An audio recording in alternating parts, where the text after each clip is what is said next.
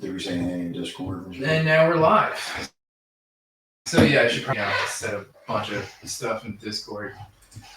Might want to lower the mic though. And then, yeah, we're totally live right now. But anybody that logs in right now is gonna see us.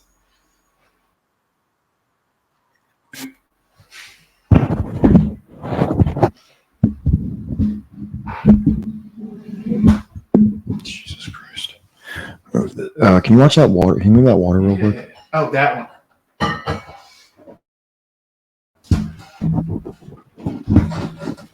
Stop pulling it up. Oh, okay. Pull it over. Oh, okay. I didn't know we were No, doing okay. I just want it out of the way of this. There you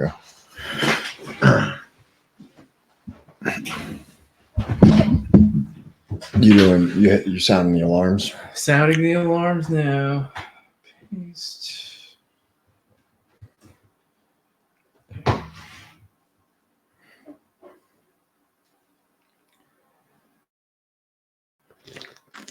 Surprised Sinchal is not.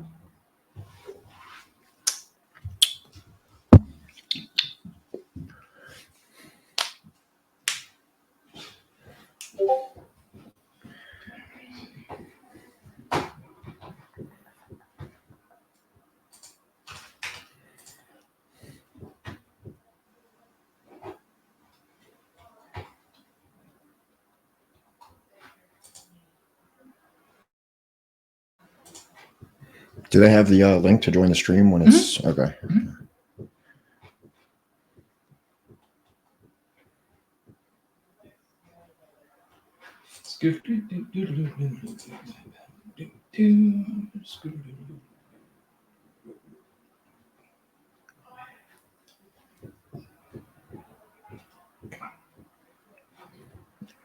Oh, there they go. Hey, yeah. We're in the same room. Not as if, we're not also in the same room. Oh, thank you, David. Love you, buddy. Whoa. Welcome, Raiders. This is a live episode of Subversive History as opposed to all the other pre-recorded Yeah, ones. so as opposed to the pre-records that we give you. Yeah, the pre-records that we're posting like all the time that just so happen to line up. Coincide with everything that chat says. Yeah, every other time. As opposed to our typical AI-generated likenesses that engaging with chat. Today you have the real flesh and bone individuals.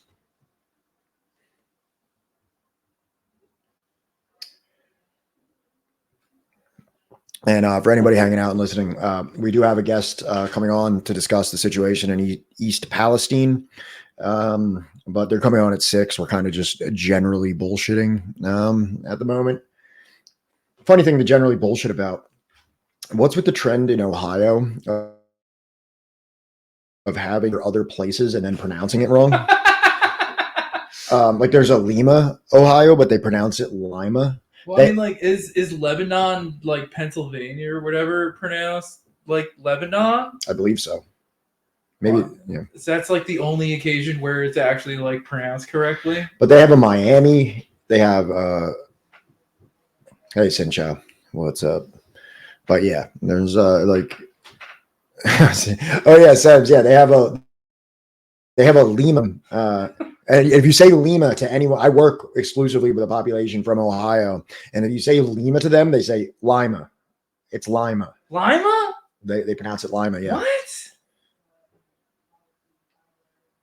Oh, you might want to post the link To in what, the Twitter because I don't have access to it on my phone. This link? Oh no, this link. That link, yeah.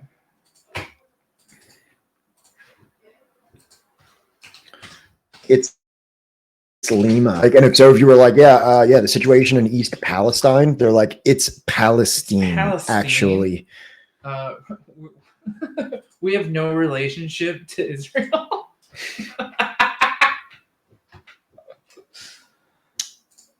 You just make sure you at Work Stoppage Pod. We have Lena from at Work Stoppage.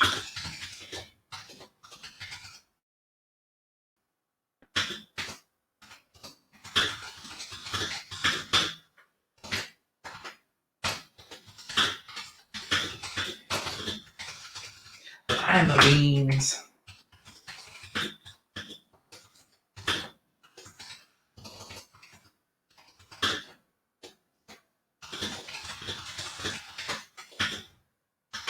Oh, wait. What? I hit Control Enter, and I thought it was gonna. What did you? Can you edit this? No. You It's can't fine. edit tweets. No. But if you have Twitter Blue, you can. I guess you can. So if it's editing your tweets is paywalled. I guess so. I always thought that you could never edit Twitter. Elon, you're making it worse. Because I hit, you can just in the Twitter reply, put the link right there. It's fine. But you know how you can hit Control Enter and it. How does that? Oh, I just hit enter. Maybe I ruined it by. Oh, yeah, I think you meant to hit Shift Enter. Shift Enter won't just Shift Enter at the same time. Yeah, that's so weird. Well, no, you hold Shift and you hit Enter. That's It's very weird. Are they really? So we should be calling the Lima beans Lima beans? Is that what you're saying? I'm allergic to lima beans. Are you? Oh yeah, that's right. You're like allergic to like peas and stuff. Yeah. Yeah, little treats. Little God's little treats. That are actually poisonous to me. Do they eat lima beans in Peru a lot? Is that like a... Do you just call them beans down there, or do you refer to them as Lima beans? This is the real discourse. Yeah, this is...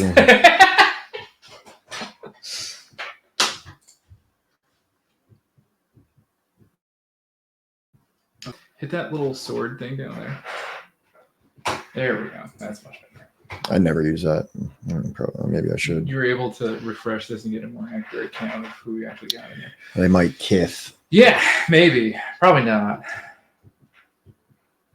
There are a lot of beans here.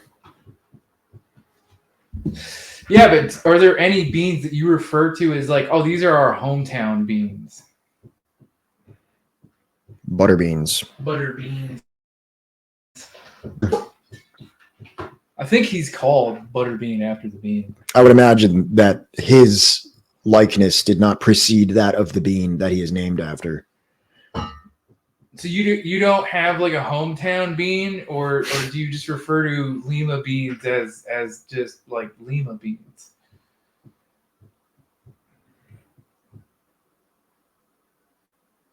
This is how we lose our entire audience. I know, we already lost pretty much everybody that...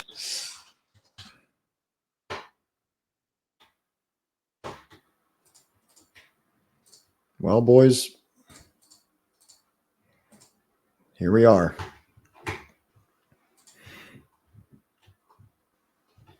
All right, so now they're Madagascar beans? Or a wax bean. It's found in Meso and South America. Found in the Western Andes. Okay. They were discovered in Peru and may have been the first plant that was brought up under civilization by the native farmers. See, Sebs, why aren't you telling us about this? Yeah, why aren't you more proud of your beans? Why? The Andes domestication took place around 2000 BC and preceded a large seeded variety. This is the type of hard-hitting, controversial content that I come here for.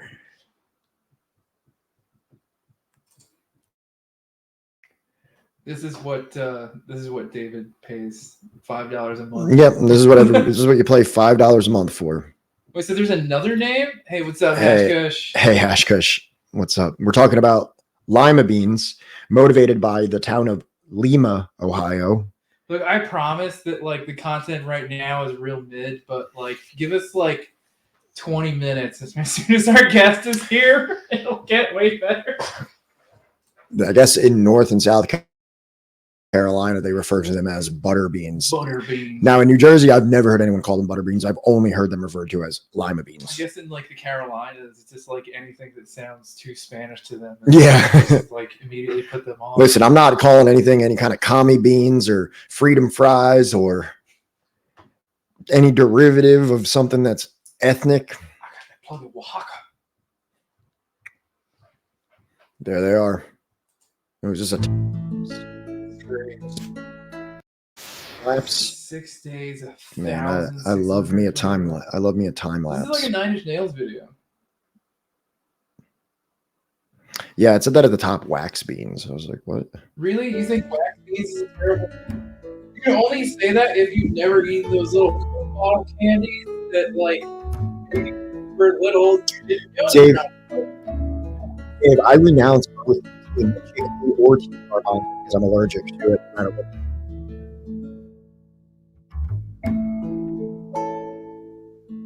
You can't eat chicken. I cannot. Shit.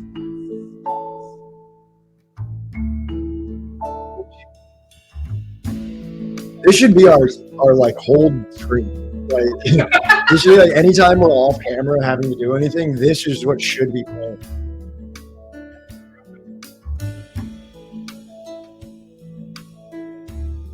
Welcome to the club, Inshallah.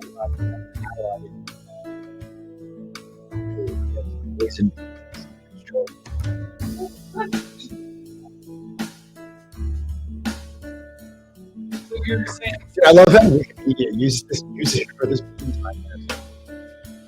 are you thinking?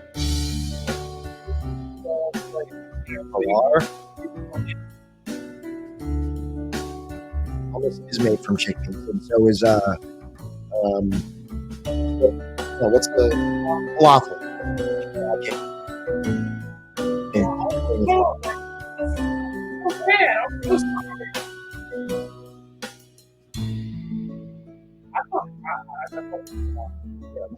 Everyone does. Everyone loves it. All right, I hope everybody learned a lot. That's wonderful. I hope everybody learned a lot. But don't pronounce the LL like it's L. It's pronounced like Oh Y. yeah, they are. Payar? They are. What's up, Sean? Sorry, my Anglo-Saxon tongue can only do so many things. This is not his fault. He's Irish. I'm disabled.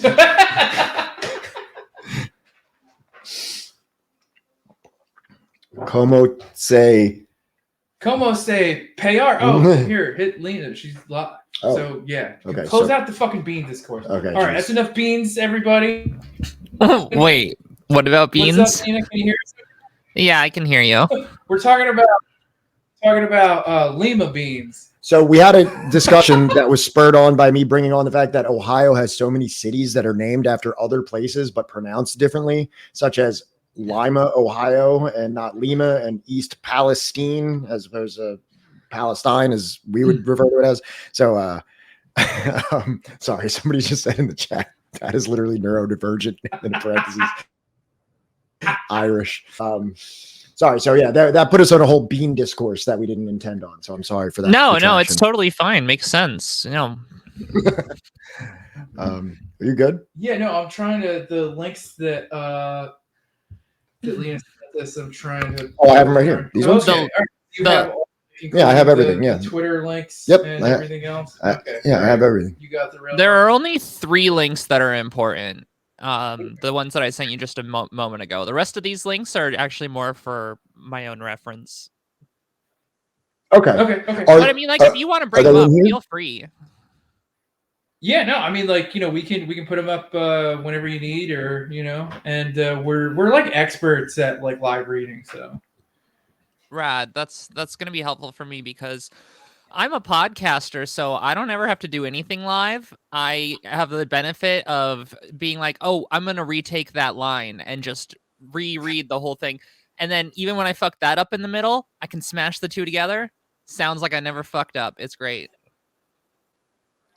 Yeah, we just crash and burn typically, and we just suffer through our mistakes. Yeah, I was doing like a JFK impression that kept drifting into Australian, and then I couldn't stop doing it. The other Getting to stop in JFK, yeah. So let us know anytime that you need us to pull up a link in order for the rest of chat to see it. That's so funny because I had listened to It RFK did drift so much recently because we were doing a series on our Patreon about like the history of unions and the mob. and then like what actually happened versus what people perceive unions and the mob's relation, because there's this kind of old notion of all unions are corrupt and Yeah. it's just they always work with there's it's bad or whatever.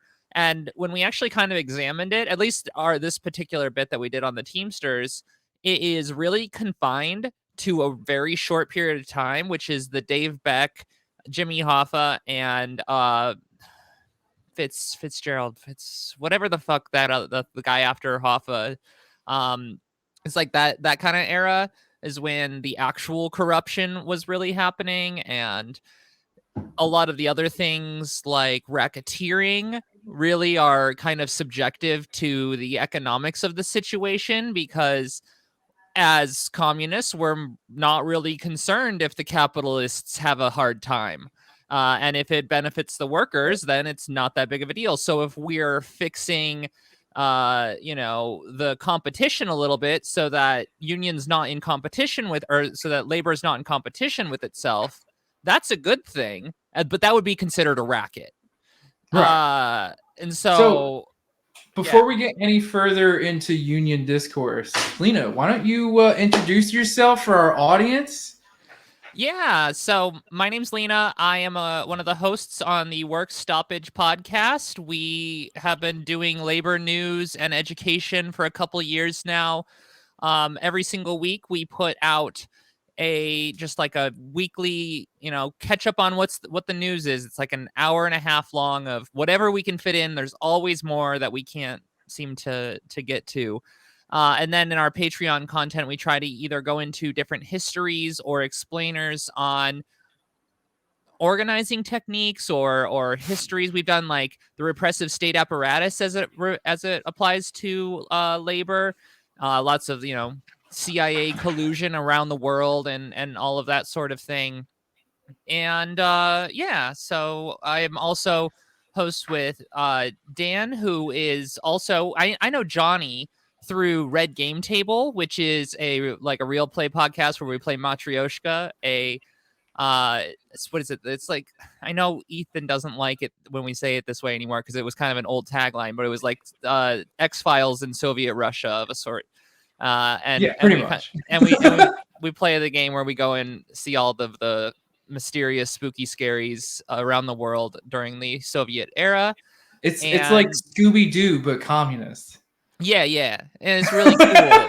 And people who listen to Johnny on that have also recently heard me, and then also will have heard Dan, who is my co-host on Work Stoppage. And then we have another host, John, who has done a bunch of different things, though maybe not stuff that your listeners would necessarily have heard of, because it was Beep Beep Lettuce, right? That's his main show. And I don't think that I'm not gonna it's a fine podcast. And, it's all right. I'm not talking. I mean, look. If you want, I'll talk a little shit. I think it's fairly entertaining. I think it's a lot less reactionary than a lot of the other like dirtbag leftists. Sort of. I don't even know if I would lump them in with that, but I would say it's like a fairly entertaining, like, but maybe not for John. Sort of. I'd say, I'd say if I would kind of lump them into the dirtbag left kind of category of podcast, but maybe not. If Capo Trap House is like a DSA representative, Beep Beep Lettuce is like the PSL representative of like the dirtbag left. You might be giving some of them a little bit too much credit, but I do think that they are funny and they're not always shitty. So it can be some good stuff. But yeah, so that's me and who I associate with. Today we're gonna be kind of going over railroads and all the way from the beginnings, and I'm gonna be a little loose on the beginning and nothing like really super concrete, just kind of setting the stage. And then we're gonna be going through the history a bit and coming up to about September of last year, when the rail strike was kind of on the verge of happening, and then what happened in the wake of the Democrats feeling like they need to do something for elections. We'll get to that bullshit. And then we're going to talk about Booty Giggle showing up in his little suit and his little Oxfords to a fucking cleanup site, wearing a hard hat and a high vis vest, thinking, oh yeah, no, this will save us next November. Yeah. I actually don't have a ton on Pete Buttigieg himself, despite I actually, honestly, I have not hit. I don't have. This is not a ghouls report. I am mostly actually going to be going over like the actual history and leaving a lot of the ghouls out. Though, if y'all have something, feel free to bring it in because I love to shit on these motherfuckers. They are terrible, terrible people. And then once we get up to the rail strike, then we're going to go and move to the Ohio disaster and kind of go over what we know now, what we can kind of look at to see in the coming future, not make way too many predictions, but at least kind of do some assessment based on what we do know after all of this stuff. All right. And, as everybody should already know, because we're like a fairly interactive club type environment, right? 2 out of the 3 days of the week that we stream. If you have any questions for Lena or anything like that, or any kind of like comment or any kind of thing that you want us to pull up that's related to this, feel free to post it in chat. We'll take a look at it, and if it's relevant, we'll throw it up. And Lena should be able to. You're able to see chat to the right side of the screen, right? I see a private chat, and then comments. I click on comments, and that gives me all of the nerds that are checking us out. Yep. All right. There you go. So, are you able to see everybody? Looks like it. All right. And everybody can see me, I assume. So I think we're good. Indeed, they can. Indeed, they can. All right. Before we get really started, everybody, audio, visual, everything okay? If anybody tells me that I'm too quiet, it's too bad. I'm literally at the max volume I can be at. But this happens every time. Well, you know what? Let me see if I can boost your mic. No one's even said it yet. All right. So as long as nobody is complaining, then let's leave it alone. And let's take us away, Lena. Okay, so a lot of this is going to be me kind of. So if you followed my show, if you happen to be here and have followed my show, a lot of this is going to be recapping because the first bit is going to be mostly what we learned when we did an interview with Justin Rosniak of Well, There's Your Problem back in September, where he knows, he's such a train nerd. He knows all about this stuff. And so I'm taking a lot of the information from that and kind of rephrasing it and bringing it to us. And then a couple other things after that is some of the other reports that we have done in other episodes, follow-ups and such. So to begin, we're going to talk about the very beginnings of trains. They kind of, at least the modern style of train, kind of came into existence in the early 1800s. The first one was somewhere in Britain. I didn't actually write down the spot, but it doesn't matter because we're not going to be talking about Britain or the UK. Shortly after, trains come to the United States, and they're not actually very popular. They're also very hard to set up because people are trying to run trains over mountains, not something that has really even been done up to this point. And this doesn't mean that the train companies aren't profitable, though, because the government is basically handing them tons of land grants, which are, as we know, basically stealing land from the indigenous people and giving it to these wealthy people to, I don't know, do with what they want. And they're building some rail infrastructure.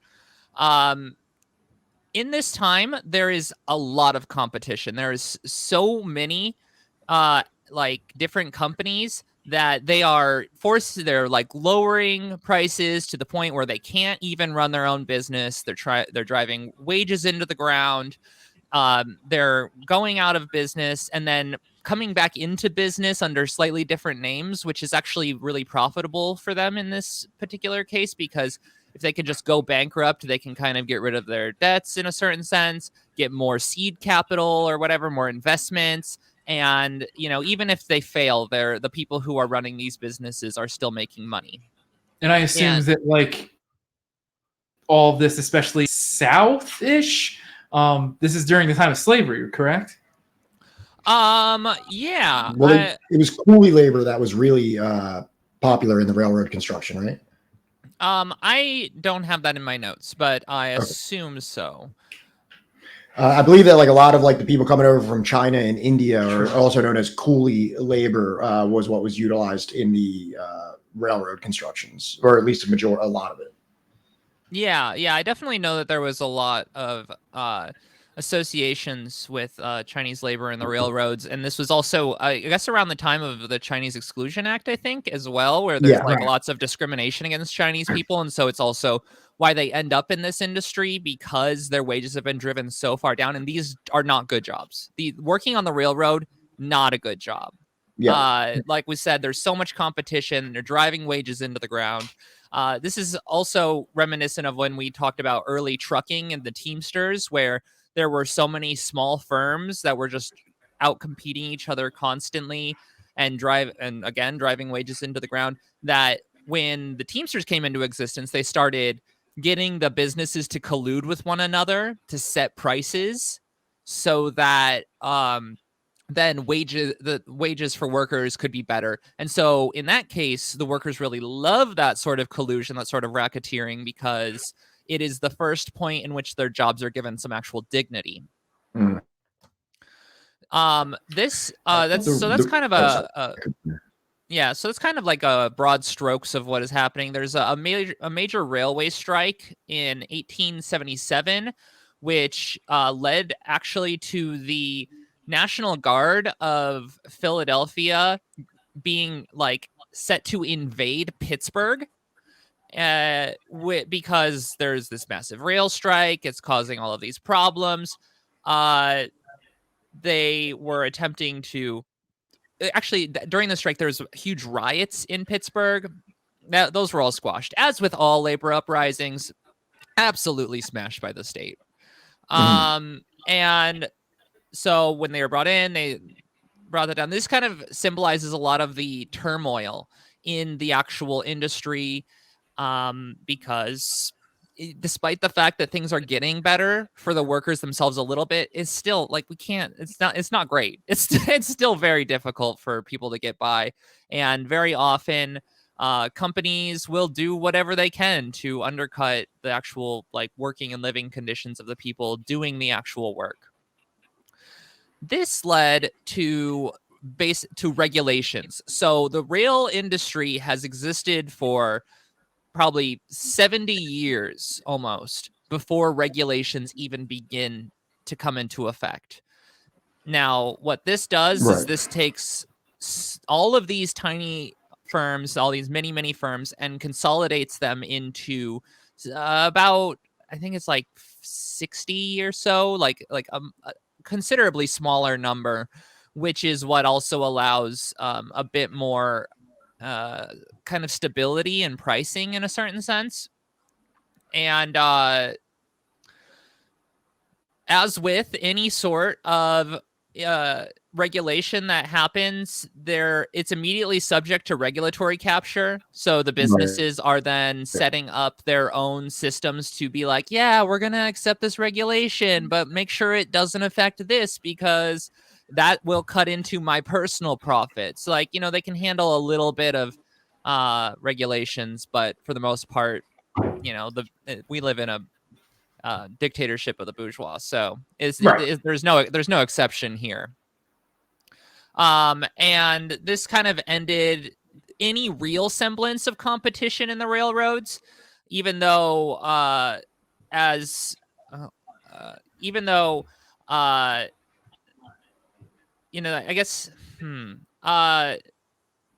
oh yeah. Sorry, I'm reading my notes and I didn't set my screens up right. So what I'm going to do is I'm actually going to move my screens around so that I can read my notes properly. So we've gotten rid of all of the competition, and I've already made all of these points. It's the funny thing about that I do with my notes is that I write it all down and then I bullshit, and then I realize that I cover all of the things that I wrote down in my notes. Yeah, so because at this point I'm telling people is like, oh, here's the reference to our series, Unions and the Mob and the Teamsters. I did that 5 minutes ago. Yeah. Which, if chat, if you're not following Work Stoppage, at least on Twitter and listening to at least their episodes, their Patreon episodes are very worth it. Especially for all of you out there, lurkers that like every once in a while pop up and ask us, well, what should we do? Hey, I think starting a union at your job is an excellent idea, or getting involved in your union is always an excellent idea if you're lucky enough to have one. And Work Stoppage Pod, they have a lot of information regarding that. So it's definitely worth checking out. Including how to take your business style unionist union that you might have and be disappointed in and build up rank and file movements within it to create actual democracies that turn your union into a fighting union, which is something that we talk about quite a bit. But more self-promotion aside, yeah, so at this point there's lots of different collusion because there was still kind of a little bit of competition. One story that was told in our episode with Justin Rosniak is one where he takes the New York Central Railroad and the Pennsylvania railroads where there are the New York Central and Pennsylvania railroads who are kind of feuding, and JP Morgan himself makes these executives go onto his boat. They go out into the middle of the ocean, and he makes them like price fix. He makes them actually have a conversation to the point where, because all of these firms are driving themselves into the ground, and he's like, we need y'all to have some bourgeois solidarity. Can we do some price fixing, please, so that we don't all end up broke as hell? And so this is JP Morgan's great contribution to the railroads and probably emblematic of his style of business in general. JP Morgan pulled like a Always Sunny, like, I'm just going to bring them out on a boat, like, because of the implication. They know. They'll never say no. Like, is that what the fuck happened? Yeah, well, I mean, I think that this story is mostly meant to show the ways in which the bourgeois collude to fix things for their interest, because at this point, it's not necessarily, this is not like union racketeering. This is straight up just business racketeering, which is something that we don't like. There are different, what do you call them? Characteristics of racketeering that we can either like or dislike. Generally, when labor is creating a racket to raise their wages and improve working conditions and benefit people, that's great. If the businesses are trying to drive up profits and drive down costs, including labor, that's bad. That's the long story short on racketeering. But so I'm talking about all of these different companies. And if you're in the United States, you'll know we have so many. Well, we have a couple. We actually have a handful now, but we have so many different private companies, and the whole rail industry is entirely private. But for 3 years during World War I, the railroads were actually nationalized, which I don't think that most people know, and honestly, I didn't really know until we were going over this actual history. It is said that this is one of the only times that the railroads actually functioned in a pretty reasonable manner. I don't know if anybody has any indication as to why nationalizing the railroads could benefit in its functionality. Yeah. Who could know?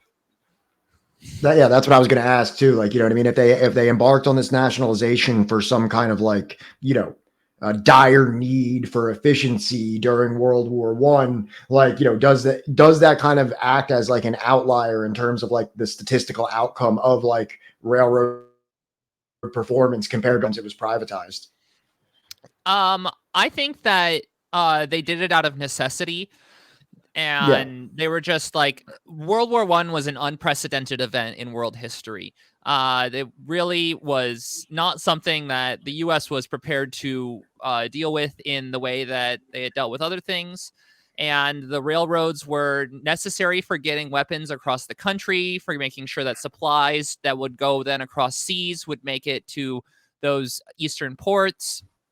And if all of these companies are failing to deliver goods, because again, these companies will make money regardless of their ability to actually deliver goods. Yes. Because that's not what's important. The important thing is getting capital, like seed capital and all of this stuff. Right. But really, they acted a lot like modern tech companies. How, they're just like little startups. They get all this money, then they go out of business. But where did all that money go? Into a couple people's pockets. And so again, it was nationalized for about 3 years, but here in the United States, we cannot have any sort of public ownership of essential infrastructure. And so it was then reprivatized. One thing I don't have information on, but I think would be interesting to look into, is the way in which it was reprivatized. Like, was it resold to the same capitalists, or were there new handpicked capitalists that the state was then sold off to? I don't have those answers. Right. Like, was there like a discount or something? There always is. Well, and it's always like handpicked people, but I don't know if it was like the same handpicked people, or if suddenly they were like, well, we want it to go to our favorite boy, JP Morgan, or whatever, Right. So we wanted to go to our special boy. But yeah. So in Europe, though, the rails are all nationalized. This actually for now. Yeah, that's true. I mean, especially, looking at Britain and the UK, they have been running these austerity programs to even privatize their fucking healthcare system, which is whatever. We don't need to get into all that, but so people in Europe don't actually necessarily have the same would have the same material conception of why our rail system is so immensely fucked. Because with nationalization, they at least can coordinate all of the different rails. You don't have tons of competition going on, and there's all sorts of different things that just kind of happen in the United States.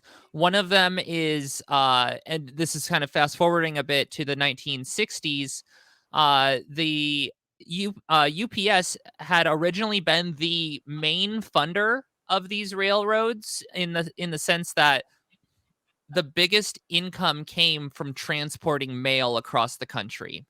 And they decided that they were going to move to trucks.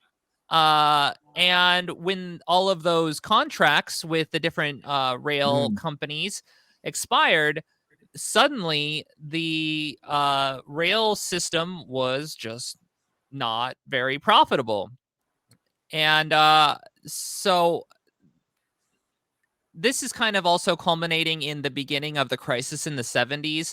The idea that there's going to be all sorts of, this is the beginning of austerity, the early Jimmy Carter era, which Nixon, and then the Jimmy Carter era, which is like the creation of neoliberalism and the neoliberal ideas. And everybody loves to give fucking Reagan all the credit, but he's just the one who threw it into fourth gear. Right. Like Jimmy Carter, he's just as monstrous as any of them. Jimmy Carter gets a pass too often. You know what I mean? Like his image rehabilitates him to some degree, and he built houses, and he's like a nice old man, and it kind of overshadows like the very, very ghoulish things that he engaged East in. Timor, I believe there was Myanmar, I think, under him too. I don't have the laundry list. And there's everything that went on with the Iran Contra. I think did that. I don't have the laundry list available. Yeah, we should get someone to do the Jimmy Carter takedown so that we can just send people over there. That would be really great. So Amtrak, which is the passenger rail, is the least profitable rail company in all of the rail system. It's one of the reasons why, again, if we have people not from the United States, it's why tickets are $60 to go, Yeah. 50 miles. The trains here it's not cheaper to use a train. I think the thing that you actually save on is parking, if you actually save any money at all going on the train.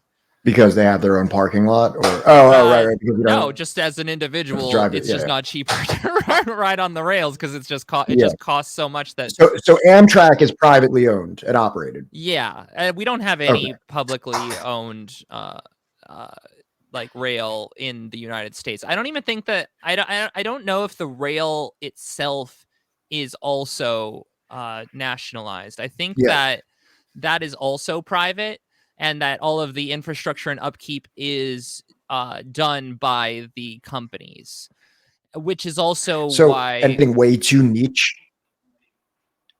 I might be getting way too niche here. So this is like a very small kind of like, it's closer to like a subway than it is. So it's an NJ Transit Patco. I might be asking a weird question here. I'm curious if that's privatized as well. I think that there are maybe when it comes to small like light rails might have some in it would be really specific though, because in DC, if there's a bunch of public transportation that is public, but it's also entirely subsidized out to private industries. And so on whether or not something is truly public infrastructure, I'm going to say I doubt it. Almost everything is public-private partnerships if there is any level of actually like public investment, which, as we should know, if it is a public-private partnership, that means that the public is paying for it and the private investors are profiting from it. It's profiting. Right. Yep. Yeah. Public investment, private profits. Yeah, exactly. And it's the reverse in certain places. What do you say, Johnny? I said I've heard it's the reverse in some places where it is the wealthy that are paying for it and the public that profits from it. I could not imagine where that sort of thing would happen. It would have to be in like places that are not allowed to be in the news. Right. certain places where billionaires are like given the death penalty for severely negatively impacting the public. Oh yeah, but that would result in horrible headlines and very cool covers in The Economist. Right. I'm just like balloon. I'm just thinking of the hypothetical place. The Economist cover where it's like China is crushing the tech companies, and it's like the tech company like logos are under the foot of this like Maoist style art, and they're like about to like smash them. And I'm like, man, this looks so fucking cool. I hope that this is what they're doing. Even if you wanted to make that argument, where did 5G first get implemented? Who came up with invented 5G? Well, the 5G is strictly for mind control. That's right. That's right. You can't really give them credit on that. That is a very sinister 5G waves. Yeah. To turn our children gay. Also, welcome, Mr. Morton. So we're talking about Amtrak here. This is actually one of the first times that the rail industry is actually advocating for the nationalization of a certain aspect of the industry, which doesn't really come to pass. But the U.S. does have some control over Amtrak, so it is one of those kind of maybe the way that it is like we were describing earlier with the public transport is like public-private partnership. Is the U.S. technically owns it, but it's ran by a private business, and all of the profits, if there are which there are, go to private individuals. But so they were trying to design a more effective way to lower the costs of these Amtrak rails. And so one of our favorite friends of the show, McKinsey, they put together this plan. McKinsey, as in like the former employer of one PD butt geek. Yeah. Was Pete Buttigieg in the fucking McKinsey? I wouldn't be surprised. Yeah, no.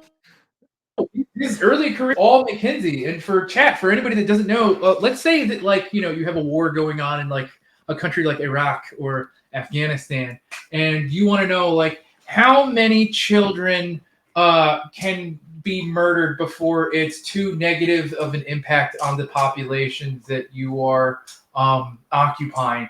Well, you hire McKinsey, right, to draft you up like a report with like a bunch of Excel spreadsheets about like, how many kids is two kids? How many weddings is too many weddings to drone strike? Yeah, the number's always pretty Valuable high. service to some people. But McKinsey came up with this plan on how to make the system run more efficiently, and so then the Nixon administration decided that plan was too expensive and cut it by 2/3. So now there is only 33% of McKinsey's plan designed to run the passenger rails in the United States. And what year was this happening? This is during the Nixon administration, so it would have been the late 60s, I believe, early 70s. Yeah. And so if you're wondering why we don't have any train lines, why there is like you literally have to be in a major city to have access to a train that takes you from one city to another, not talking about light rails within cities because sometimes those do exist. Yeah. But if we talk about actual like passenger rail that barely exists. And that's partially because even like McKinsey had initially, even in their plan, left a little bit of space for expansion. Nixon was not having that. So there's also that. Then deregulation begins to happen with the Staggers Rail Act, which leads to even more lines being canceled because it's kind of like how hospitals disappear from small towns. If it wasn't making enough money, they would just rip up the tracks and move them elsewhere. Right. And other expensive things were other expensive things to ship were canceled. Things like livestock were no longer shipped. So like the idea of a cattle car, I mean, that's like a classic type of rail thing. That doesn't exist. You've never seen a cattle car. You might have seen something with the little holes in it, but there will never be livestock in that car.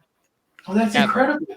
Is that why like you always see like the videos from like PETA or something of like the pig trucks, where it's like the trucks with like, 1,000,001 pigs stacked in them, but like they don't do that by train like at all anymore? At all. It's they literally won't do it. And that's just one example. So we've got mail that's no longer being shipped on rails. We've got livestock, to some extent people. It's mostly used for the fossil fuel industry and certain commodities. And this is like the same like logic of why like a federal post office exists, because like private mail delivery services just simply does not have the profit incentive to take mail out reliable, like the furthest corners of the most remote areas of the country. So there has to be a federal alternative for that. And you can see that same kind of like profit incentive, like, okay, well, this isn't convenient. It's not convenient for us to take this here. It's not convenient for us to take cattle. So like when there's no federal alternative or national alternative, you just see the private industry just doing only what is going to be the most profitable for them. Absolutely. I mean, one of the things that Amazon shipping services relies on the most is last mile services to go to little towns in the middle of nowhere, which basically, even if Amazon is shipping a package most of the way, they're going to ship it to a hub. I always think of like rural South Dakota or something like that. You know, they're going to ship it to Sioux Falls, and then they're going to put that on a USPS truck. Right, exactly. Really? So that effectively subsidizes them to some degree. Like even if it's not a direct federal sub. It's still in a sense like picking up the baton and saving them immense like whatever financial expenses that they would have by getting it to your doorstep. Yeah. Which is why logistics in general should be a public service, that there should be no reason why the profit motive should even come. Like, even if we were operating on the logic of capital, it doesn't make a lot of sense to try to privatize any of these logistic things, just because, I mean, besides maybe they have less regulation for the individual things that they're shipping, it doesn't really make any sense because it always costs more to ship it yourself. Mhm. Right. So, like, I guess, like, without USPS, even Amazon would, face, like, some kind of, like, Financial hardship, Yeah. or just, like, inevitably have an area where it's just like, yeah, reach out there. Well, and maybe I think it's really more that their profit margins would just be considerably lower because they do make so much Exactly, money yeah. in so many other aspects of the chain that the fact that they are using last mile services from the USPS is solely just a cost saving measure, because I Right. guess maybe they can save a little bit of money by shipping all of their Amazon packages on Amazon trucks or whatever, their air freight, whatever. But to actually get to everyone, to actually be able to service everyone, they need that public subsidy, and Yeah. will use it as soon as it makes them even a single penny, because Yep. that's how they optimize. Absolutely. So, along with all of these these new deregulations, which allows things like mergers to come, because at this point there are still about 45 different railroad companies. The mega mergers that happened in the early 70s bring that number from 45 down to about 7. Now, What? So this is a concept that we call the tendency towards monopolization. People may have heard of it. A guy named Karl Marx wrote about it, and it does happen. It is a tendency that replays itself very often. So yeah, now, if I remember correctly, I think we are at 5. Is it 5 or 4? I think there are 5, or it's between 6 and 4 rail companies that exist today, because there was another merger in the 2000s. But yeah, there's no way that any other rail company can really come to exist.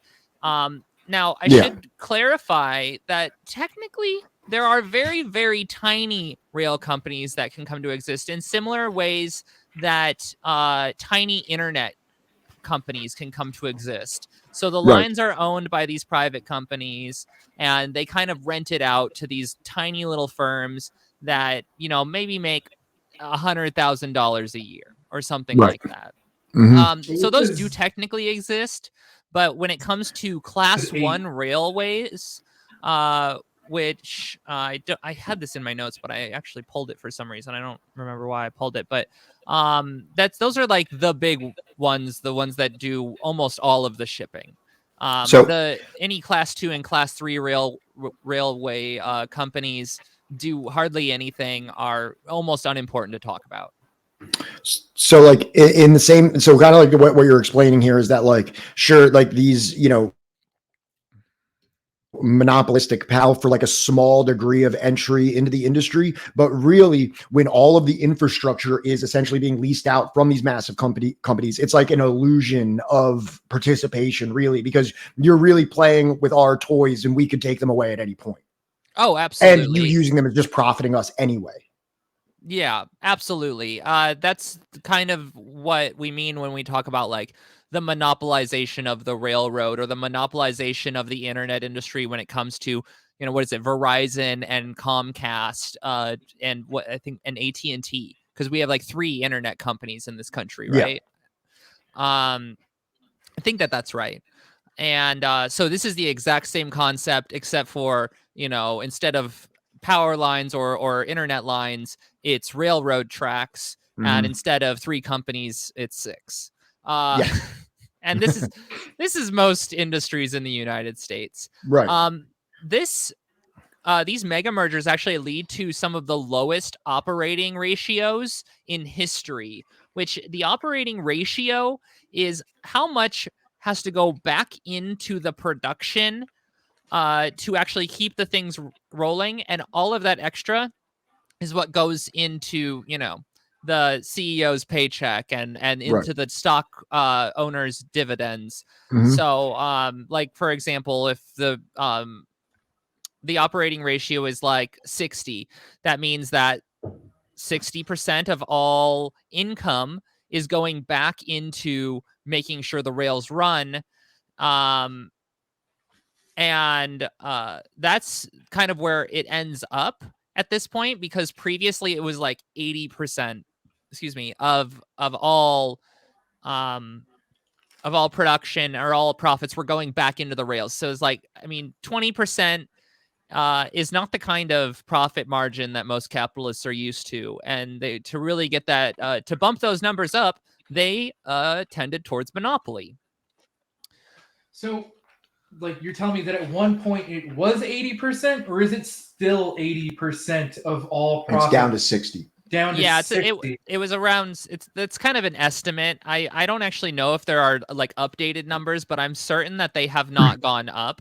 There's When did that occur though? Because I'm just trying to figure out, like, why is it our rail lines and shit, we're using like technology infrastructure that was like put into play in like the 70s. Yeah. Well, we're not operating with logic here. We're operating with profit. You know, if the profit is to make money, that, if the logic is to have a good, well-functioning rail system, they might not do it that way. But if the logic is make as much money as possible, and then who cares about the rails? Right. I think that's the overall. I just want to know when that number changed from like 80% Sure. to like 60. So this is during the mega merger era, the deregulation around the Staggers Rail Act. I could look up when that was actually passed. Is there now? I would imagine there. So are we somewhat of an anomaly here in the United States compared to like maybe European nations or places in China or places like that, where there's like other statistics that show like how, anomalous and inefficient it is? Like, because for example, I think about the healthcare industry, right? Where they compare us to other OECD nations and it shows how much we put in versus how much we get, and like how inefficient this whole like private exchange is without any kind of like state alternative. Do those same type of comparisons exist for rail? Yeah. So I don't have those approximations right in front of me, but the concept is, I think it's like tonnage per mile or something like that is the thing and that's what the United States always likes to point out, because that's the number that they look really good on. They transport a ton of stuff, and I guess it doesn't really have much to do with the actual work conditions or any of the infrastructure, the underlying factors, the number of derailments or harm or death that are factored into that. That's why the United States tends to focus on, I believe it's like tonnage miles or something like that. Okay. And they actually, the US actually doesn't look too bad when you just look at it from that perspective. Right. It's like the GDP of rail. Hey, lines going up. Lines going up. It doesn't matter how little forest we have. It doesn't matter how many people are living in destitution or becoming hungrier. Line is going up. We're doing good. Yeah, absolutely. And to what Johnny was saying, it's exactly that, because this idea of the operating ratio, if people have looked into this at all, some of the rail workers tend to condemn the cult of the operating ratio, which is basically their way of criticizing the profit motive within the rail industry. Because if the operating ratio is lower, that means that more money is going into the business, which doesn't necessarily go to the workers, because I'd have to scroll down in my notes to get to how much profit they actually make, but we'll get there. so with the amount of profit they make, it has no effect on whether or not the benefits for the workers are going to go up. The workers are just considered another cost in the operating ratio logic. Liability. Exactly. So, in the late 80s, there was this E. Hunter Harrison fellow in Canada who came up with this concept of precision scheduled railroads, which is, if anybody here doesn't like capitalism, words like that scare us, because what that means is labor intensification and bad planning. But originally, this was not a bad plan. What it really means is if you're shipping goods, let's say, from Philly to Chicago, generally it would follow whichever way the train went. Maybe the train went down to, Kansas or down to Texas and then back up to Chicago. Well, that's the way that most things were shipped for a long time, is the train goes from here to here. Does it say Philly at the beginning? Does it say Chicago at the end? That's what we want. Great. Yeah. That's not what precision scheduled railroading is supposed to be.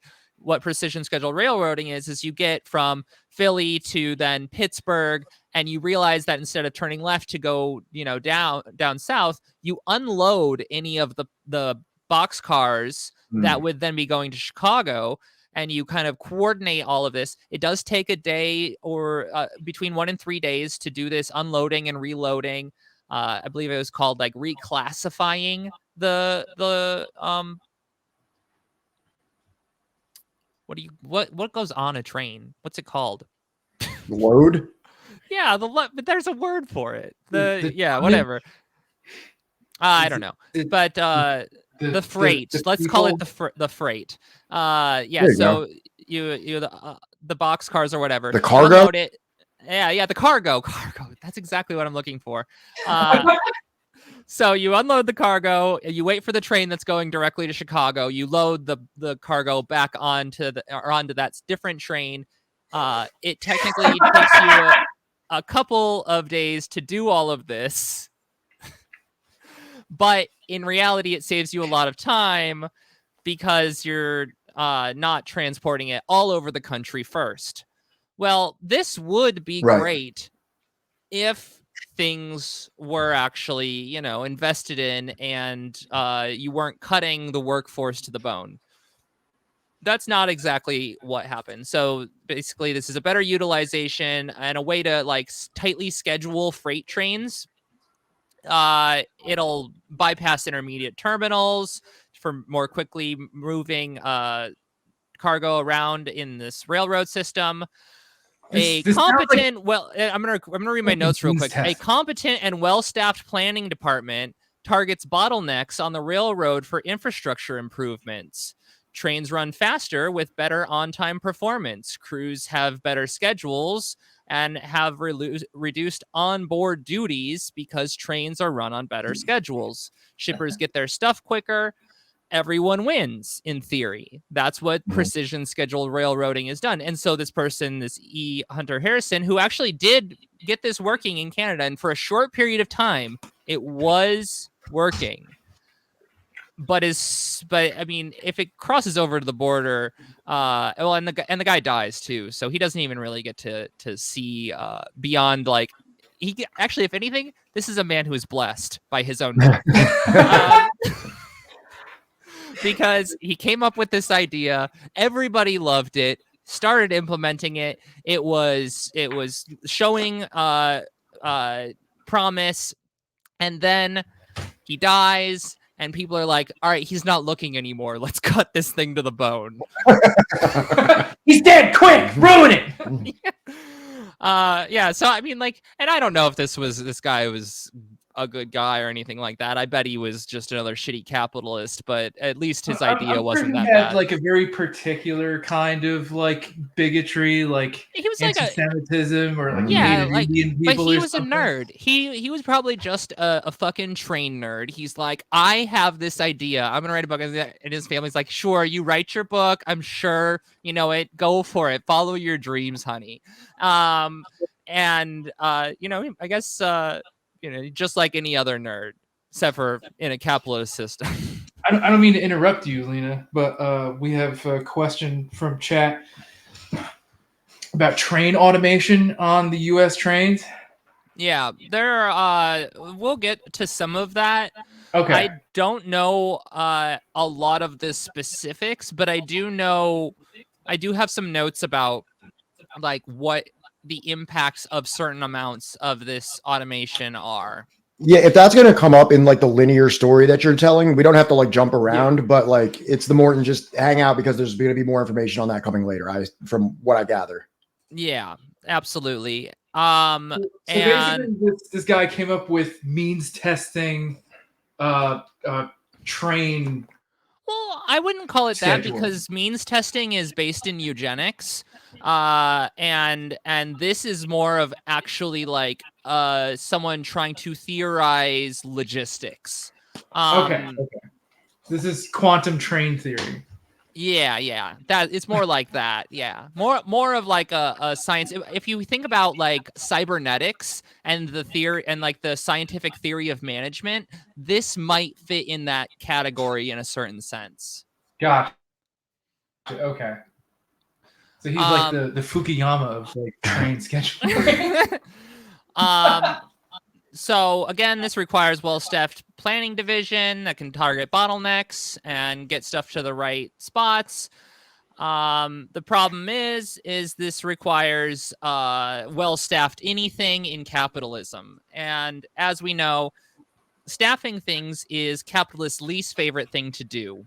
And so a lot of the targeting of bottlenecks can be easily ignored by saying, oh, those tracks are good enough. Oh, these brake systems are good enough. Oh, Yeah. Right. Well, maybe this car is old, but it's good enough. Right, it's like, did the back brakes work? All right then. Yeah. So on top of this, this deregulation allows a lot of like, oh no. I'm gonna get to the monster trains later. Monster trains, get excited about monster trains, and actually monster trains. Yeah, we're gonna talk Are they about like monster trains. trucks? No, not cool. It's not, like monster trucks can be cool. Monster trains not cool. Okay. But because of this kind of inefficient implementation of this precision scheduled railway system, a lot of extra trains kind of just end up in spots they're not supposed to be in. And like if there are like extra trains that kind of do like picking up the slack, the things that are kind of getting left behind, maybe there is this one car that needs to go across the country, but none of the trains are going in that direction. Well, who has to actually take this one unscheduled box? It's generally the people without seniority. The workers without any seniority get scheduled willy-nilly to a lot of these trains, which many workers do their best to get out of that level of lack of seniority because Right. you basically can't set a schedule. You're not allowed to. In fact, before very, very, very recently, in fact, just a day or two ago, in almost every single rail company, workers would get up to 1 day off a month. What? Yeah. They would be on call 24 hours a day, 7 days a week. That would be 352 days a year. So, chat, in case you don't know what being on call is, and I'm sure we're all old enough to know what on call is, right? Like my father had a job where he was on call, where it's just like you don't really have like a set schedule, right? And you're coming into work, and if you don't, that's it. Your ass is gone. Yeah, and you can, and especially because these trains are like, it's a 24-hour system, you can be called at any point. Like, so imagine a train ends up getting parked in the yard, and you're then told, all right, you're going to go sit in the hotel until you're called. And that train doesn't get called until 36 hours later, but you just took a nap because you only got like 4 hours of sleep because you're not on any particular schedule. You just get randomly called up in the middle of the night. Suddenly you have half the amount of sleep that you need in order to actually do your job, but you're required to be there, and you show up because otherwise you will lose your job. Right, and your job is to like inspect the axles, of a train car or multiple train cars, and you have 3 minutes to the entire train car. Yeah, that is more of the train crews kind of situation. I'm talking a little bit more on the conductors and the people actually like manning the trains as they're going down the tracks. Gotcha. But yeah, also there are the inspectors who are given very little time to actually determine. And then there's also like a difference in sensors based on what kind of tracks you're on.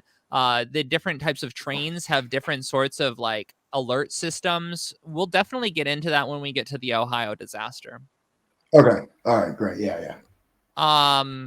And so all of the good ideas of the precision scheduled railway system are too expensive for the capitalists to want to actually invest in. And so they decide, we don't need to spend money. We're going to take the ideas of this system and just make it really bad and not actually implement any of the effective parts of this system. Got people in the chat talking about family on call. Yeah, being on call is rough. It's horrendous. So then we're going to move a little bit further in time to 1992, where there was another major rail strike, and that was crushed after 2 days. And that led to the creation of the Railway Labor Act. Now, this is going to require a little bit more situating ourselves in labor law. Most workers are subject to the NLRA, or the National Labor Relations Act, which created the National Labor Relations Board, which is the labor board. There's a national one, and there are state-based ones. They all kind of uphold the same laws, except for the state-based ones have like the specific state-based regulations, whether it be like the right to work laws or right to work like that. Yeah, that sort of thing. Now, under the NLRA, there are certain exceptions, and especially in the beginning, one of the major exceptions was agricultural workers, because they did not want agricultural workers to actually have the right to form unions, because a lot of that is migrant labor, people of color who are doing that work, and they didn't really want to give any dignity to the agricultural workers, and they wanted to kind of continue that system of racism. It was one of the concessions that FDR put in. And I mean, I shouldn't say concessions, because really it would be a concession with labor, a concession of labor imposed by FDR. If I'm being confusing, I'm sorry. So there's all of these strikes happening. FDR says we need to save capitalism. I'm going to do the New Deal. We're going to get the NLRA and give people the right to form unions. There are exceptions. Well, there is an additional exception put into place in 1992 with the Railway Labor Act, which then regulates the rail workers and also airline workers, because apparently airplanes are also subject to the Railway Labor Act. And this is a way of stopping the workers from striking, not necessarily from having unions, because they can get recognition from the state. Because recognition from the state is like, people say, oh, the union voted for their union. Well, they voted in a state sanctioning election is what it is. Is what the state then says, all right, company, you have to recognize this union. Because before that, unions had to actually force companies into voluntary recognition. That's why the concept of a recognition strike exists, because the only way to actually make the company come to the table was to strike until they actually came to the table. And Right, the because NLRA like the company can actually take like the workers attempting to unionize to court to be like, we don't recognize the union. I don't care that it's a majority. We're not gonna accept it. And like, even if it like they get fined and shit. A lot of these like really big companies like Amazon and like Walmart and like, et cetera, et cetera, they can just eat the fines, or they can just eat like, whatever, like, the court says in order to not accept it. Yeah, tying the unions up in the court system is a really big tactic because, well, besides like the standard union busting practices, the legal practices of keeping people inside of the legal system while they wait to then hopefully negotiate for a year or more on a contract while the company continues to be intransigent the whole time. Right. And so one more thing I wanted to add, the agricultural workers not being considered part of the, what is it, NLRB? The NLRA is the act. The NLRB is the board that was created. Right. So like that is also probably why a lot of agricultural workers are not considered, how everybody was doing like the whole fight for 15 a couple of years ago for like the minimum wage of like $15 an hour. They actually aren't considered part of that, or if they do, they get like, much less than 15 still, right? So the Fight for 15 movement is a section is led by the SEIU, the Service Workers International Union.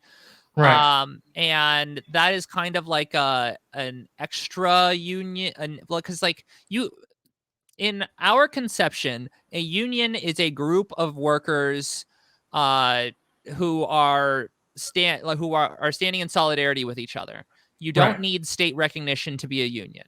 The unions existed before state recognition existed. Right. And so that's one important thing to take into consideration. So when people say there are no unions in McDonald's, there are no unions in these, it's technically not true, in that like there are groups of people. How else would you get people to walk out of a McDonald's? When all of those people do those like walkouts, there is technically a union that is there. It's just that there is no state recognition. There's no way that McDonald's is going to recognize that. There's no way they're going to bargain with these workers because they wouldn't be able to make it through the state-sanctioned election. Right. And then that also gets us all into how union busting affects the ability to actually get that state recognition. We're getting a little, if I can do a pun, off the rails here. In that what we're trying to do is give people a conception of what is a union, how is it that the state recognizes unions, and then what rights do those unions have under that state recognition. So there's like, I think there are like 10 different rail unions. It's like 8 or 10 different rail unions that exist throughout all of the different aspects of the train industry, whether it be like the maintenance of way workers, there's which is like the people who maintain the tracks and the systems. There are the BLET, which is the Brotherhood of Locomotive Train Conductors and Engineers, something like that. They're like the conductors, and these are all different unions, and they do kind of coordinate a little bit, but for the most part, they're kind of separate. And that does suck a little bit. It would be really great if we could get all of those into one bigger union together, because then they would be able to bargain better. Though one of the things about that is all of these different unions have no crossing the picket line clauses. So if one of them goes on strike, they technically all go on strike. Hell yeah. Which that's most unions.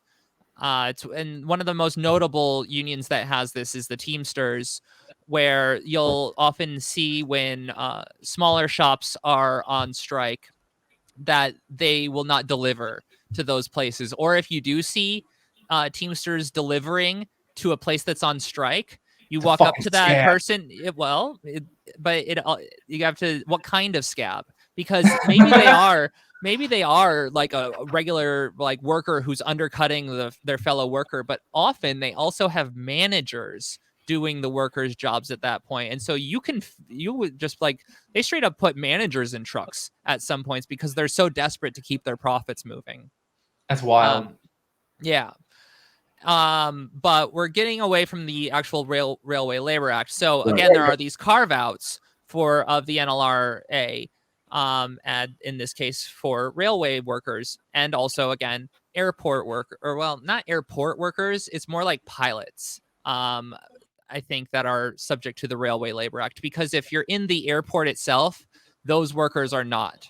Like the people who work at the different food places or at the desk, taking tickets, I think that they're not subject to the Railway Labor Act. But I could be wrong about the people working at the desk. But this act makes it so that it's difficult to actually go on strike. The first thing you do is you bargain and you're trying to get a contract. In fact, before the most recent situation, all of the rail workers, which were under the national freight agreement, that expired in 2020. So and they didn't get the contract, which they currently have, and we'll explain how they got that, in 2022. So there was 2 years where they didn't even have a contract. They were bargaining and trying to get to this point where they could get to what the the Railway Labor Act calls self-help, which is striking. Is basically when you're like, all right, we have gone through all of the different things, and so we're going to withhold our labor to then force the company, in the form of lost profits or lost, ability to run their business, to come back to the table and meet the demands that we need in order to survive. Companies hate this. They don't like strikes. Ross brings up an excellent point, right? Probably the capitalism is awful, probably the worst of organizing goods and labor in decades, like would socialize. Doesn't it come down to a point where it's just like they would actually be making more money if they just like gave into the concessions that the workers wanted? Like, what did they make like more money at that point? Yeah, I mean, like there is the kind of Keynesian theory of like kind of quoting Ford in that we raised wages so that they could afford cars, so we built a market for our own product. Like that sort of Keynesian like economic mentality does make a small amount of sense. In fact, honestly, when I was first getting into unions, that's kind of where I was coming from. I was like, this doesn't make any sense. They're spending, $1 million to stop us from having a union when it's gonna, like, they're not even gonna lose that much. They're spending more. But the problem is that when you actually build up the forces of unions on a wider scale, the actual contradictions that exist there, which is the contradictions between the interests of the workers and the interests of the bosses, because the workers want to get as much money as they can for the work that they do, and the bosses want to take as much money as they can from the process through the exploitation of surplus labor value.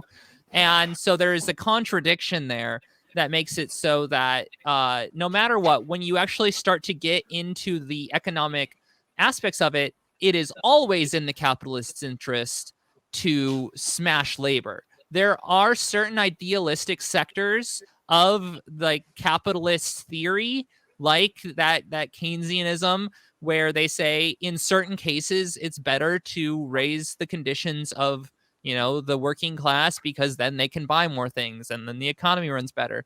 There's still so many issues with whether it be the tendency of the rate of profit to fall, or even like, again, the tendency towards monopoly. Those things don't go away under Keynesianism. Those things like are still major problems. There's still that fundamental contradiction of labor's interest versus capital's interest. But let me see. I'm doing economics, and then we're getting back to the point of And so, they've gotten to the point where, especially under the ideas of neoliberal capital, which is like the most austerity based capitalist system short of fascism, as far as I can tell. I mean, I'm not a great economist, but I know a little bit about this stuff. Whereas, fascism is like, we're not just doing austerity, we're entirely excluding an otherized group. Whereas under neoliberalism, they make up all of these like bullshit excuses on why poor people deserve to be poor. And generally, if you look throughout history, those are based in eugenics and racism. But Right. we're getting That's a little the off intensity. off topic here. Although I could talk about that shit forever. If you want to talk about why capital and labor fight, like that's what I know. But so there we were talking about how the Railway Labor Act allows us to get to the point of self-help. So first, they're trying to negotiate a contract. The company wants a bad contract. The workers want a good contract. I do phrase it that way on purpose because we are on the side of the workers. And so once they kind of get to a certain point, they can say, all right, we are at an impasse. And then that triggers a 30-day cooling down period. Whereas, all right, so normally under the NLRA, you get to a point where the company's not going to agree to it, and you feel like you need to go out on strike. You get your workers together, they do a vote, they say, yeah, we're going to strike. You set a date and you go out on strike. Right. It's really that simple. In other cases, you can even subvert like the higher parts of the union like structure and just have like shop floor democracy, where it's like, my shop says that this is fucked up. We have 90% of the people here who say they want to strike. We're going to tell our union here at this shop that we're going on strike. That's also a way to do that. But in this case, that would be totally illegal. In fact, the union leaders would be subject to fines and jail time if they just did that. Is that like a recent thing? As of 1992, when the Railway Labor Act is passed. Oh, Jesus Christ. This is under Clinton, right? I think this is the end of the George Bush years, because Clinton is... Okay, this is the end of senior? Yeah, I think so.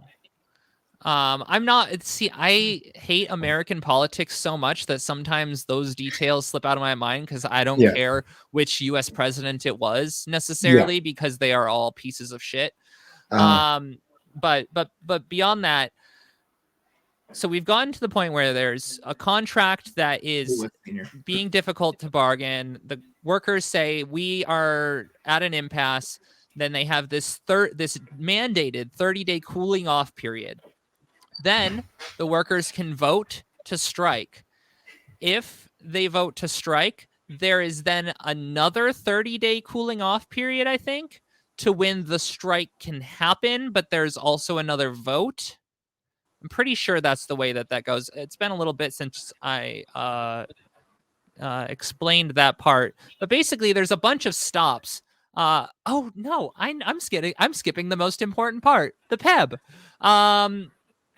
So if there is an impasse, there is a thing called the PEB, which is the Presidential Emergency Board, which is a mandatory mediation. So the workers vote, they say, we're at an impasse, and then there's a 30-day cooling off period, and then the PEB is appointed by the president. The president creates a board that says, you need to negotiate, or no, you don't need to negotiate. We're going to take the two sides, and we're going to put a deal on the table, and that is going to be considered a tentative agreement, which a tentative agreement is a contract that the negotiators have okayed, but the workers have not voted on, because the workers have to vote to approve it. And if they don't, then generally you would go towards a strike. But in this case, the workers then get a choice to vote for this PEB recommendation, the Presidential Emergency Board. And in this particular case, in the most recent strike, they basically just took the company's proposal and said, "This is our proposal." Uh, Ah, I think that that's probably common, though I have not seen other PEB recommendations beyond when I was following it in like the last couple of years. so does that mean the union leadership chose the PEB recommendation? No, the way that works. Come here. The way that works is that there is that state appointed negotiating team that takes the what the company had proposed and what the workers had proposed, or I guess the bargaining committee on behalf of the workers proposed, and they come up with a middle ground, which is not really a middle ground. So you just said state appointed, not union appointed. Correct. So everybody that was telling me, "Oh, this is what the union leadership agreed to," I can tell to go fuck themselves because they're wrong. I think it's a little bit more complicated than that, because if it is what is the best they think they can get, there are leadership that will then back up recommendations like that. They did not create it. So if you want to say that the union leaders created that agreement, that's false. Did they advocate for it at some point because they thought it was the best they could get? Yes. Does that make sense? Yeah, it makes perfect sense.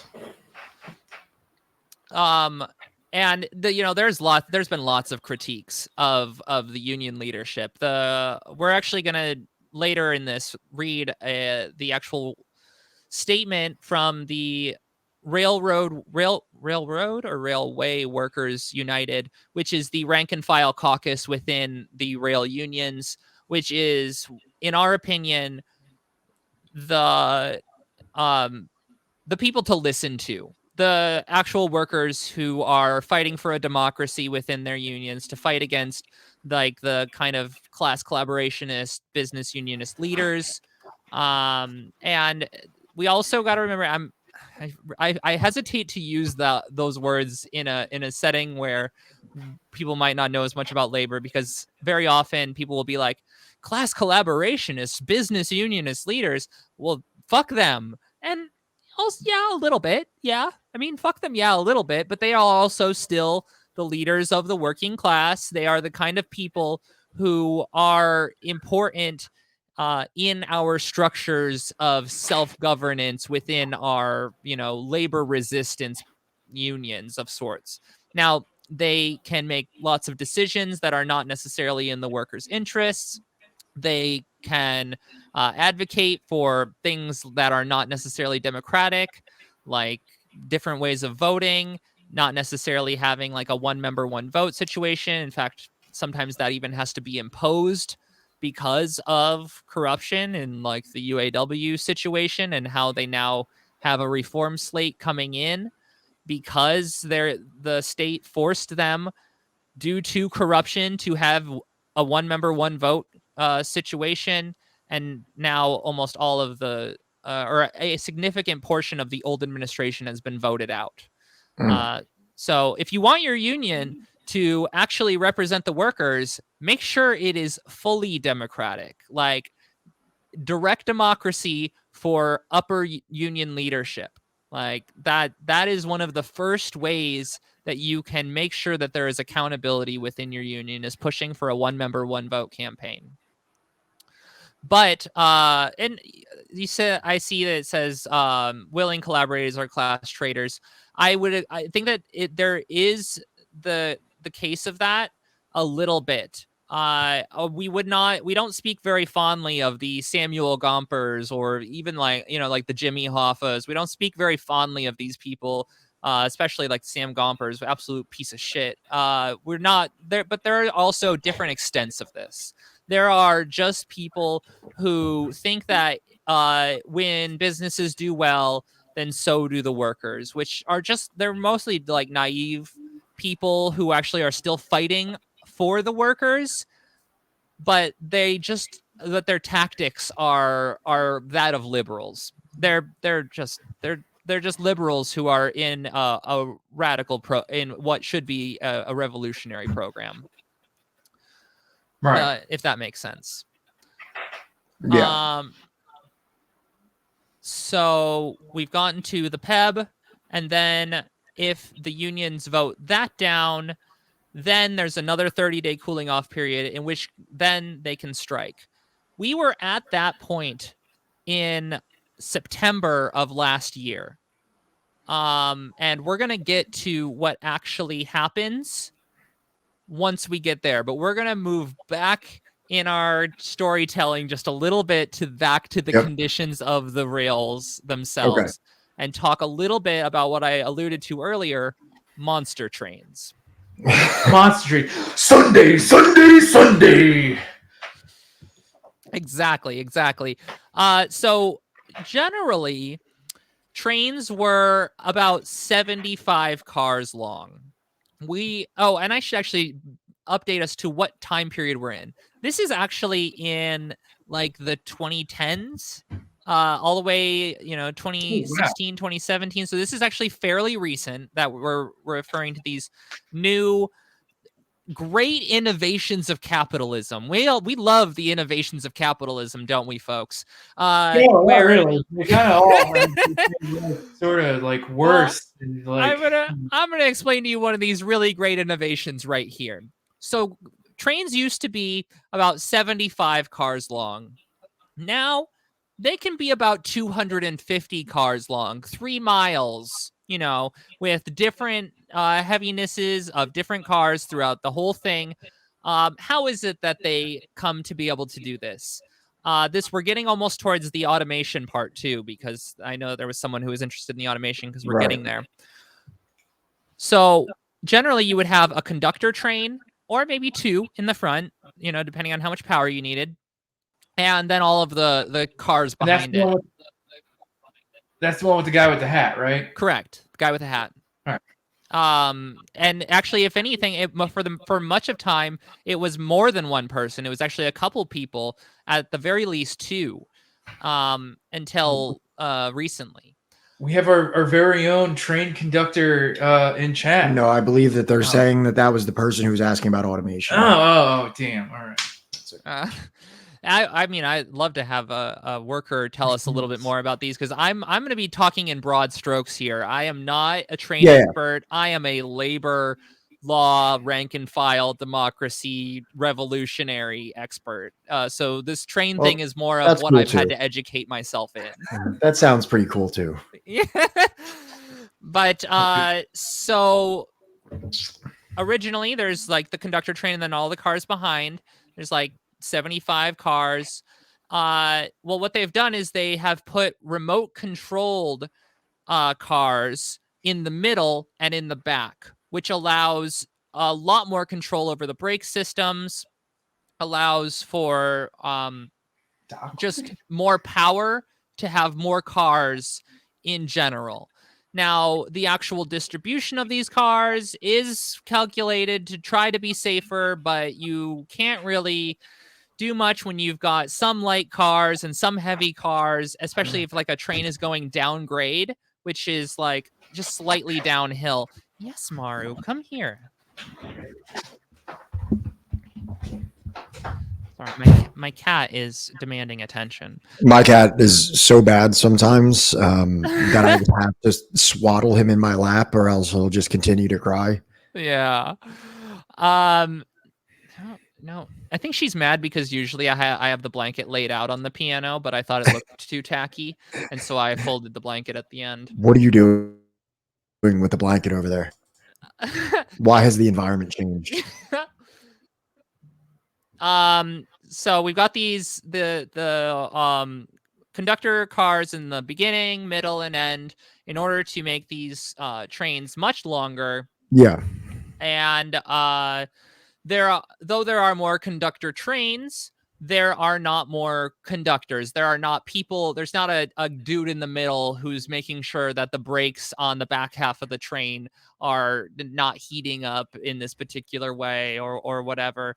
Right. And this lowers the perceived need for train crews, because the person in the two people in front in the front train cars have all of the control over all of the train cars. And what amazing technology that we no longer need to have people working. The glories of innovation and automation have liberated the worker from getting a paycheck.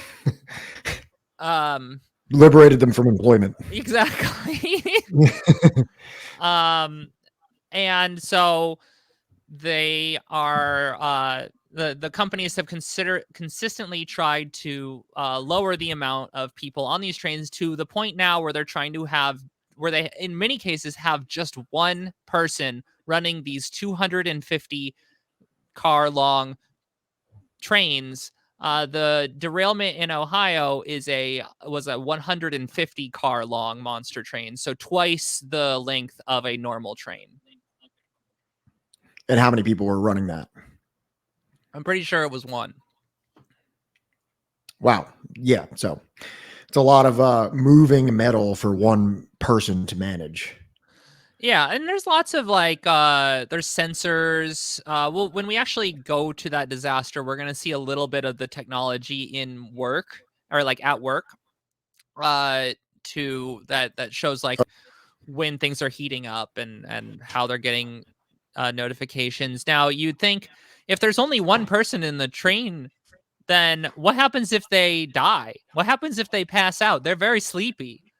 Well, there's this button that they have to press every 30 seconds in order to not show have. that It's you're like conscious. it's the dead man switch. Yeah, show that I'm conscious. Yeah. Yeah, exactly. Well, one of the things that can happen is if you're really sleepy, you might just hit the button and then hit it again and then not pay attention, look around, and keep hitting the button. And, that has caused a couple different derailments where workers are just tired and they just keep hitting the button, and it just causes a derailment. And so with this really lowered perceived need for train crews, it also, there's the concept of the passing siding. Now, this is something I learned at the during that interview I mentioned with Justin Rosniak. So he kept saying passing sidings, that uh, that where these trains have to pass each other. Basically, what a passing siding is it's a small amount of track that you would go off, park a train, and then let another train pass. Mm-hmm. Most of these passing sidings are designed for the old lengths of trains. So these monster trains, 75. yeah, about 75, maybe a little bit longer, but still, not designed for 150 or 250 car trains. If that is the case, that these trains exist, you literally cannot pass them. They are the leaders of, they determine who can go where on the rails. And except for, there's also the Amtrak and consumer transport, like the regular person transport. Those are smaller, and so they often will get sent off to the passing sidings, and so everything is subordinate to these monster trains. They determine how all of this happens, and it also has a lot of issues with the logistics networks. The way that we could, fix that is by extending passing sidings, or, creating passing systems to then, it would create a huge amount of efficiency, but that is like millions and millions and millions of dollars of investment. And the companies have been trying to get the government to pay for that because they won't do it themselves.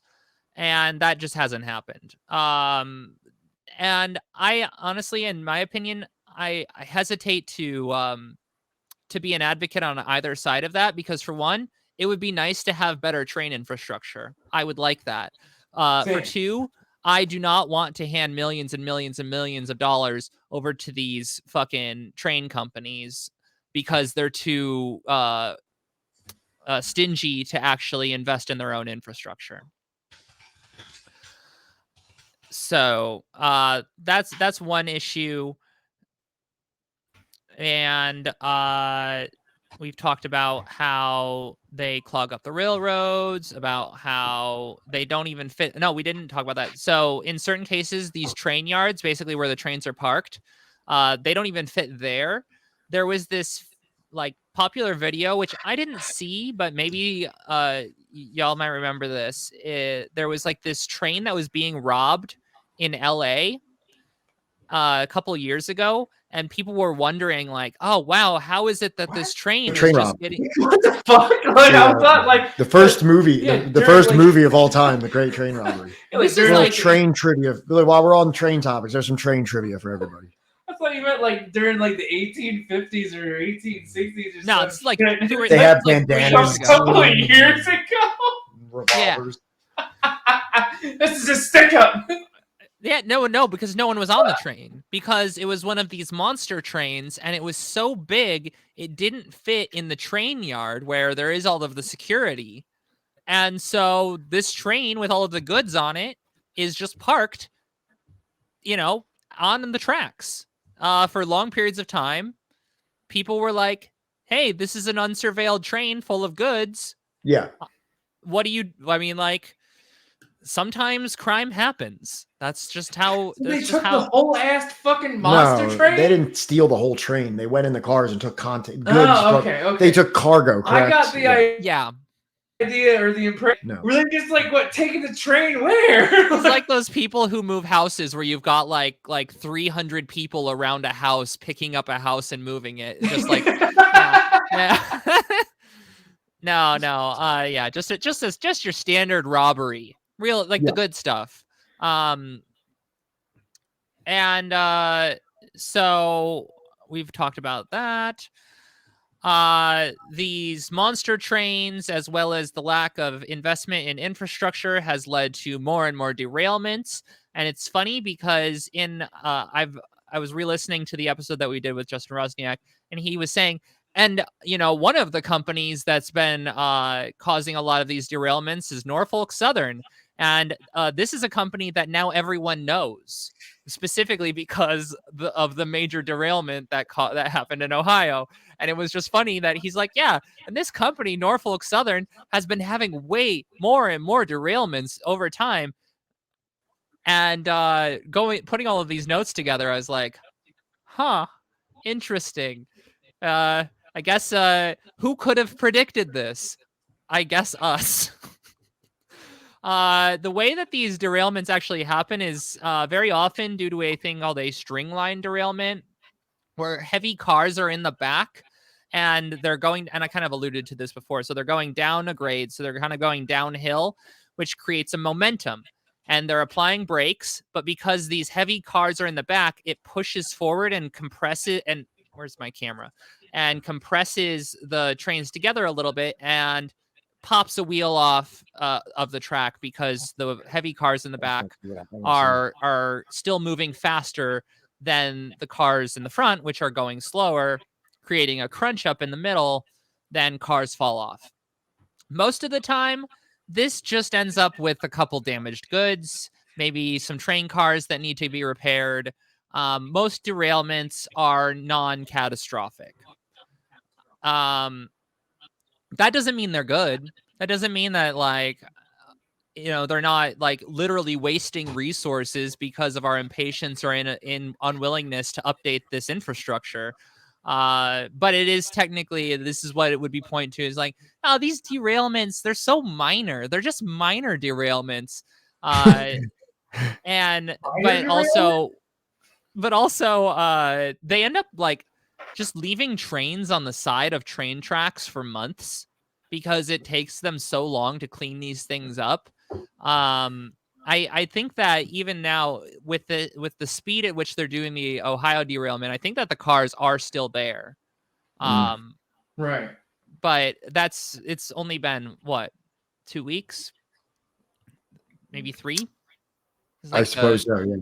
Yeah. How many weeks has it been since the Ohio one? Mhm. It's been, I want to say, close to 4 weeks now, at least. I thought it was like beginning of this month that it happened. Go ahead. Pull No, it up. because it's been 2 weeks since. Actually, it's been at least 2 weeks since the thing happened. But let me just see if I can. Go ahead. Pull it up. Pull it up. All right. How long since Ohio derailment? You just put in Ohio derailment. It would just tell you the date. Whatever. It says 8 days ago. No. Ohio derailment. It happened February 3rd at 8:55 p.m. Eastern Standard Time. The There you go. 3rd. All right. So Thank it's you, 25th Wikipedia. today. So I was right. It's been around 4 weeks. Well, That's it's not how been weeks work. 17 days, which is a little over 2 weeks. February 3rd. Yeah, it's been Oh, actually exactly 3 weeks. It's been almost Yeah, exactly 3 weeks. 3 weeks. All right. I can't. We're smart. Yeah, we're gonna get through this. Don't worry, folks. We got time. Now I mentioned that all of these monster trains are causing less workers to be needed. Theoretically, though, it would be nice if we had more people actually paying attention to this stuff. In response to this change in the way that the infrastructure works, the railroads laid off about a third of their workforce. Just after in the 90s, they had hired a bunch of people. Basically, all of those people are gone. And so now we have much smaller train crews, and the unions have been pushing to make sure that there are 2-man crews on every train. The rail companies are fighting that with every little bit of might they have, including the power of the state, which they wield very effectively. And so, yeah, most trains are basically ran by one person. And so one last detail about the modernization of trains before we actually get to the working conditions of the workers and the breaking of the rail strike and then the East Palestine disaster. There are some modern computer systems, this is where we're talking about the automation, that are supposed to be using things like machine learning or other sorts of scheduling to optimize train routes. They make mistakes all the time. And so conductors kind of have to take that information and make decisions on the fly. If they take manual control of a train, they and slow things down to avoid derailments, they can be subject to discipline. They also, if they don't do that and are trying to avoid discipline, could be subject to a derailment and dying. So they kind of have to make some important decisions on whether or not they're going to listen to these automation machines. They can technically override them. Sometimes they will start doing something in the middle. I think in the Ohio disaster, there's a machine that like starts doing a process that overrides what the conductor is trying to do at the time. But yeah, so it not great. These automation systems they're basically subject to fuel economy. Their whole thing is about making sure that the amount of fuel is less. It's not about what exactly is safe, though it is set to a safety standard.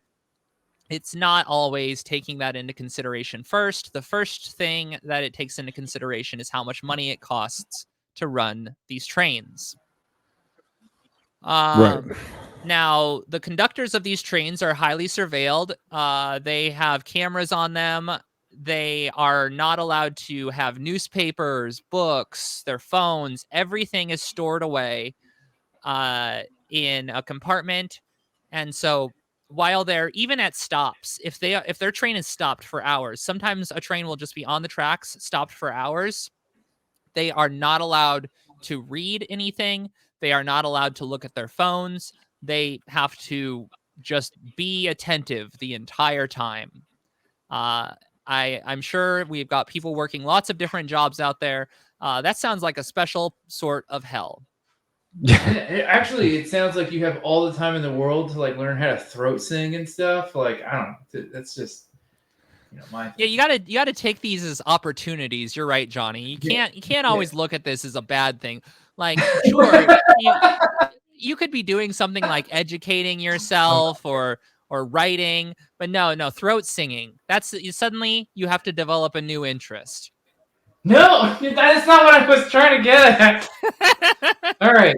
So, Lena, we there's this thing on Twitch where chatters can, because of when they interact, they get these little things called like channel points, right? And they can redeem them for things. And I thought it would be a funny thing, right?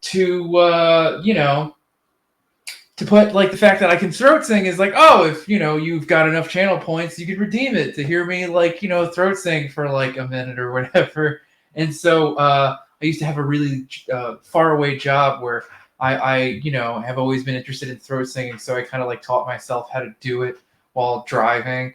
All right, fine. So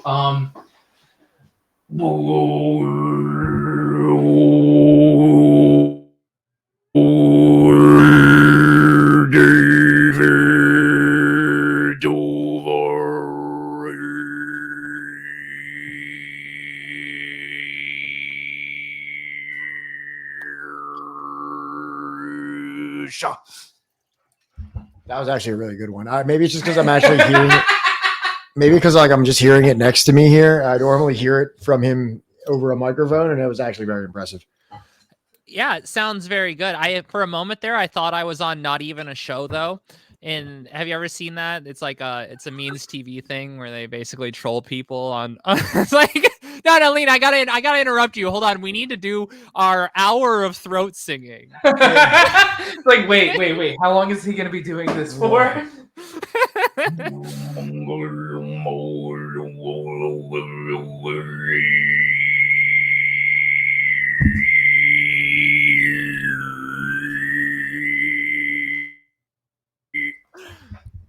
No, I appreciate you gave me enough time to refill my water. Do you want to go ahead and go get water? Yeah. Do you want a break? I mean, let's see. We're about to get to. I know you're more used to like podcasting where you can just kind of break whenever. Here, it's the same fucking thing. Just like if you need to take like 5 minutes or whatever, by all means. I think that we can do basic work conditions, and then maybe we'll take like 5 minutes at that point. All right. So we have talked about the monster trains and all of the different things. I'm gonna quick move this down right here, right before the PEB.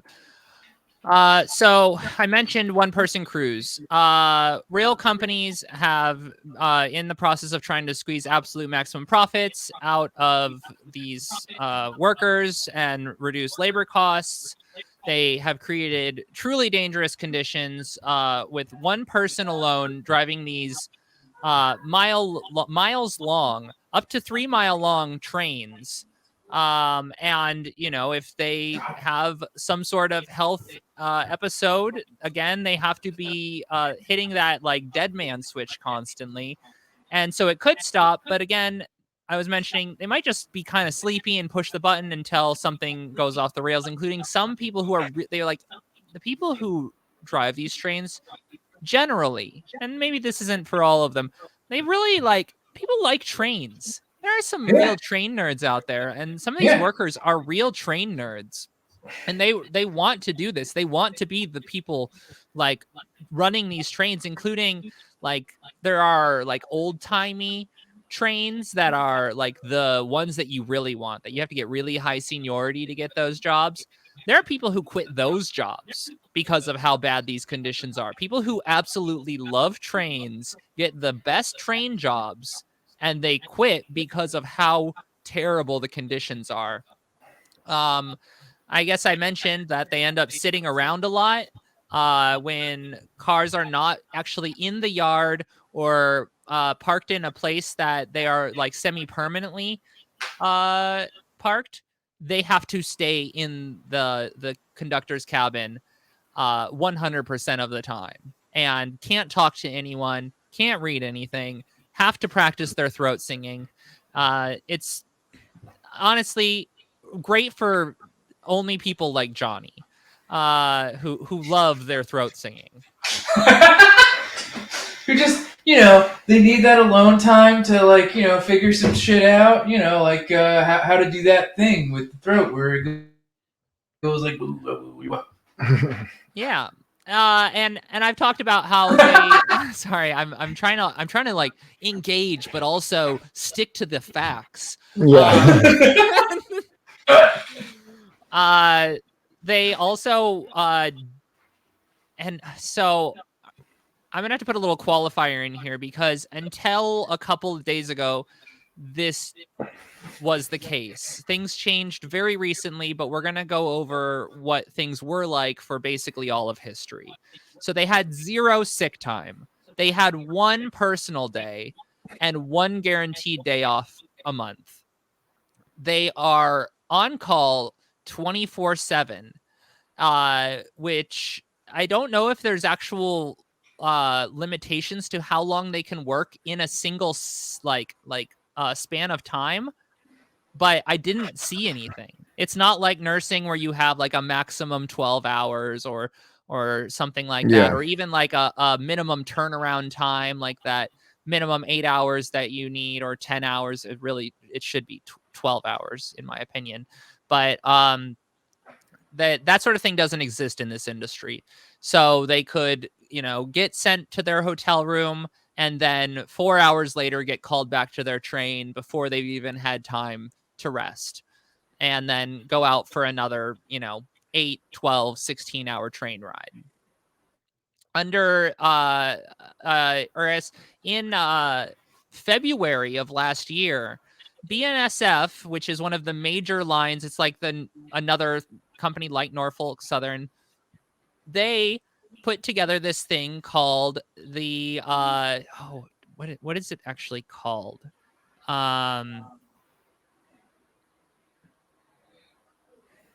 I don't know, but it's basically a point system for attendance. And because it's always referred to as the draconian attendance policy. The way that this worked was if someone was to call in sick, they would get points. Or if, let's see here.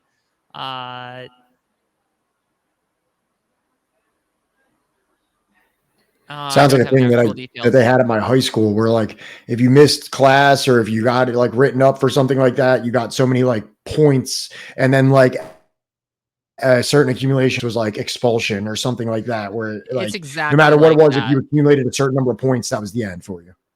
Yeah, it's exactly like that. So people got 30 lifetime points, and so they didn't even like reset each year. If anybody who's been in other jobs where there's like a point system that like resets every year so that you can have a certain amount of time that you call in sick. Well, this is a lifetime point system. So it presumably if they were to call in sick 5 times, because they were actually sick, they had to call in day of, they would rack up 28 of their 30 lifetime points in just 5 days. What? Yeah, this is during COVID, which at the time the CDC had just recently lowered the guideline from the actual like decent suggestion of 10 days of isolation and testing down to 5. And so we were doing our kind of estimate based on that new CDC guidance, even though that's still bullshit. If someone were to get COVID and be sick for 5 days, they would be 1 sick day away from being fired.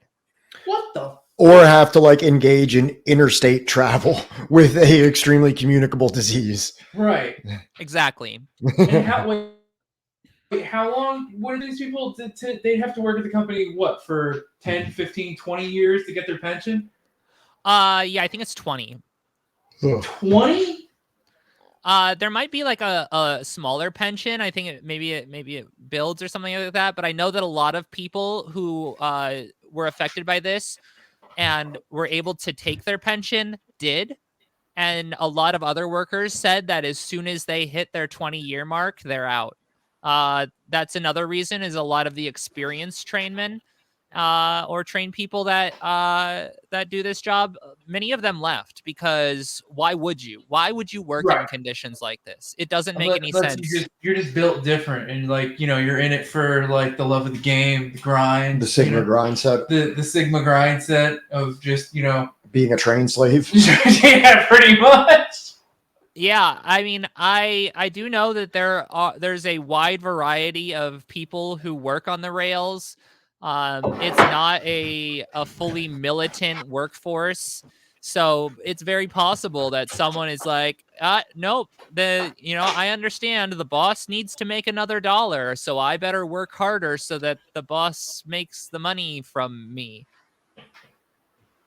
Maro, you can't keep interrupting me. This is super important. Yes, no one that streams has their cat ever show up on camera and make emotes out of their cat and literally create channel point redeemable things related to their cat. Yeah, never. No one would ever use their pet cat as a mascot for part of their whole brand. Yeah, she'll come around again, almost certainly. So we've got this point system. As far as I can tell, I think what happened was they didn't change it besides adding one sick day after the government said that they were going to have to take the contract or whatever. And that it's one. I remember that because of how fucking heinous it is. Yeah, but it could only be scheduled on Tuesday, Wednesday, Thursday during the week, and it had to be scheduled a month in advance. What? Yeah.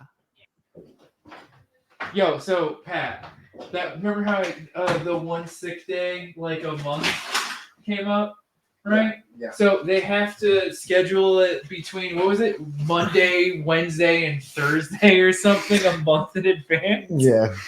Yeah. So you can't be like, oh, something came up, I need to go in. You would end up taking your one personal day for the year for that, if that were the case. Which is really do you ever take a sick day that is that you plan days in advance? You know what I mean? Maybe when I had to take I had to take off work for food poisoning, and it's not like I got that 2 days in advance. You know what I mean? I got that overnight, and it's hey, I'm physically destroyed and I can't come in today. I cannot stop shitting myself. If I come in, I am going to either be shitting on the job or just, Well, I think that the bosses there would say, I hope you've brought an extra pair of pants. It's no, I'm just going to be shitting in the train. Just standing there, hitting the button, shitting. Yeah. At the time, we kind of looked at how much money BNSF makes. So in 2020, BNSF had a net income, net being just profits, after all of expenses and stuff like that, of $5.1 billion in 2020. And then they were on track to make 17% more of that by the third fiscal quarter of 2021. This is an insane amount of money that is just going directly to these rich people. And then yeah, go ahead. I assume they have more of the next 3 or 4 generations of their children could ever need to not have to work for the rest of their lives. Yeah, that's one of the great things about capitalism is it allows people not to work once the innovations come in, except for the people who don't have to work are just they're picked by birth lottery. Right. And there's only like less than 5% of them allowed. Yeah, well, we can't have too many. That'll create a country of entitled people, even though they've worked. I don't know. I can't keep up capitalist logic. It doesn't make any sense to me. Since 2010, the railroads themselves have paid out $196 billion in stock buybacks and dividends. So yeah, just short of $200 billion in just making rich people richer. Can you define for anybody in chat what a stock buyback is?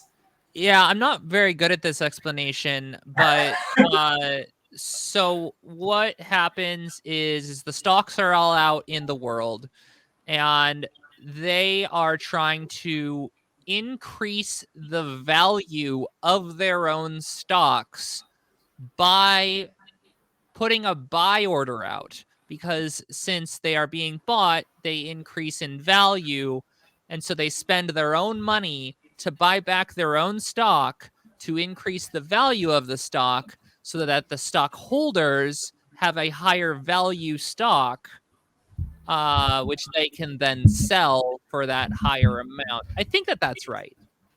I don't hey, there we go. Yeah. We got a big kitty. Very nice.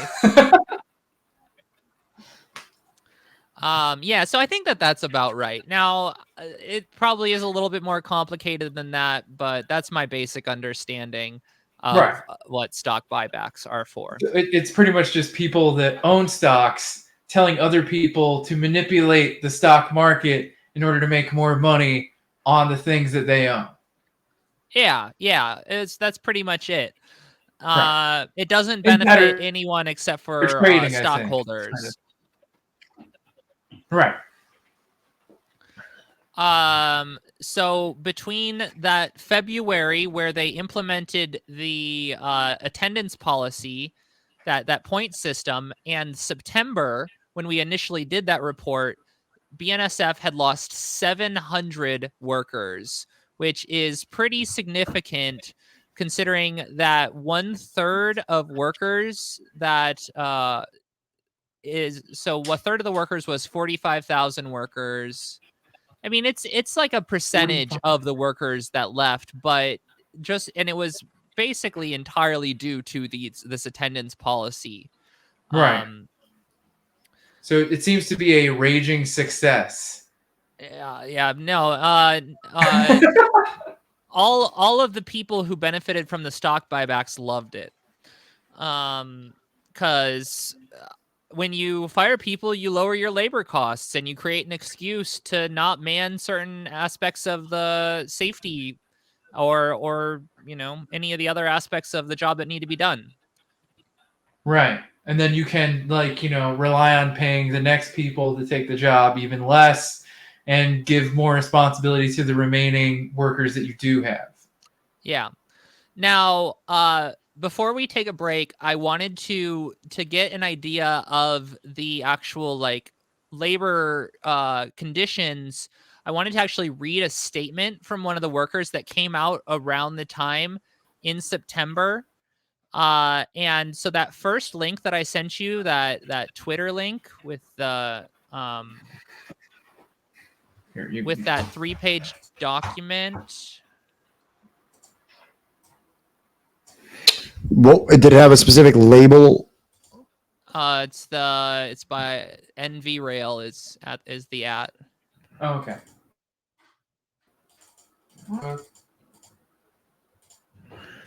Is it this one? Yesterday at the annual convention of the Nevada State AFL-CIO. Yeah. Okay. Yeah. So this is actually a letter written by a worker about the conditions And a little bit of a content warning on this.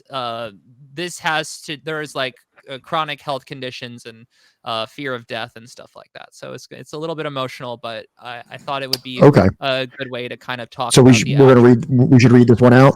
Yeah, if you could.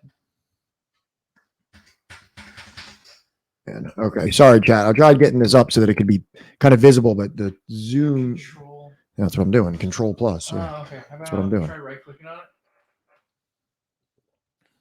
it. Oh, man, it's right clicking. Yeah. Open image in new tab. Okay. Now try it. Okay. There we go.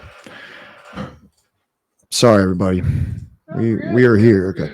All right. Brothers and sisters, the rail system in this country is in crisis. And what is the date of this again? I'm sorry. Do you have that offhand? Just this one is going to be August 23rd, 2020.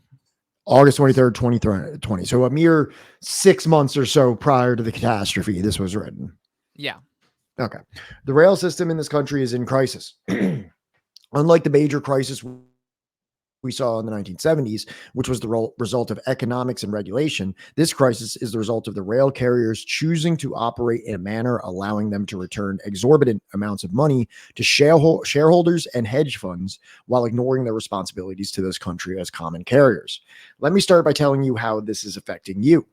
If you are waiting for your new Ford Bronco to be delivered, or your new refrigerator, or perhaps for material for a home improvement project you have planned, there's a good chance that part of the problem is the rail carrier's choice to move freight at their convenience, not expediently, so as to maximize their profits. It is further tangling this nation's troubled supply chain and driving inflation while negatively impacting your pocketbooks and quality of life. Now, let me explain how it is affecting us. Since June of 2020, we have been working without a contract, no pay raises, while we have been deadlocked with rail carriers who refuse to bargain in good faith. And there is little that we can do about it. Unlike most of you in this room who work under the National Labor Relations Act, which you brought up earlier, we work under the Railway Labor Act, or as Vice President Pilcher has so eloquently put it, the Railway Anti-Labor Act. This law was written in the early part of the 20th century and was designed to prevent national railroad strikes at a time when the rail industry looked much different than it does today. In 1980, when the rail system in this country was largely deregulated financially to save much of it from bankruptcy and the need for government takeover, there were 45 major rail carriers in this country.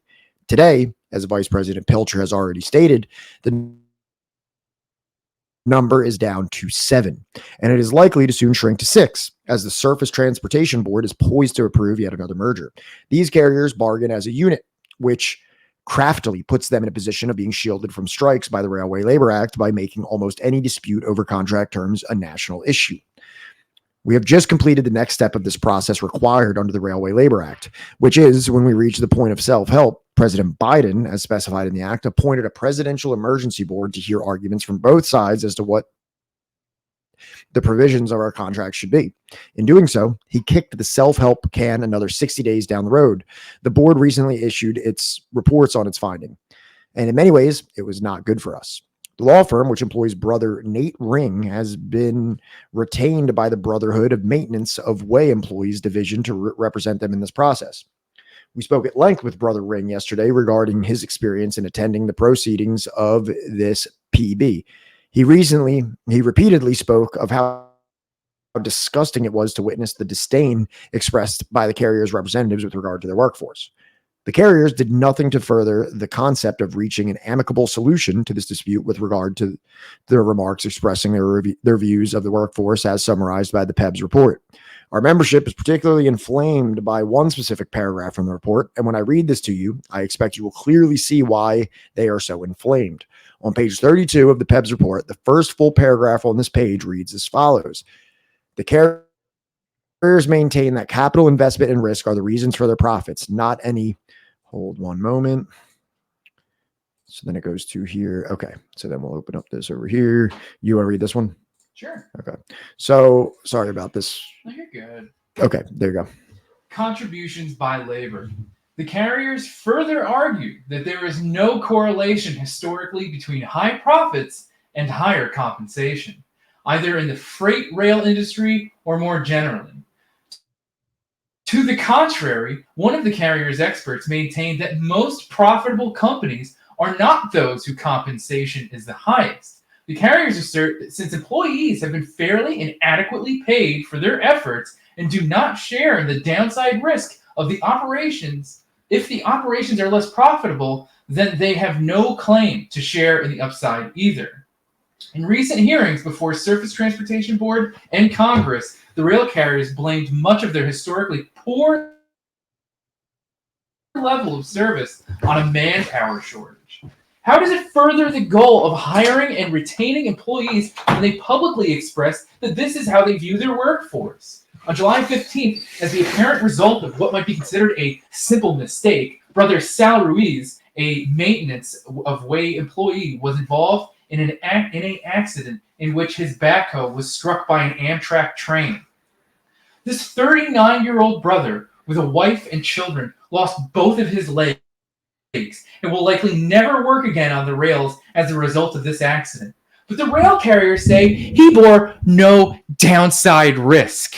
A good part of the manpower crisis we are currently experiencing in the northern Nevada can be attributed to the group of workers hired in 2014 who, after facing for the third time the downside risk of furlough, chose to leave the company and seek stable employment that would support their families elsewhere. Downside risk.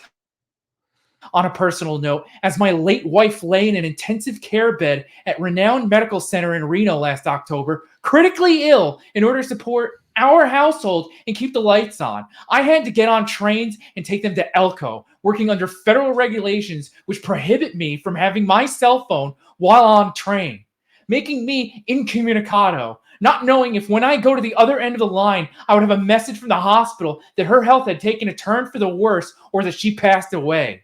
Does it make you feel safe to know that engineers and conductors in charge of 15,000-foot-long trains consisting of 250 freight cars, in some cases loaded with dangerous materials, sometimes so dangerous that they are not allowed to be transported by highway, are going to work bearing such a burden? Does that make you feel safe?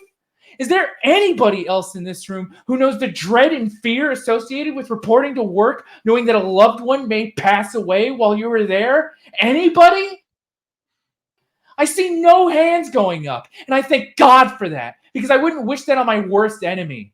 But that was my life for 25 days last October, and when that time finally came, it was by the grace of God, not by the grace of the railroad, that I was home and was able to be by her side, holding her hand as she passed away from this earth. And yet those arrogant, self-serving bastards have the audacity to say to me that I bear no downside risk. How dare they? How dare they say that to me, or to Brother Ruiz, or Jason, or Joe, or a good friend and brother of mine dealing with the aftermath of a fatal accident in which his train struck a pedestrian, or any of the other thousands of railroad workers in this country. How dare they? Does this make you angry? There's just a little bit more on the third page. Yep, I got it. I'm just gonna share this one and do another thing. Stupid mouse. Nods of affirmation and yeses from the body. Good. Now here's what we need you to do about it. When you see the members of our congressional delegation, some of you will be present here with us at this convention. You need to speak to them this message. No more can the rail carriers of this country be allowed to shirk their common carrier responsibility in order to maximize payouts to shareholders in a way that negatively affects the pocketbooks and quality of life of Americans. No more can the rail carriers be allowed to mistreat and disrespect their workforce as they are currently doing. No more will the labor community tolerate such mistreatment and disrespect for our railroad workers, because an injury to one is an injury to all. Today, it's the railroad workers of this country. Tomorrow, it might be you. No more, no more. Just as the rallying cry of this body after facing this attack on labor from the 2015 legislature became never again, a rallying cry regarding this issue needs to be no more, no more. Thank you, and thank you to the board for allowing me this time to address this issue. Yeah, so very powerful message. I thought that this was a really great way to sum up the way in which labor conditions are on the railroads. And I guess we're going to take a small break, but I wanted to kind of leave that in people's brains for a minute while we take this break and really think about what these workers have to go through to that is worthy of this sacrifice, that the state just says that they don't deserve any respect. Absolutely. Yeah. I think I will, Sam. Thank you. Love you too, Sam. Oh, God. So I'll be back in a minute. Should I turn my camera off or? It's up to you, whatever you're comfortable.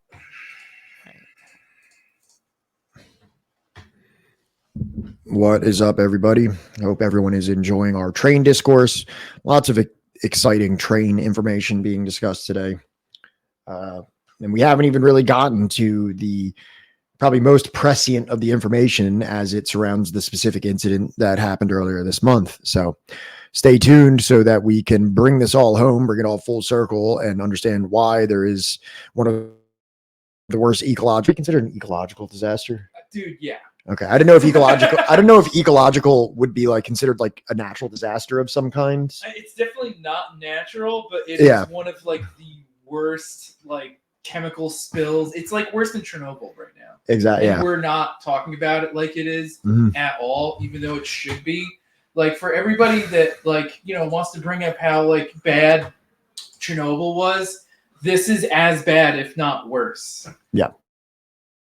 Like we dealing with like the catastrophic fallout of this throughout the country for the rest of our lives. Hashtag correct. 46 viewers, one of the potentially maybe the largest organic following that we've ever had without any raids from anybody or anything like that. So David, definitely very exciting. Definitely very exciting.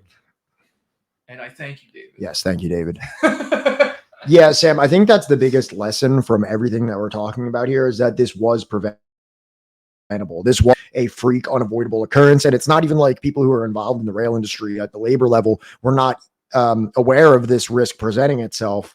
And as that speech we just read so passionately, enthusiastically expressed, people just months prior were screaming about the dangers of these cuts. Lima beans. What chalk lima beans to you, Patrick? Lima beans. Chap lemur beans. Lemur. What is this? What are these emojis? I don't even know what this is. What? What's nice? What are you looking at? What is crossed out in that? I can't. Lemur. Whoa. Hash Kush. Thank you so much. Hash Kush gifted 5 gifted subs. Hash Kush, you are just the angel of the stream descending from the heavens and bestowing blessings upon those that inhabit our chat. Thank you to the prophet Hash Kush. Thank you. What a saint, the patron saint of the Subversive History stream. Thank you so much. It's supposed to be anti-Italian, allegedly. What the fuck? Allegedly. I can't even tell what it is that's supposed to be crossed out. Is it like a bowl of pasta or something? Yeah.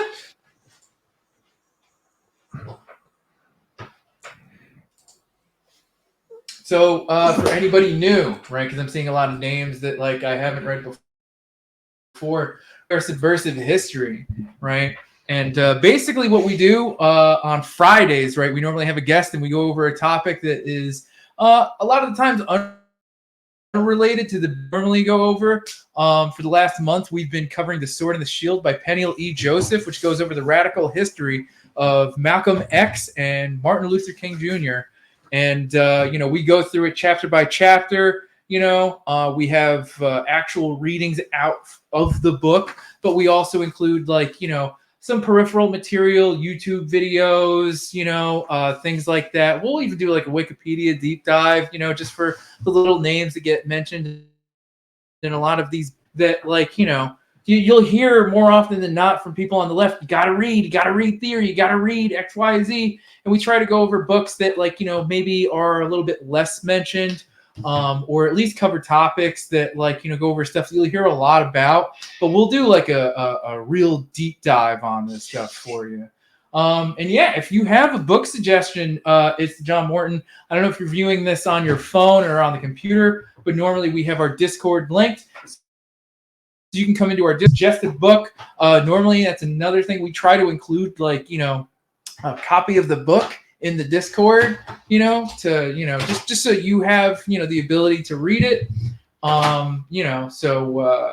Divorced, beheaded, survived, a feminist reinterpretation of the wives of Henry VIII. That sounds cool. wild. Yeah, it sounds pretty wild.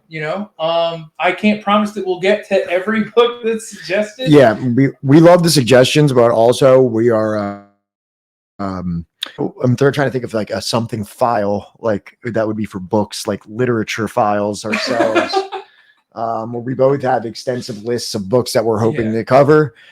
So we are doing our best here. So, but that does sound very interesting. I'll definitely look into that. It is no easy task for me and Pat to figure out what we're going to read. Libra files. Libra files. Let me see if I can find that. Like, even books that we're going to read, we are probably going to Bibliophilia. Yeah, that's actually what we. That's the next title of this stream. Should we ever? Yeah, that's really what we should. Bibliophilia or bibliophilism is the love of books. We are not allergic to feminist theories, Zev. We are not. I promise. All right, that I will. I want to find a book that's like Caliban and the Witch, but not written by a TERF. All right, that's all I want. Because, like, I'm ultimately still very hurt by the fact that Sylvia Federici, that, like, will interrogate the ideas of Foucault. She'll interrogate the ideas of, like, all these other, like, postmodernist philosophers, right? But she won't. So you're a TERF, Seb? Is that what you're trying to tell me? Yeah, you want to go there, Seb? Cool story, bro. Keep story. Keep coping, dude. But, like, we definitely want to try and include perspective, that's for everybody. Like, we went over, the book about Martin Luther King and Malcolm X because we ultimately feel like they are actually radical figures, but a lot of people kind of dismiss their ideas and dismiss their legacy because of the whitewashing that's occurred. And that's why, like, I felt like, especially for Black History Month, it was a little important that, like, we not dismiss them. That, like, yes, figures like Kwame Ture and Kwame Nkrumah, Frantz Fanon, and a lot of other, like, Amilcar Cabral. There's a lot of people that we could have chosen to read, but I feel like us being Americans and us growing up with, like, the U.S. educational system, it was important that we, correct a lot of the understanding that, maybe a lot of people in chat also have, regarding those figures. Because we could have easily read, Revolutionary Suicide by Huey. I'm sure we could have read a book about, like, Fred Hampton. But we know that those people were revolutionary, and we know that those people had radical politics. And I feel like it's important to go over some of the radical politics that Malcolm X and Martin Luther King had near the end of their lives. But the next book, I hope you all like, especially if you're from America. Yes, Sankara, also could, I think Sankara is definitely at some point in the future going to be somebody that we read.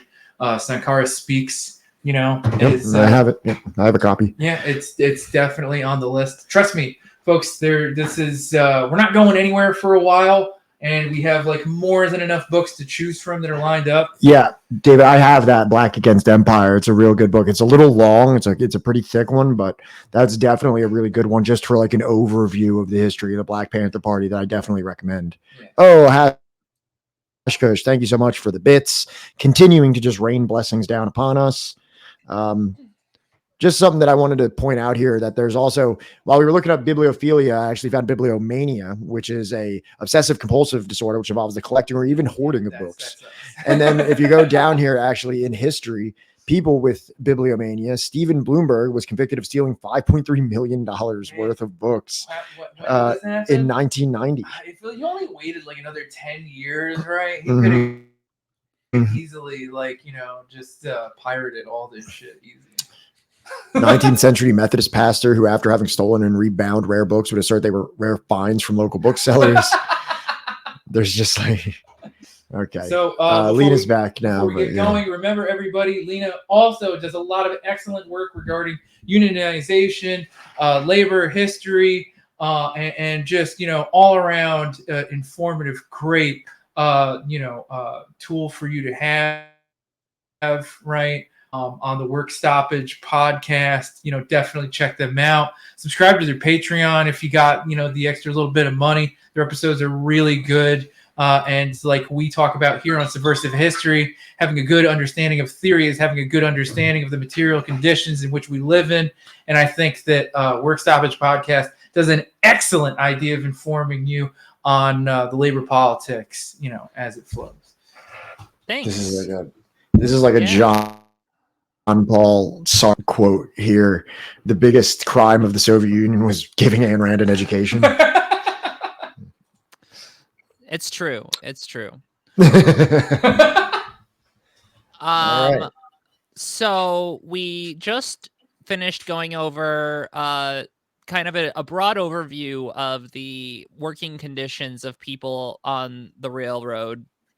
And I mean, Johnny, especially the part that Johnny was reading, that I couldn't help but tear up. I remember when we first Sam, thank you for the bits. We were reading that on the pod one time. It's just like, it's actually kind of a hard one to get through, because it hits you right in the feels with how absolutely egregiously these workers are treated. Yeah, no, I mean, like, I get it, because, like, you know, my wife, whom I love very much, you know, she has like a condition where there are days where it's like she calls me and it's like, I'm going home. I gotta take care of my wife. You know, like, I don't care where the fuck I am. I'm dropping what I'm doing, and, you know, I need to go take care of my wife. You know what I mean? So it's just like, I feel that in my heart for this person, that, like, you know, especially, like, you know, if my wife had like a terminal condition or anything like that, no, fuck you. You know what I mean? Yeah. Yeah, and that kind of consequently, like, you know what I mean? Like, you know, and I think that's what Lena was referring to, is that there might be these very, very competent, experienced, and very passionate, employees that are then being, quitting because of like how ridiculous the demands of them are. And then thus they need to be all those positions need to be filled with less qualified individuals just to meet whatever budgetary restraints are artificially being applied for profit incentives. Yeah, absolutely. Okay. And so now I'm going to talk a little bit about the Presidential Emergency Board's recommendations, which this is also from the August time. I think it might have been just like around the exact same time that quote was delivered. And actually that was a speech that was transcribed, I believe. So if you noticed, it was very speaky. And it was actually something that was spoken out loud by someone. Yeah. So, so the PEB made only one recommendation. I guess, I don't know if the PEB is considered, it's like a recommendation. It's like what they do is I'm going to say they lay out what is going to be a tentative agreement. We have the side of capital, or the side of the company, who has what they've been continually saying that they're willing to give the workers in the contract. Then we have the counter proposal from the workers within the union that says, no, we deserve all of this. We're the reason why this even runs. We're the ones who actually take the physical risk with our bodies. You say that there's this risk of capital, but you don't take into consideration that people become amputees. They die working these jobs. And so when we look at it that way, it becomes a lot more real that these demands are reasonable. And honestly, the demands that workers often try to win through these contract negotiations are, in my opinion, less than reasonable, is almost a pre-concession at some point, because they're trying to get a deal. And when you're dealing with a capitalist, they're going to do whatever they can to cut your wages to the bone. And so Right. they try to come at this from like a quote unquote realistic perspective. And that's often where some like business unionist people can take that kind of notion, and it becomes not good for the workers because they pre-concede down to something, and then they have to negotiate down from there. Like Right. any negotiation, I encourage people to ask for more because you're trying to get to what you need.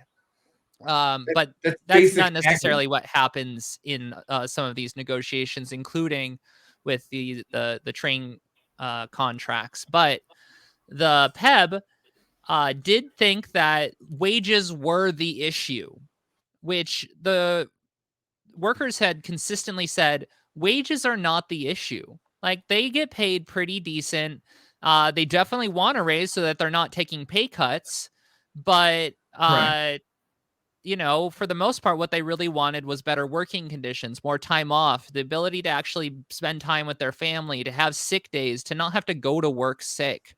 Right. What the PEB recommended was a 24% raise over the course of a 5-year contract, retroactive to 2020, ends in 2024. So this contract that was imposed included 2 years that, like, where the workers had been working, and then it ends in 2024 when we will be back at this whole process once again. This was a pretty substantial raise, but the workers themselves had initially demanded a 28% raise. So this is still a 4% cut compared to what the workers had initially demanded. This is considered one of the only places that the PEB actually gave any amount of concessions to the workers. The So big not only problem. did, Yeah, go ahead. not only did they have their original asking price cut, they got nothing else to protect them to even be able to get that. Because it's like, if you still lack any of the protections, right? What does it fucking matter if you're making more money if you're that easily able to be fired, right? And your conditions are unsafe that, like, you can, like, be injured and then lose out on any of that. Yeah, including your whole life. Right. Yeah, that part too. Yeah. So the big problem, not being wages, but primarily fighting for to address the main concerns of sick days.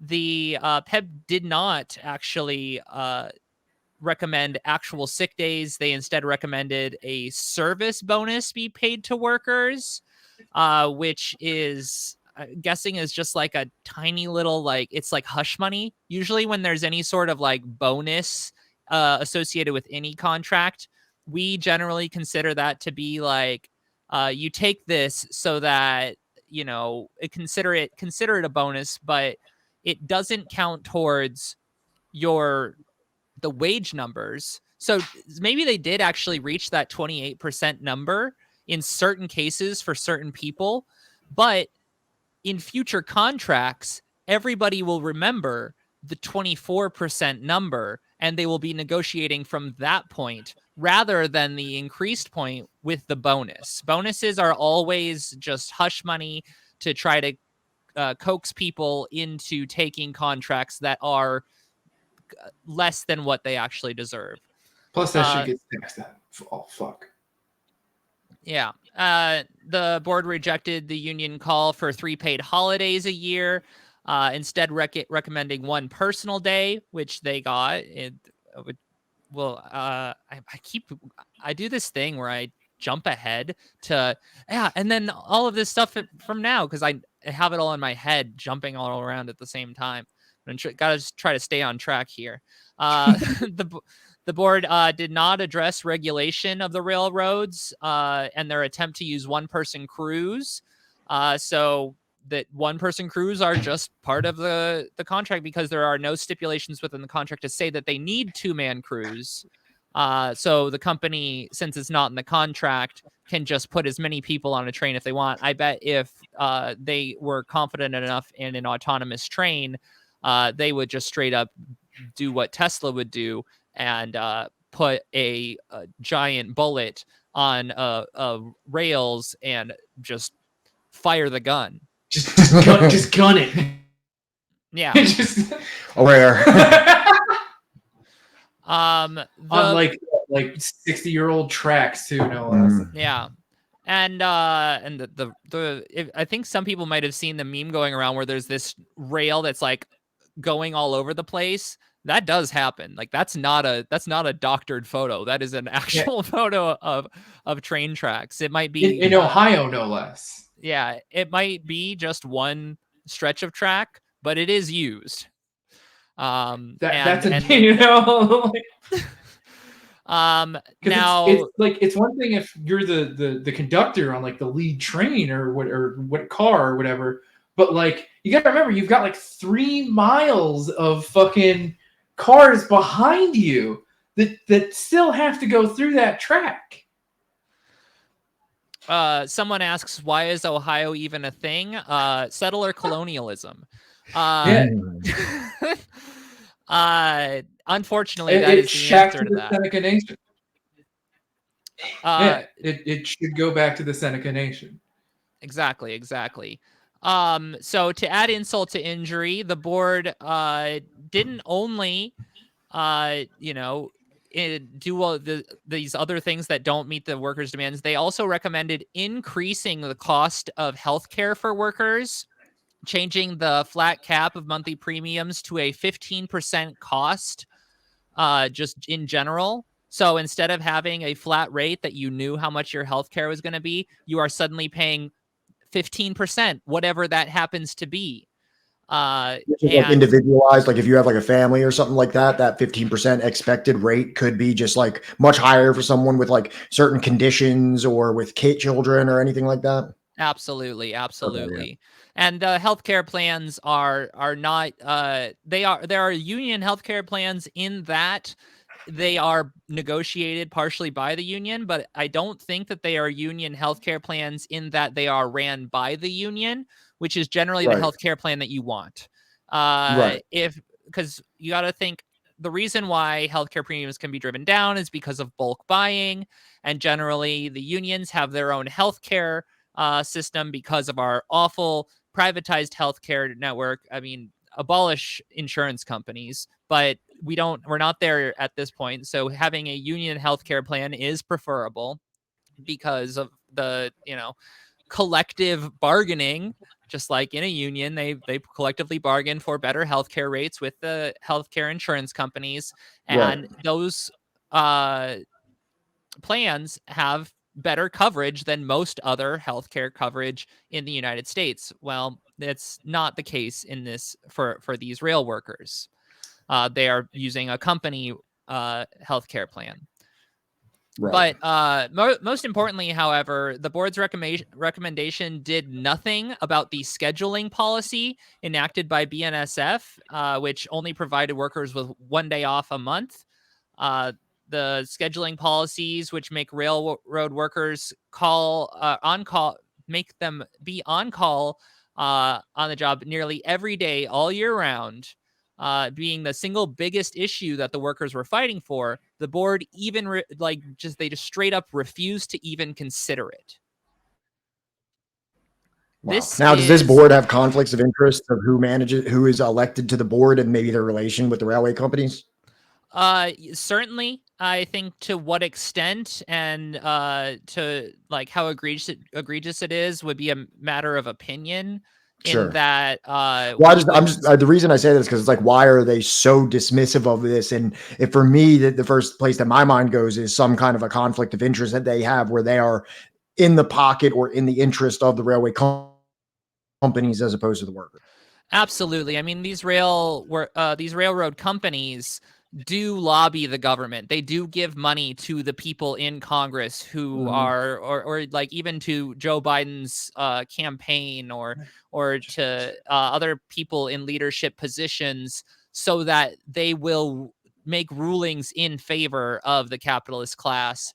If they weren't receiving money from these companies, then they wouldn't have as much incentive to just like toe their line. I mean, lobbying Right. and campaign finance is just legalized corruption in the United States. That's the way that our political system works. The workers don't give money to the government to run the elections, to get reelected, to make sure that they're in positions of power. It's all of these wealthy corporations, and to any extent there are workers or constituents that do fund these elected people, it is so little compared to these single massive donors that they're not actually interested in the voices of the constituents. I mean, you can look it up.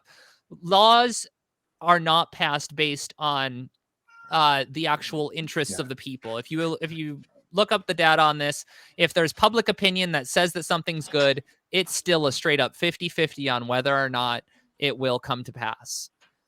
So when we look at the Right. way that the capitalist state is structured, we always know that it is structured in the favor of capital. I kind of alluded to this with the NLRA back when we were talking just very briefly about FDR and the New Deal, and that a lot of the like races, like the redlining, a lot of the exclusion of farmers, a lot of the aspects of those plans, which despite being widely regarded as very good, and in some cases were good, ended up being really racist, was not specifically because the people in power are racist, even though they are. It was because the people who are funding those people are very racist and have the logic of capital backing them as the whole reason why they exist. So there's a massive conflict of interest there. It's inseparable in this system. It's the reason why we advocate for socialism and a dictatorship of the proletariat, because the workers should be saying the way that working conditions are. We can make decisions. We can look at the books. These companies don't open their books. They don't say, "Oh, we can't afford it," and then open their books and be like, "Yeah, we definitely can't afford it. See these books." And then because if they did that, then maybe the workers would be like, "Okay, I understand. We'll come to an actual deal." The actual bargaining is lopsided in favor of capital from the very beginning, on top of the fact that we live in the capitalist system where the capitalists rule the government. Right. So they're just automatically dismissive of anything that benefits the workers. The best thing that we can hope for is that they're scared, is that they are afraid that we are going to go into the streets and start, doing things that they don't want to see. It's one of the reasons why I will say that protests need to be a threat of escalation. That is something that is really important, because if all this like coming in with the idea of peace is the goal in a protest and that we're just trying to have our voices heard, no, we are making a threat that if our demands are not met, more will happen. Right. That is how we actually make change. And then in the capitalist system, obviously, they will try to roll that back later when they've quelled discontent, but sometimes it's hard to fully roll those things back. Sometimes it takes a really long time, like the Roe v. Wade situation that we ended up in. Whereas it's like we should have had the same amount of people out on the street after they overturned Roe v. Wade that we had during the Women's March, after Trump got elected. Like it should have been like going to surround the White House, and until like our demands are met, we don't leave. Yeah, and like it's really hard to negotiate or to keep people mobilized in that way, especially with the really liberal way that our protest movements have been kind of co-opted to be less Right. militant, to just be like we're just trying to have our voices heard kind of situation. And and this is not just like advocating for like constant escalation, like we should be moving to violence immediately, we should break in window. I don't No, think that that's the that's case how you get either. people killed. Yeah, exactly. It's that there needs to be concrete demands, and then there needs to be like actual repercussions if those demands are not met quickly. But Right. very often it's like, oh, we created a committee to create a committee to create a committee to talk about it at some point, and then everybody's like, oh, well, they created a committee to create a committee to create a committee. So we just have to give them the benefit of the doubt. And Whereas if we take like an example in history of the general strike in India that was happening, the farmers' strike in India, when they were trying to get these farm bills repealed, the BJP had said, okay, we're going to repeal these laws. And then the farmers' protest said, all right, bet, we're going to hang out here until you actually do it.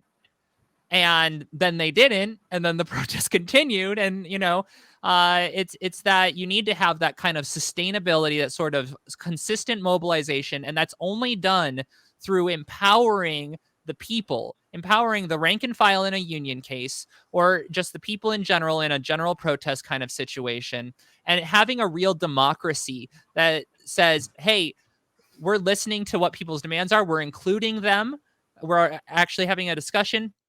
This person says that this is a really important issue, we're going to bring it up to everyone and have a quick thing to include that. And you can't over democratize and over bureaucratize what's going on, but you do have to include people to the best of your ability to actually engage them and keep them going in these protests, strikes, etc.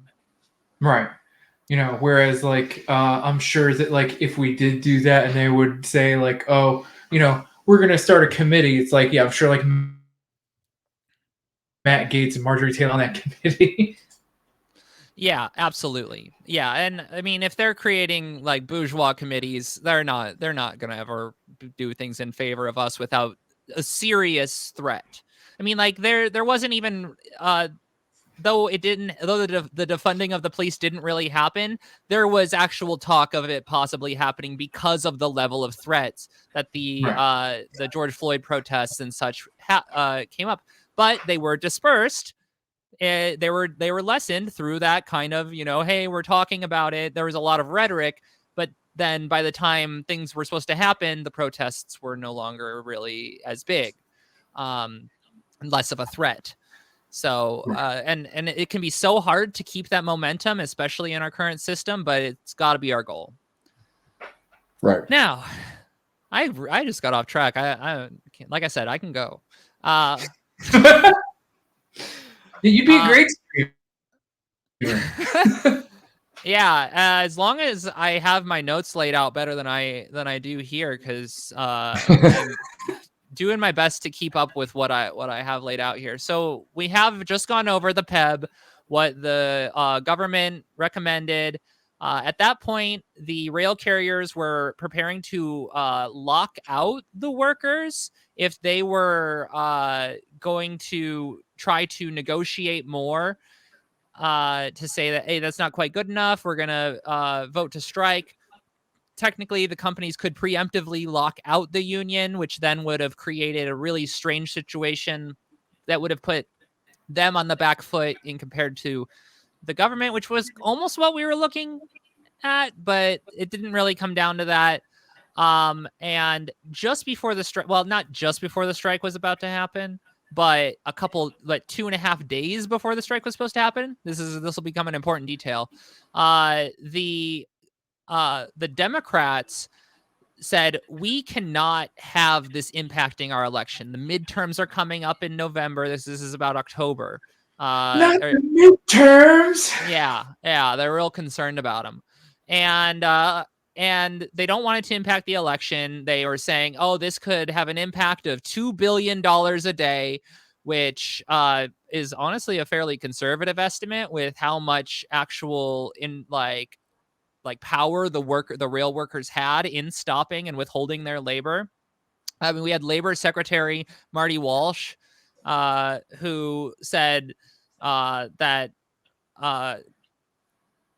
he said, "Don't mess with the nation's fragile economy weeks ahead of midterm congressional elections, as neither Congress nor the Biden administration will like it."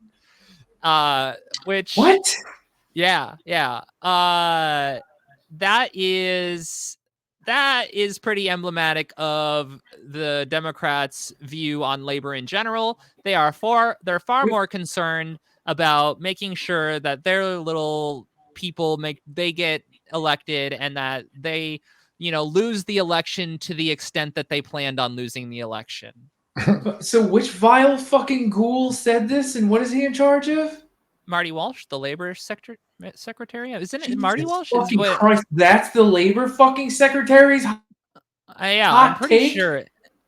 Yeah. So he's Did you expect a better take from Joe Biden's labor secretary? No, not really. It's just, And so what they did was they put together two bills. Let's see here. That was the threats. And then I got to get to the notes properly. Yeah. So then we're moving into November, where they put two bills. This is the guy that everybody, if you're where they were like, okay, so we have this PEB recommendation that we have to impose on the workers, but also the workers they want this time off. And so what they could have done is they could have put them both in one bill and made it so that if they imposed this contract on the workers, which was actually voted down by a majority of the unions that were associated with this deal, but pretty narrowly. I mean, the workers were pretty intimidated by a lot of the national rhetoric coming out of the Biden administration. So it was not a landslide voting down by any stretch, but a lot of the people did vote down this contract, this presidential emergency board recommendation. Congress then was going to impose it, say you have to take it by law because we're just saying so. But we're going to be kind enough to also introduce a bill that will give you the sick time that you demanded. But what they did was they put that in two separate bills instead of tying them together so that, when the capitalists get what they want, which is the Presidential Emergency Board's imposed contract, the workers also get at least part of what they want with the better, sick policy or whatever. Well, as one would expect, the Democrats were not actually that committed to getting this done, because this is while they still controlled both the House and Senate. A supermajority, right? Yeah. Supermajority? Yeah. Like that thing that Obama had for his first 2 years as president? Yeah, and I also mentioned the Roe v. Wade situation earlier. That was all happening at the same time as well, while the Democrats controlled both houses of Congress. Yeah. Because if I recall correctly, I believe I remember voting for a man that said, day one, I will sign a bill that will codify Roe v. Wade. Day one, that's what I will. That's what I remember when I was 18 years old. I feel like that never happened though, because then it got overturned. Yeah, it definitely didn't. And the Democrats will say anything to get elected. I do see someone in the chat mentioning that Bernie wants Sarah Nelson or Robert Reich in there. I hope it's not Robert Reich. Honestly, I mean, like, he's okay, but Sarah Nelson is a very cool person, and I don't necessarily want her funneled into a situation where she can't do as much as she is right now with the flight attendants union. She totally rocks, but also having her in an actual position of legal power is pretty cool. She is a class struggle unionist and believes in class struggle. So Yeah, and I feel like Robert Reich, he had his time under Clinton. Sit down, Robbie. Yeah, like not like the worst sort of person, but also He's not the worst, but he's definitely like a very well-intentioned lib that like needs to just sit down. All right. But to where was I? I was talking about how they put 2 bills in and then they voted down the one to give workers any level of dignity and then imposed a shitty contract on them. Yeah. Let's see here. That was in December. Did I skip November? What happened? Oh, November is when they were all voting. So November they voted down, 2 of the major unions voted down the contract or the TA. And I guess we have a quote here at the time when they just voted it down, where Smart TD, which Smart TD is the second largest union just behind the Brotherhood of Locomotive and Engineers and Tradesmen. They said that after voting down the contract, that the ball is now in the railroad's court. Let's see what they do. They can settle this at the bargaining table, but the railroad executives who consistently complain about government interference and regularly badmouth regulators in Congress now want Congress to do the bargaining for them. End quote. Yeah, there are some labor people who are willing to speak a little bit of truth to power, but I don't know. The rail unions are a little conservative. So really, yeah.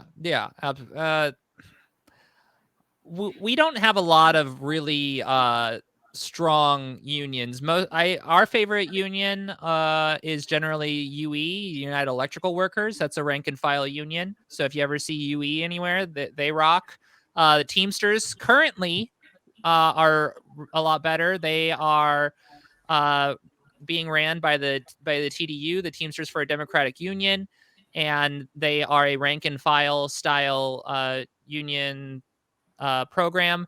Then also the Workers United, or not Workers United, the UAWD, Unite All Workers for Democracy, is the UAW's rank and file caucus, and they won a bunch of seats in the last election, so that rocks. And so it's not all pessimism. Like a lot of people want to be like, labor's all just like unions in the US are all conservative.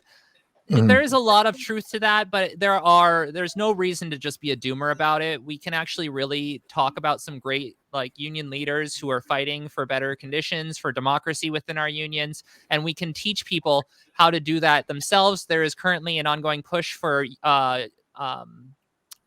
the food workers, UFCW. They have a rank and file committee. If you're a part of the UFCW, if you work at a grocery store, if you work at, in food work and have a UFCW, join the UFCW rank and file caucus so that you can fight for a stronger union. Right. And if your current workplace is not unionized, you can listen to Stoppage. And I believe they even have the ability to reach out to y'all for tips or further resources in order to try and unionize your workplace if it isn't already. Yeah, I mean, if you jump in the Discord, I encourage people to at least listen a little bit or check out some of our resources on the topic. But if you jump in our Discord, you can actually chat with us. At least 2 of the hosts are on most of the time, so we're willing to have these conversations, or at least point you in the direction of some resources to make it a little bit easier for you to get going on that sort of thing. So 4 of the 12 rail unions, representing 50% or 55% of all rail workers, rejected the contract. Then Biden said, oh yeah, the Biden statement. I'm jumping around a little bit here because my notes are a tiny bit messy, but when Biden was about to impose the contract, Biden said, "As a proud pro-labor president, I am reluctant to override the ratification procedures and the views of those who voted against the agreement. But in this case, that's a big but right there. But In this case, where the economic impact of a shutdown would hurt millions of other working people and families, I believe Congress must use its power to adopt this deal. yeah, you know what my mother used to tell me about the word but? No, go. Anything after but is bullshit. Yeah, absolutely. And I think that one of the things that we always see with statements like this is the excluding of these workers from working people and families. He's saying that this will hurt working people and families, totally ignoring that there are thousands of railroad workers who deserve dignity, who shouldn't have to fear whether or not they're going to be able to be next to their wife on their deathbed. Right. Like, or, be able to be there for their children's birthday, or, just fucking be able to have like a life, that is conducive to like, health. yeah. Biden also claimed that the agreement was reached in good faith by both sides, which is a blatant lie because the PEB is literally there for when the company is intransigent and will not actually like listen to the workers' demands, the people again who make the whole system work. So I mean, doing some real like inventing reality, manufacturing consent here. That saying that there was any amount of good faith. There was no good faith from the companies. There was no good faith from the Presidential Emergency Board. There was no good faith from Congress. I mean, like the workers were the only people who were like, this is we're talking about our lives here, and we're going to take it really seriously. And no one else in power, at least, took it seriously. Right.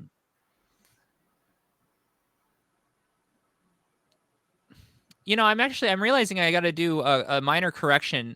The Railway Labor Act was amended in 92. It was technically passed in 1926. Initially, I was wondering why my details were. It's like agricultural workers are excluded, and I'm like, I swear that the railroad workers had to be excluded from the beginning too. They were actually excluded from the beginning. Oh. So minor correction on that. Okay. But yeah, that's what happens when we just act as if we never said it.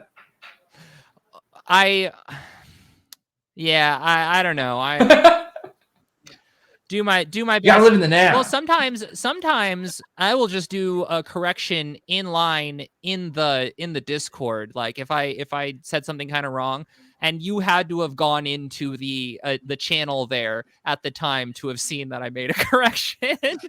Unfortunately, but I do try to make sure if there's anything that isn't correct that we do get that corrected. And we've never had anything so serious that we need to make sure to put it out on our Twitter or anything like that. So yeah, the only anything podcast or Twitch streams that I've ever seen do like, hey, we need to correct something from like a previous episode is this podcast called Mark's Madness, where like at the beginning of the next episode they'd be like, oh, hey, actually after reviewing some things, we got this or that wrong. I like that. Honestly, I think it shows honesty, and I think it shows a commitment to scientific socialism. Yeah, I agree. Same. But I also think it's very funny to say, fuck it. I am just gonna say it right the next time. Yeah. Well, just say, or just you either got to commit to the lie like Santos, or you got to pretend like it never happened. Right. I don't know about committing to the lie, but I don't know who. I didn't say I Santos? was Jewish. I meant like I was raised Christian, but I feel very Jewish. Is that something George Santos said? Yeah. I haven't followed it. It's amazing. George Santos is just endless content. Oh, that. Oh, yeah. He Katara. said Jew like this. Like Jew-ish. now that I see it, yeah. I Jew adjacent. Whoa. I never said I was a Jewish person. I said I was Jew-ish. I'm a little like a Jewish person. That's what I meant. What ridiculous. It's Ridiculous. fucking amazing. I kind of hope that George Santos actually does run for president because Whoa, I didn't say that I was a Spanish person. it's fucking his real name isn't even George Santos. It's like Anthony DeVolder. It's like, yeah. Who is this? I've heard the Kitara. name. What? Oh, that's another thing. They did drag when they lived in Brazil, and they went by the name Kitara as like a stage. It just there's so much, and it's so amazing. There's an Instagram I found the other day talking about, or no, I think it might have been a TikTok where like somebody ran up to him and was like, George Santos or Senator Santos or whatever, who do you think is gonna win this season of Drag Race? And the reaction he has when it turns around is like he has thoughts. He watches Drag Race. Like he doesn't answer, but like you can tell he wants to.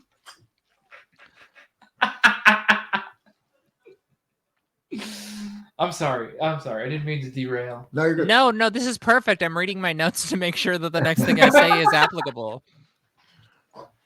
Thank you, Hashkush. Santos is Yes. a current representative in the House of Representatives. House- By the way, Yes.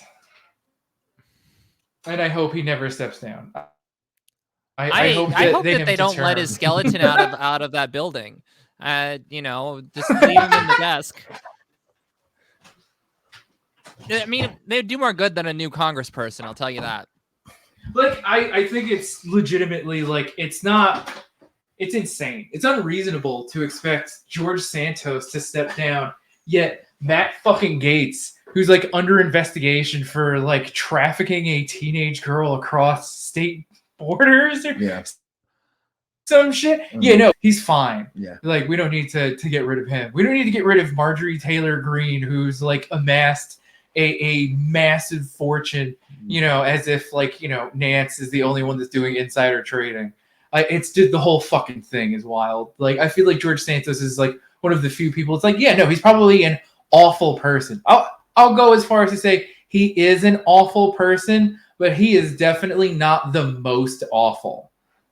Yeah, speaking of awful people, the person who actually announced that there would be 2 votes about the whether or not they would impose the PEBS recommendation and then separate the sick days was Nancy Pelosi, everybody's favorite. Everybody knows Nancy Pelosi, right?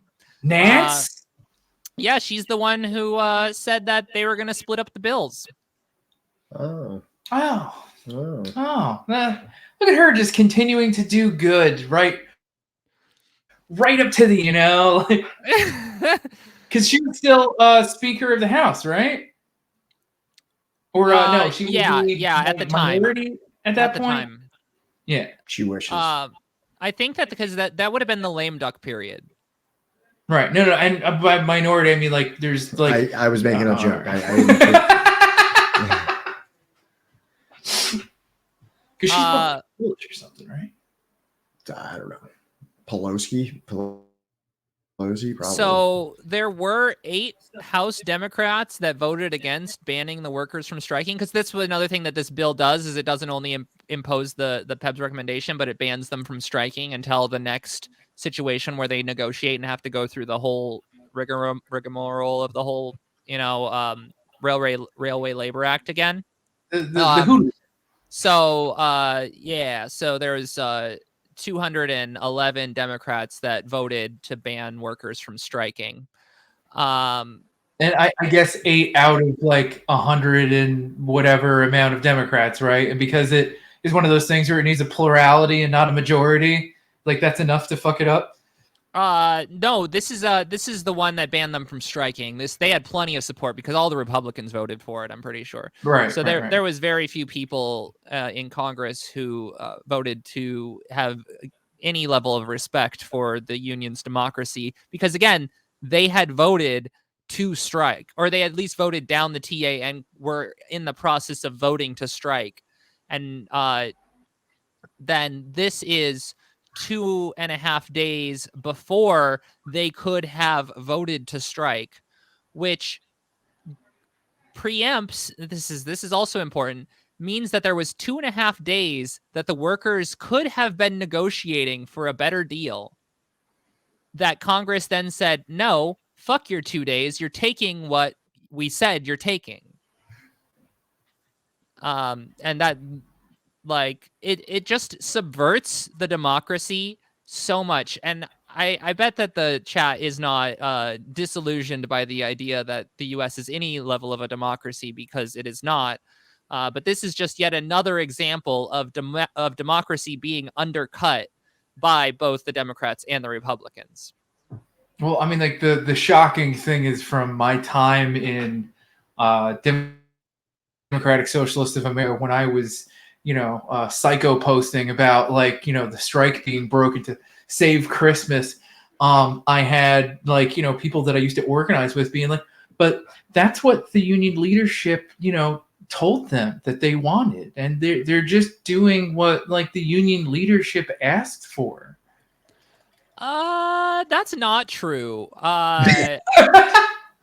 Like, the union leadership may have been a little complacent with the way that things kind of finally came down, but they were on the side of their membership. When they voted down the PEB, the union leaders were like, they voted it down, we are going to have to we're going to have to consider whether or not we vote to strike. They were not like, oh, come on, guys, but the government's being so dang reasonable. Yeah, no, really. I'm going to read you a real conversation that I had. I will not name names, though. The person responded to my post, like, talking about, like, some tweet, about, like, the strike being broken. And they respond to me, they voted how the union asked them to. And I said, so the union is getting the vacation time, higher pay, sick time? And he says, pay, yes. Vacay time, no. But the union asked reps to vote in this manner. I said, shouldn't they have voted no until the Senate approved the 7 days of sick leave at least? And he says, not sure. They did what the union asked of them. That's why they voted as they did. And I said, so in a year, I guess, what? No, I was just say that's why 55% of the unions, like 55% of the workers who were represented by the unions, like, voted down the bill. Right. So I said, so in a year, I guess I'll hear about how, well, they should have voted for better union leadership if the workers didn't actually want the deal, while continue to struggle to have anything they can point at as a campaign promise fulfilled. Which, that's some liberal brain rot, because to the whole, like, oh, you voted for the wrong person. That's like the people who are like, oh, the people in Ohio shouldn't have voted for Republicans because now I don't feel bad that they're being poisoned by this situation. Like, fuck off with that nonsense. Fucking vile and gross, and just like, what the fuck is wrong with you? It's like, well, if you vote Republican, I don't care what happens to you or your chair or any of the other people that didn't vote Republican. Right. Yeah, that shit is disgusting. And if people see that, you should call that shit out, because honestly, you should be like, if you ever find yourself saying that, you should shut up, sit down, and just, like, take a really long, hard look at what kind of disgusting person you've become. Right? That, like, you don't ever talk about the sanctity of life, and don't ever talk about how, like, you care about people or anything that. Like, you have lost all humanity in the name of this, like, sportsified politic brain that, like, you've given yourself.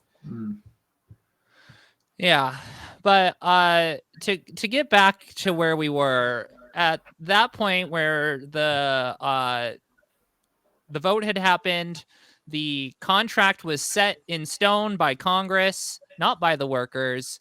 There was a lot of talk of, like, possible wildcats. The problem is that the more rank and file aspects of the rail unions are not as strong as they would need to be to do something like a wildcat strike. We do have a quote from Railroad Workers United, which is the rank and file caucus within the railroad unions from around this time, where General Secretary, this is right. It's being don't want to say things wrong. Jason Doring said, quote, this is a 1-2 punch from the two political parties is despicable. Politicians are happy to voice platitudes and heap praise upon us for our heroism throughout the pandemic, the essential nature of our work, the difficult and dangerous and demanding conditions of our jobs. Yet when the steel hits the rail, they back the powerful and wealthy Class 1 rail carriers every time. And that's actually a pretty, if people want to be following the more radical aspects of the Railroad Workers United is the people to be checking out there, because that's the actual people fighting for democracy in the rail unions, the people who are trying to make it so that leadership is able to be elected democratically more so, because a lot of these unions are their leadership is elected via like a delegate system. So you have your local, they vote for a delegate, then the delegate votes for who they want. Some people say that that's a democracy. Very often what this does is this actually just leads to these delegates being, either not necessarily bought off, but convinced and swayed by the leadership that want to stay in power. And especially if business unionists are in power, they will tend to stay in power under a system of delegate votes. Which is why a lot of unions are pushing for the one member, one vote, because the rank and file, the actual people doing the work, can see through that bullshit a lot better than delegates tend to. Again, I'm not saying that like these unions are like inherently bad or anything like that. I'm saying that there is a little bit of democracy that could be strengthened. They are still fighting for the working class, but they make wrong decisions sometimes because they aren't empowering the rank and file, the people who are really in the unions, who are benefiting from these contracts, who are collectively fighting, who are the people who end up out on strike. They sometimes get left by the wayside and drown out by these kind of more bureaucratic features of like delegates. And you said it was Railroad Workers United, right? That's correct. Okay. Sure I'm posting the right link in chat. Let's see here.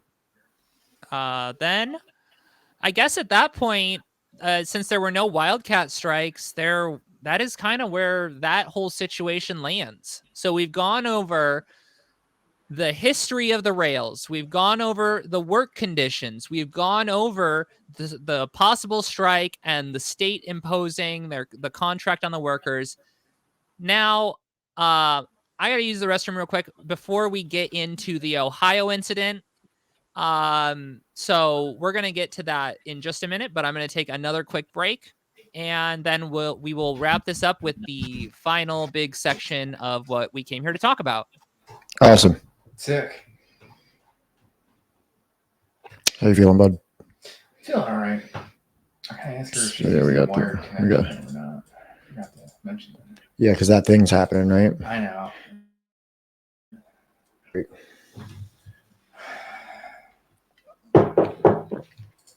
It's the Mortem. Thank you. Morton. Thank you. It is cool. We're all having fun. We definitely are. We're all having fun. A little tired today. Not going to lie. Busy weekend. A lot of school stuff that I've been doing. Don't worry. I'll be right behind you soon enough. Were you wearing a hoodie that's the same as your shirt? Yeah. You leave the house like that? Yeah. Are you kidding? All right. So, yeah, I need a point to wear this. This is the TRS shirt I got, right? I survived the Friendship Triangle. What the fuck does that say? Reunion at... Yo, Frankster, what's up? Glad to know you've been here. Appreciate you. And, what's up, Dakadude? Also got it as like a crew neck. All right. I like to friends of the show, in whatever way I can. Hash Coach, I'm just studying at this point, like a liberal arts degree, but I'm looking to move forward into a bachelor's in history. If for nothing else, than to just be better at streaming about history. Not being concerned about Johnny's fashion. You're giving the case of Oh no! I have like really a fashion sense, in my opinion. Anytime you ever see me wearing something that looks good, my wife probably picked it.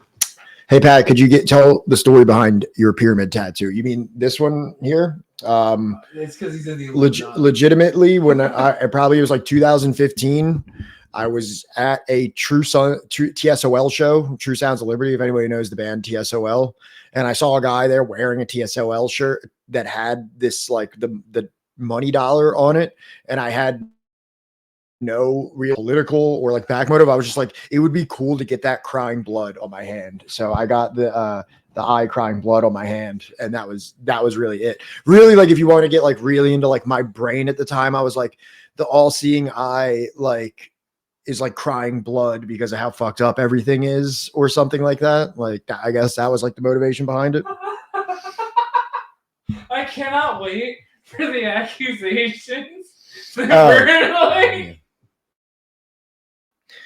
I got like all this like stuff, like it's like this like Virgin Mary, and she's crying blood, and then like there's like this Pope guy. He's got like a gas mask on, and there's like a nuke going off behind him, and then there's kind of like this all-seeing eye that's like crying blood. I don't know. This was like 2015. I was like 23, 24. I was just getting off drugs, and it's really more of like an aesthetic thing than anything that I really had like a deep like real background to. Aesthetic or not, all your tattoos are like fucking amazing. Are you saying they're not aesthetic? What? Aesthetic or not? Why would you throw the or not? Why would you?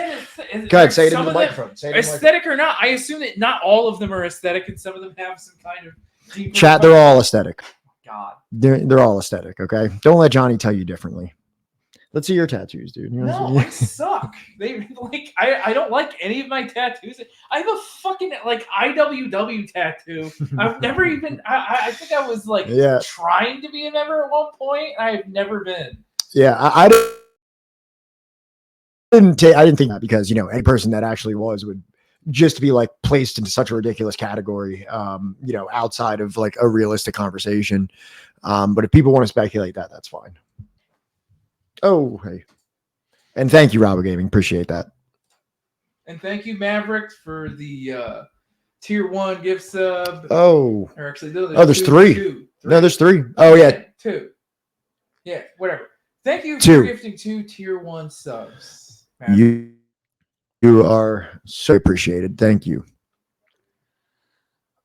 And Jay, I currently live in Philadelphia, but I'm from South Jersey.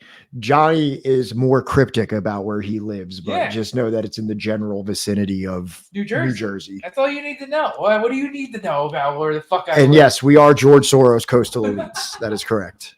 I have a little thing on New Jersey we're gonna reference in this section. Is it gonna give me pride to be from New Jersey? No. All right. No. I've never been to Leonardo, but I just know that's where like Clerks was all done. Like Leonardo, New Jersey is where all like the Clerks stuff went down. That's where like the quick stop is from Clerks. I feel like everybody, when they're like, they first get their license and like, they're still like smoking weed and shit. Yeah. Like, we're going to go there. We're going to go to White Castle. We're going to go to White Castle, and we're going to go to Leonardo where they filmed. Yeah, it's like one of the things you do. Wow. American culture sucks.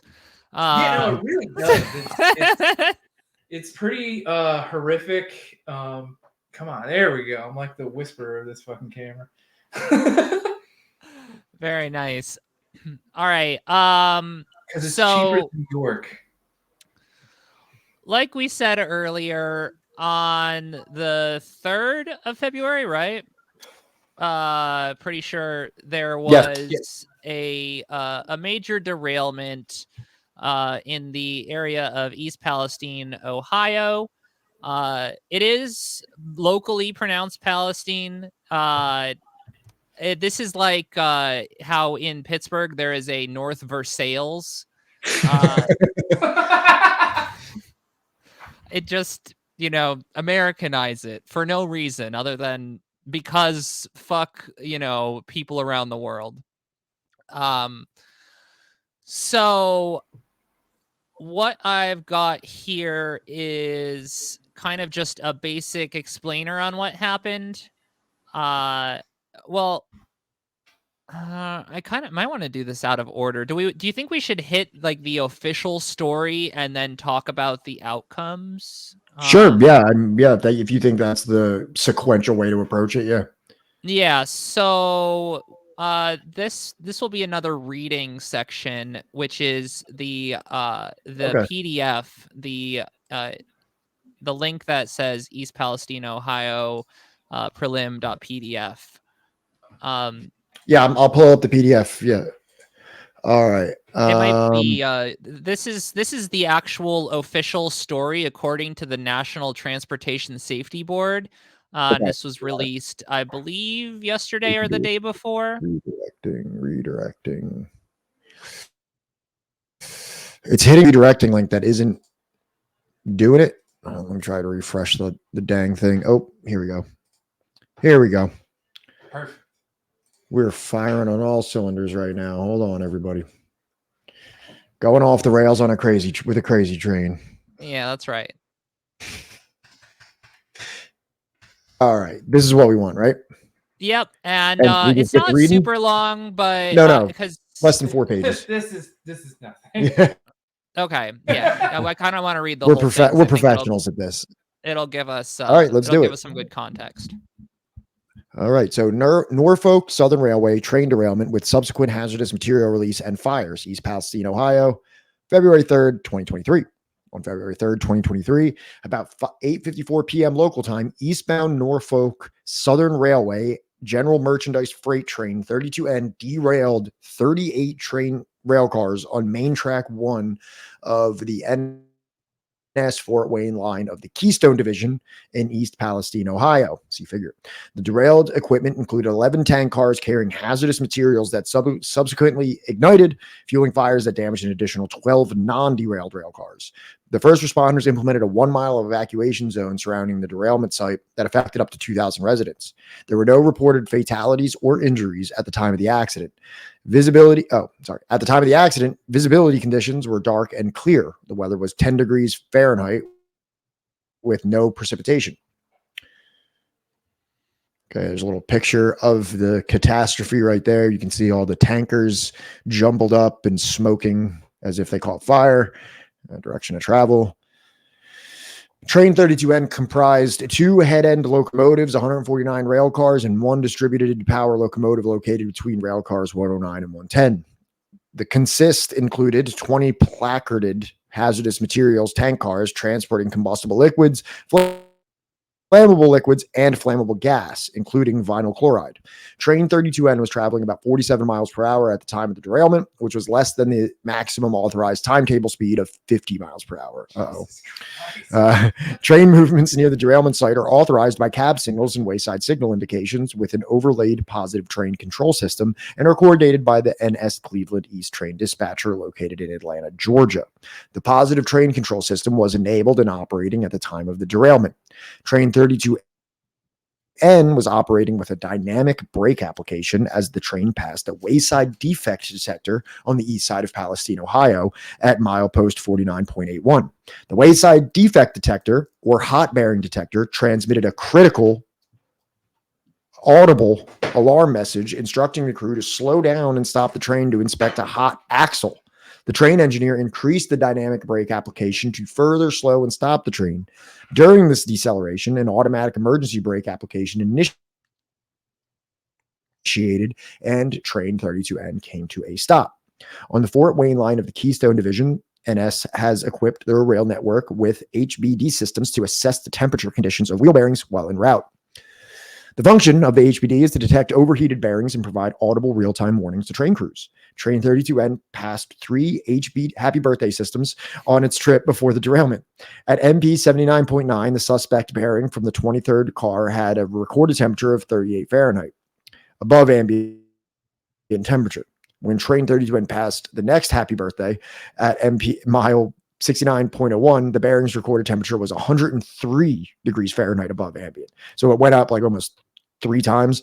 The third HPD at MP 49.81 recorded the suspect bearings temperature at 253 degrees above ambient.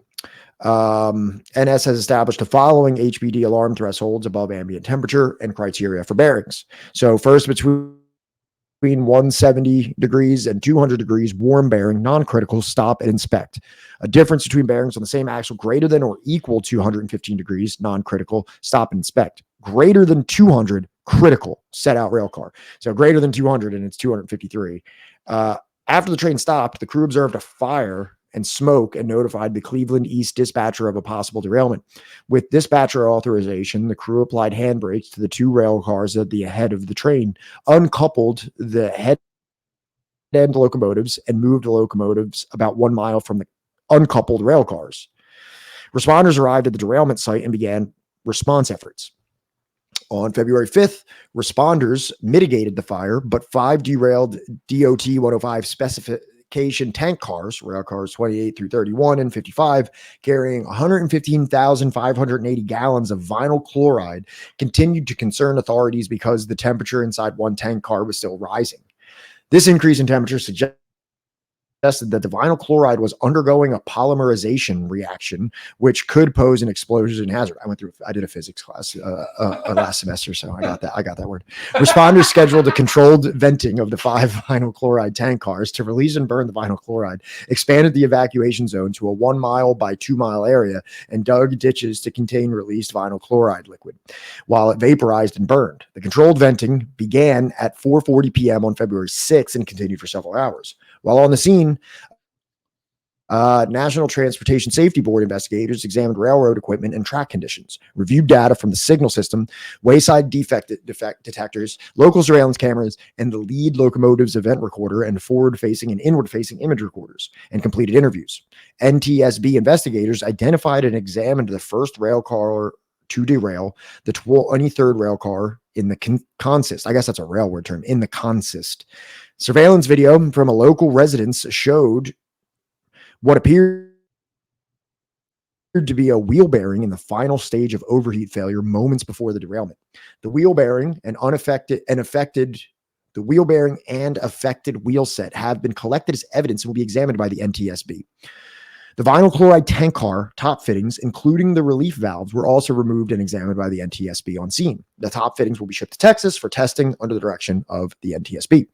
The hazardous material tank cars have been decontaminated. NTSB investigators returned to Ohio on February 21st, 2023 to examine each hazardous material tank car, document damage, and secure evidence for laboratory analysis. The NTSB's investigation is ongoing. Future investigation activity will focus on the wheel set and bearing, tank car design, and derailment damage. A review of the accident response, including the venting and burning of the vinyl chloride, rail car design and maintenance procedures and practices, NS use of wayside defect detectors, and NS rail car inspection practices. The NTSB is not involved in air monitoring, testing of water quality, environmental remediation, or evacuation orders. Questions on environmental issues should be referred to the Environmental Protection Agency. Parties to the investigation include Pipeline Hazard Material Safety Administration, the Federal Railroad Administration, Ohio State Highway Patrol, the Village of East Palestine, Steen, Norfolk Southern Railway, Trinity Industries Leasing Company, the GATX Corporation, the Brotherhood of Railway Carmen, the International Association of Sheet Metal, Air, Rail, and Transportation Workers, the Brotherhood of Locomotive Engineers and Trainmen, and the International Association of Firefighters. Probably didn't really need to read that whole last part, but that's fine. Yeah. Then the last couple of those were the unions that are associated. Those Yeah, are just the workers. So what we kind of learned from this document is that the actual wheel bearings were not inspected to a standard that would make it so that they didn't set themselves on fire. Over a period of time, they and the kind of sequence of events they were showing of the heating up. Oh yeah, that's a great video. They were heating up, and so they tried to slow the train down, and then they detached the front of the train from the back of the train. The thing that I was a little confused about in this document is they said at one point there's a possible derailment and I feel like that's when the derailment actually happened. Yeah. But it wasn't There was exactly when I was reading it clear. where it seemed like they stopped the train before a derailment happened or something like Yeah, that. that's But one maybe thing that I was a little it seemed confused a with little this weird. statement. But I mean, it wouldn't really matter because I mean it did matter. There was a derailment, but basically this thing was on fire before Yeah. it even derailed. Yeah. Right. Well, and it obviously ended in that jumbled pile of tankers that are all smoldering that I saw. So I mean, like the thing clearly derailed. They didn't just stop it and figure it out. Yeah, I think it might have video been I pulled up, that's 20 miles before it derailed. Oh my god. Yeah, so I think that it had to do with the slowing down. Like there was this catastrophic failure. They needed to slow the train down. It didn't slow down right, which is probably due to The thing's only going 50 I miles an hour. I want like there to be like a railway officials like podium presentation where he's like, the thing didn't slow down right. Well, and that's I think Fucking thing back there wouldn't slow down. that's partially due to the old brake system, because what it is they use like an air brake system, and this is my understanding based on what I've heard people talk about, not necessarily my own personal research. So it might have to take some of these details with a little bit of a grain of salt and try to, look at for more details more specifically. But the way that I understand it is that these the brake system is kind of like an air brake system where they kind of happen sequentially to the best. And they try to do it all at one time, but they're really controlled by the conductor car and then that power distribution car, which is what I was referring to in that like middle conductor car or whatever thing earlier with the monster trains. Right. And so that's where the braking system starts. Whereas there are modern braking systems, which actually are like electronic braking systems where they all stop at the same time and to the pressures necessary based on the weight of each train car. But this train was not equipped with those sorts of brakes. Right. So that way it doesn't take like 5 miles for the fucking train to come to a complete stop. I think that it still does. I think that the actual distance that it takes for it to slow down still is the same distance. It's a matter of whether or not it's done correctly. Right. Whether or not, like I said, those string line derailments that happen when there are heavy cars in the back on a downgraded slope that then don't slow down as fast as the lighter cars, and then they bunch up because those heavy cars have more momentum, more mass. I'm also not a physics person, so neither am I. I'm not good at math, physics, anything to do with temperatures or geography. Really, anything number or word related, I have a lot of trouble with. That's true. Yeah, we do have a statement from from Railroad Workers United referring to the axle which failed, and then the bad setup of the train that made the failure worse, where they said, quote, "There is no way in the 21st century, save from a combination of incompetence and disregard to public safety, that such a defect should still be threatening our communities. The short-term profit imperative that the so-called cult of the operating ratio of Norfolk Southern and other Class 1 railroads has made cutting costs, employees, procedures, and resources the top priority. In this case, Norfolk Southern and the other carriers have eliminated many of the critical mechanical positions and locations necessary to guarantee protection against these kinds of failures." End quote. Which is here's a reference to the cult of the operating ratio that I alluded to earlier when we were talking about like what is the operating ratio? It is how much it actually costs to run the business, and then how much goes to all of the people who own stock and to the executives and such. Sure. Yeah. And so this is a product of that system. This was not an accident. This was an entirely avoidable system, entirely avoidable disaster that happened due to negligence. I mean, maybe it's a negligence accident of sorts, but that's really giving accident a little bit of a uh, too much grace there. Yeah, and this is something that I had heard too, but just for clarification, there was no operator error. The train engineer did everything to the procedure. Correct. Yes. Wow. Okay. So they marched that train operator around that East Palestine as if, like, he was the one that's responsible for this. I heard. Yeah, and they didn't have like any execs there to take the fall. They really wanted to make the workers look like it was their fault. Yeah, When incompetent. Yeah, like an incompetent worker caused this. It has nothing to do with the system or the regulations. yeah. And in response, and this is from the initial reports, but Norfolk Southern had offered to pay the town $25,000 to the 5,000 evacuated residents, which meant that each person would get $5. Yeah. Yeah, I heard that. They have since changed that to $1,000 a person within the 1 mile evacuation zone. That does not affect anyone else who had to leave that was further out from the official evacuation zone. They've actually denied people compensation there. They have also offered to recoup people's receipts for things that were like costs incurred due to the evacuation. That actually does extend further than the 1 mile situation, but there's also so many contestations of like to what extent this disaster has affected people further out.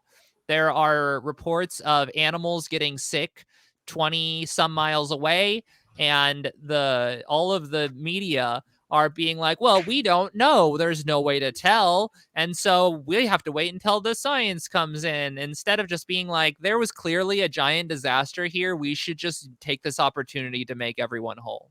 They're a lot more concerned about every single dollar that they can avoid paying. And the media is complicit in that narrative.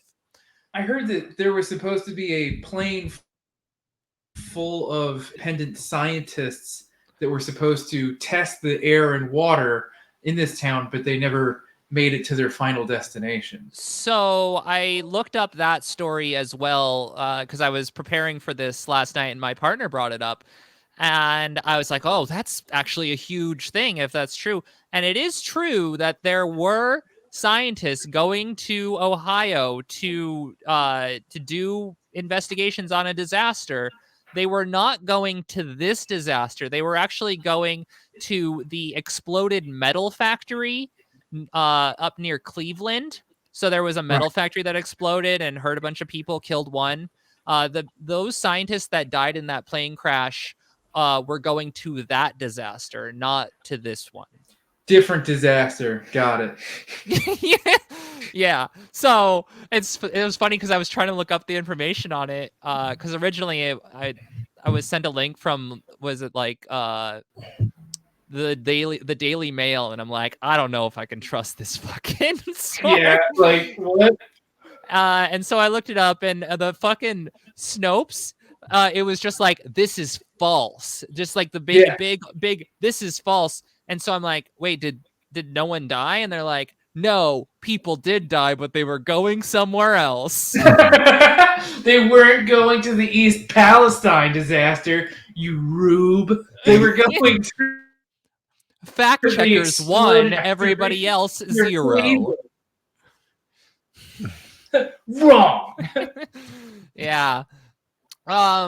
So again, the actual amount that that Norfolk Southern is being required to pay is slowly increasing by the day.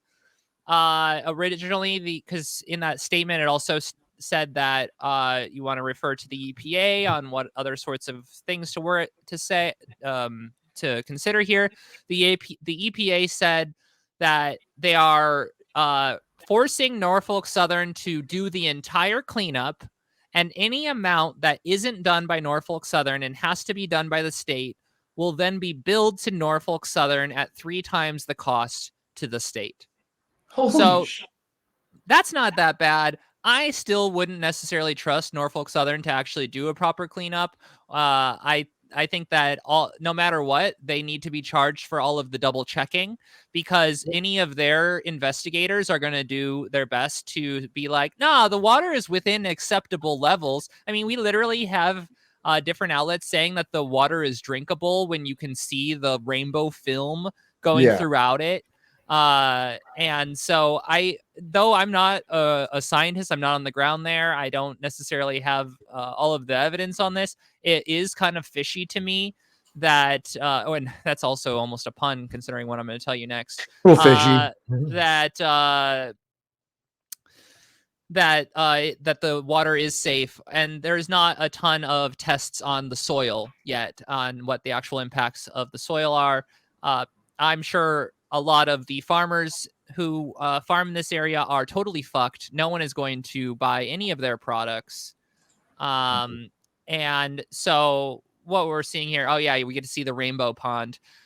This is a great opportunity for me to talk about the animals that have died. So the immediate health impacts of this.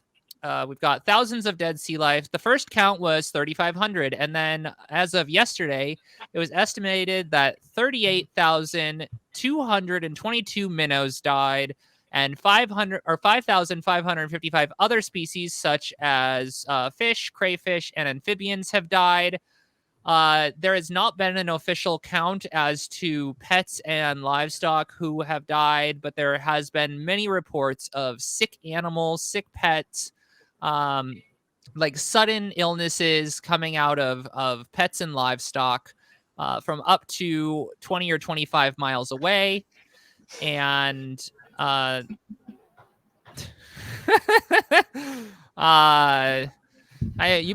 better get paid for that advertisement.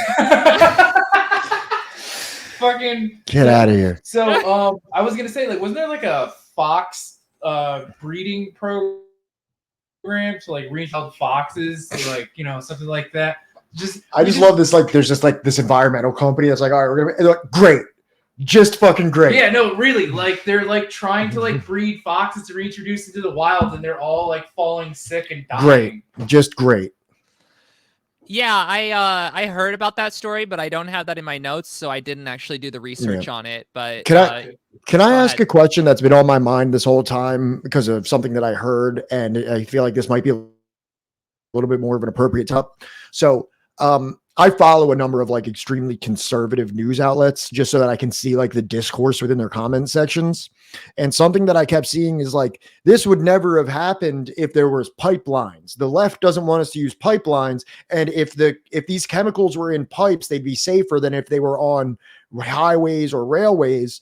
So then I heard someone say on like another podcast or something like that, where he pretty much like, I don't know if it's true or not, but he said like, need individual pipes for every single one of these chemicals, because you can't have like a vinyl chloride pipe. And I'm just saying, I'm not a chemical expert, but just off of what I was reading of you can't just have like a vinyl chloride pipe and then just like throw whatever other chemical you wanted to go through it. Like kind of like how you can change these tankers to like hold different things. Like it would have to be a pipeline, and then like. Also, wait. Look at like literally any indigenous nation across America. Like, every pipeline leaks multiple times along the length of it across various states. No matter if it's gas, liquid, it doesn't fucking matter. They still leak. Well, this has definitely bolstered the pipeline discourse a little bit. At least from what I can see on like PragerU's Facebook page. And it's like even if you, all right, fine, we won't use pipes. How about we do trucking? It's like, oh yeah, you want this shit like on our fucking roads where like trucks are crashing all the fucking time? Well, actually, the guy that I said, he said that it's safer to way. It's safer to spill on a highway. What? This was the left wing, like the union activist guy said it's safer to spill stuff like this on a highway than it is like in the ground or something like that. There's ground on a highway. It's paved. It's spilled over off the highway. I'm just going off what I heard. Yeah, so I guess when it comes to the pipeline, it's gotta spill somewhere. It's good. Look, it's gotta spill somewhere. It's yeah, real capitalist mindset. It's gonna spill. We're just gonna have spills. Yeah, no. The pipeline Look, thing, you're absolutely. taking the shot, all right? You get to pick where. I'm saying the guy that was refuting the pipeline arguments was the guy saying that it's better to have it spill on a highway. And I'm That's what he trying said. to say that both of those plans suck. Okay, well then where are you going to spill it? All right. Where are you going to spill it, John? I'm an anti-spiller, and I think that. Oh, so you're just an ideologue. I'm not an ideologue. I'm just saying that, like, maybe, just fucking maybe, if we update our rail lines from, like, you know, the fucking 70s and using technology that, like, I agree. was implemented in the fucking 80s, right, in the year of our Lord 2023, right? Maybe we would actually have less spillages. And, like, So, you know, all the less is not no spillages, though. Less is not no spillages, but it's just like, I feel like it would mitigate a lot of this, because it's just like, we have like 1,000 of these a year. They just don't get the coverage that, like, East Palestine gets. It's got to be an exceptional today. All right. So I'll try to respond to as many of those things as possible. Yeah, I'm sorry. We were like half joking, but like yeah. So no, I mean, I've been trying to follow this stuff. I'm maybe not have been following. I noticed that the right wing is following this quite a bit. I noticed someone in the chat mentioned that they've been touting out the white genocide line. That this is a product of that, which is absolutely ludicrous and just. I don't even know how to respond to something so absolutely ridiculous. But when it comes to transporting things via pipeline, absolutely, you need to have a different pipeline for nearly every single different type of chemical. There might be some exceptions, but we don't. That is a huge amount of infrastructure when we could be putting that into trains, which can be used for all sorts of different transportation. There are ways to make things a lot more safe. The actual updating of the tracks, making sure that all of the different test systems are up to date, make sure that all of the braking systems are up to date, making sure that there are 2-person crews. We've actually gone over in this show today so many of the factors that lead to this sort of thing with the inspectors that are being cut. That's one of the reasons why there was an issue with the braking system and that are not the braking system. This was the bearing.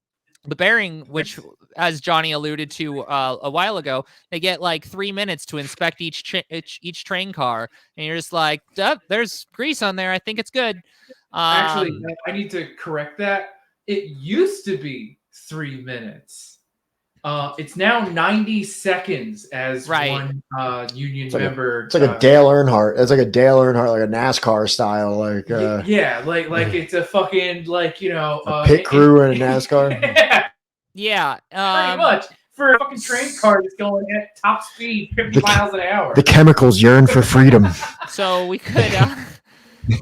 Chemical liberation front now. We could lower the amount of derailments considerably by implementing these safety measures, by taking these sorts of precautions seriously, by not subjecting our rail system to the profit motive, by nationalizing it.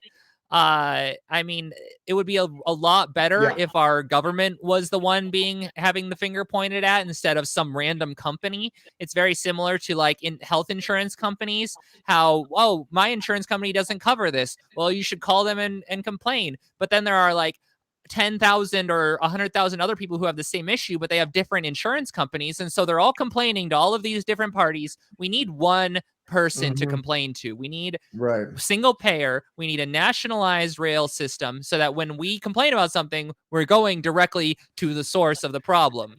Now, that it's also pretty far off. It's not necessarily going to happen, but there has been a lot more people pushing for that as of late, especially in light of this disaster. What was the other thing where Johnny was like, it's like, I also want to kind of agree with Johnny's, like, we shouldn't have any spills to the point where we should be working towards the abolition of using these resources. We should be actually moving towards the abolition of fossil fuels. That sort of thing will never happen under capitalism. And if we want to take serious these safety measures, we absolutely need to be building up our parties, building up our What, organizations to fight for that sort of thing. what about vinyl chloride? What is that used for? Vinyl chloride is used for making certain types of plastics, I think. PVC. It's necessary to making PVC plastic. Do we want to ban vinyl I chloride? think It's always going to be something that we need to contend with the corrosive nature of, or the detrimental nature of, if it is to spill, right?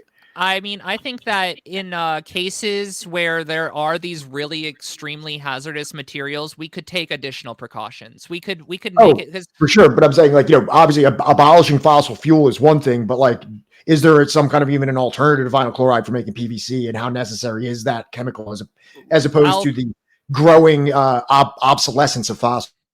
Right. Fuel. Yeah. I mean, I'll have to call my science contact on that one and get back to you. But I'll have to call Bill Nye about this one, because I don't really.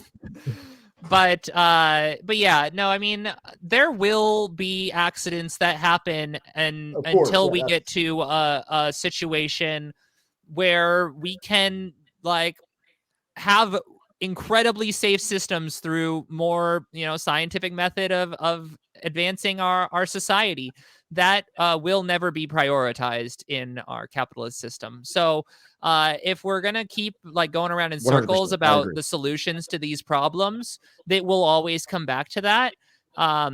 We can talk about certain minor fixes, like making sure that workers are able to see their families, get time off, are they able to sleep, make sure that the braking systems are updated, make sure there aren't railroads that are swerving all over the place. We can reduce the chance of this happening. But there are going to be derailments. I mean, even Europe, where there are fully nationalized rail systems and much more modern trains, there are derailments that happen there. So yeah.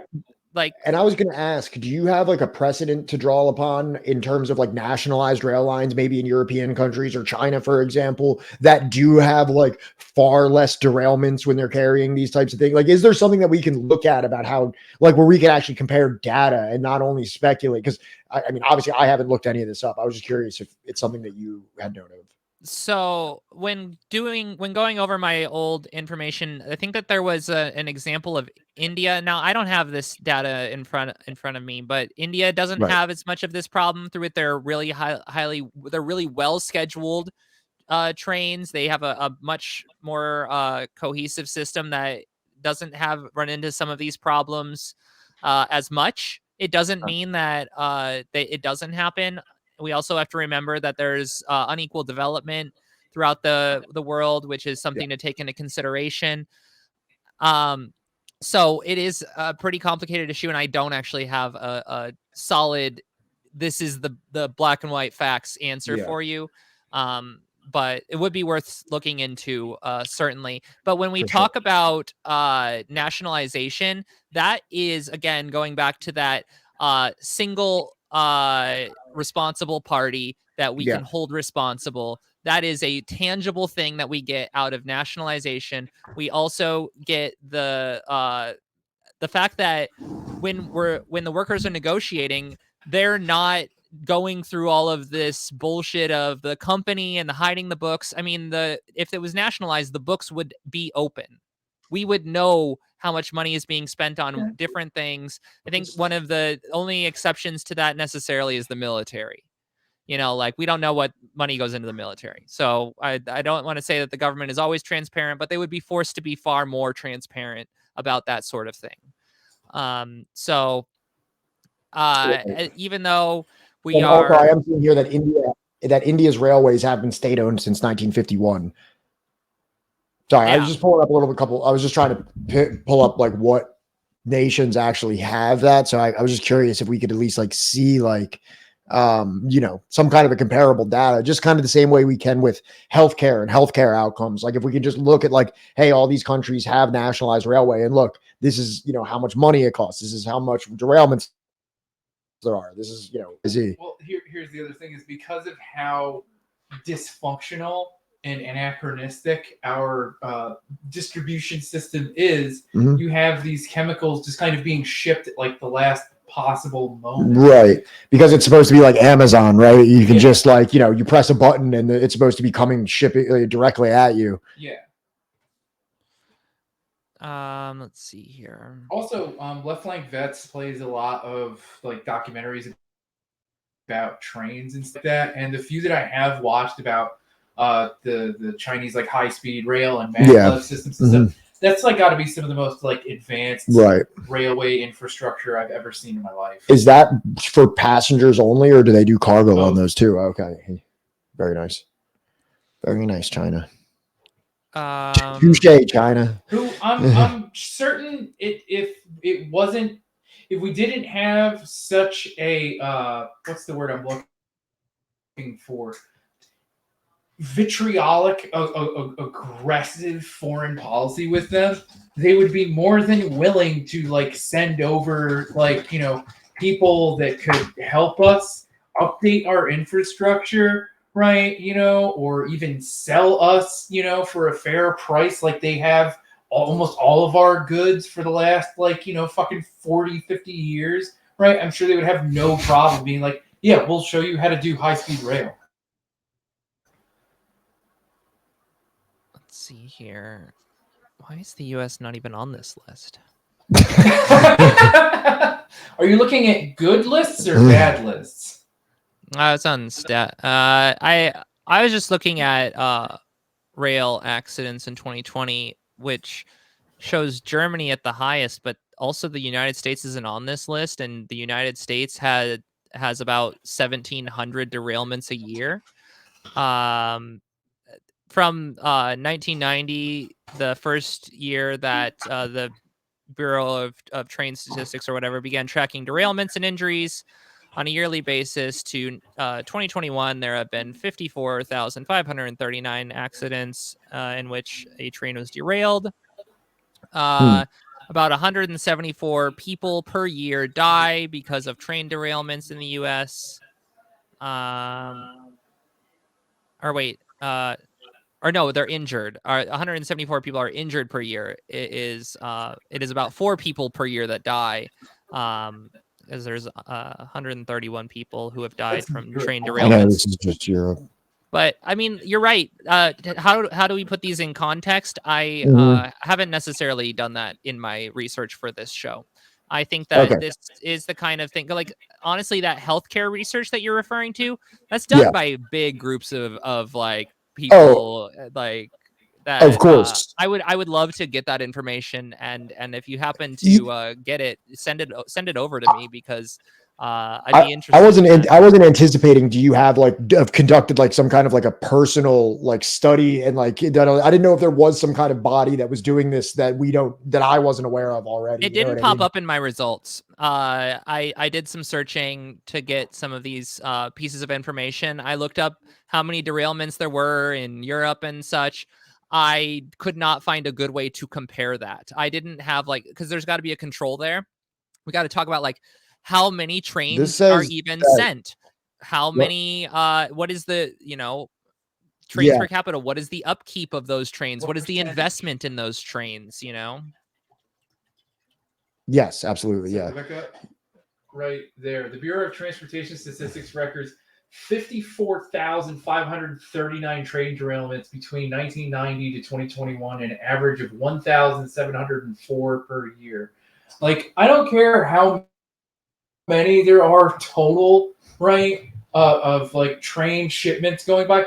1,700 a year is 1,700 kind of too many, if you ask me. And I agree that we need to be working towards zero. I definitely don't even think under socialism that right away, snap your fingers, we're there. I think that very much so, you can't just abolish the commodity form. The moment that you got your socialist government is the same thing as we cannot abolish workplace accidents the moment we get into socialism. That is a process that we work at through the building of our better society. But you're right, that should be our goal. I think that one of the things that could help us, not even socialism, all right? So for even those that are shut up tanky, right? At least support the fucking railway workers, right? And the unions that literally originally back in October, right? We're saying we need better safety conditions, right? Like, I think that, like, if even their recommendations were even marginally listened to months ago, right, maybe this could have been avoided. Right. But if we go back to the fact that this did happen and the actual repercussions that we're looking at right now, one other aspect of we were talking about, I think we got a little off track, but we were talking about the dead animals. There's like well water and groundwater that we don't know the full extent of the contamination. People have experienced rashes, headaches, sore throat, nausea, and a couple other symptoms. And I mentioned the animals that have gotten sick, and there is not an official count of how many terrestrial animals have died. But there is reports that that is possibly, something that has happened.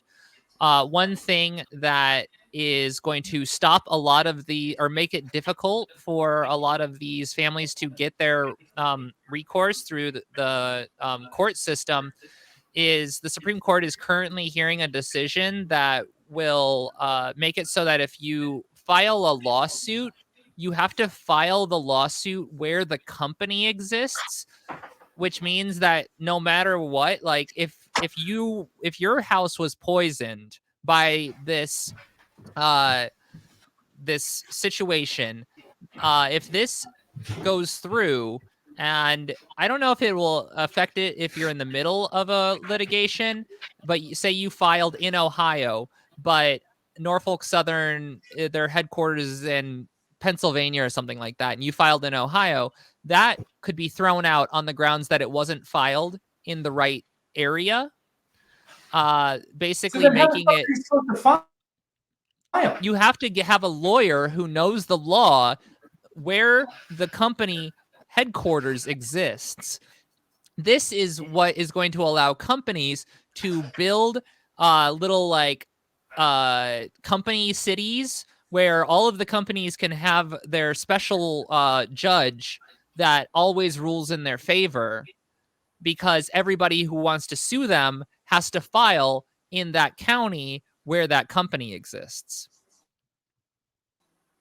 So, right, so we're looking at, like, company towns, like, yeah, but pretty almost soon. inverted in a weird way, in that they're mostly trying to separate themselves from the workers for legal reasons.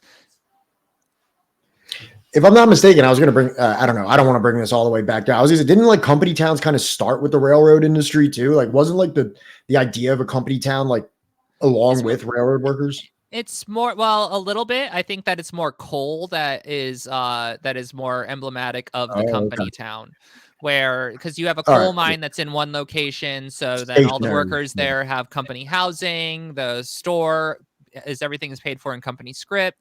You have to rent your tools from the company. You can't get your tools from anywhere but the company store, but those are owned by the company, et cetera, et cetera. Right. Okay, cool. Thank you. Mm-hmm. So we've talked about the actual issue of sick time.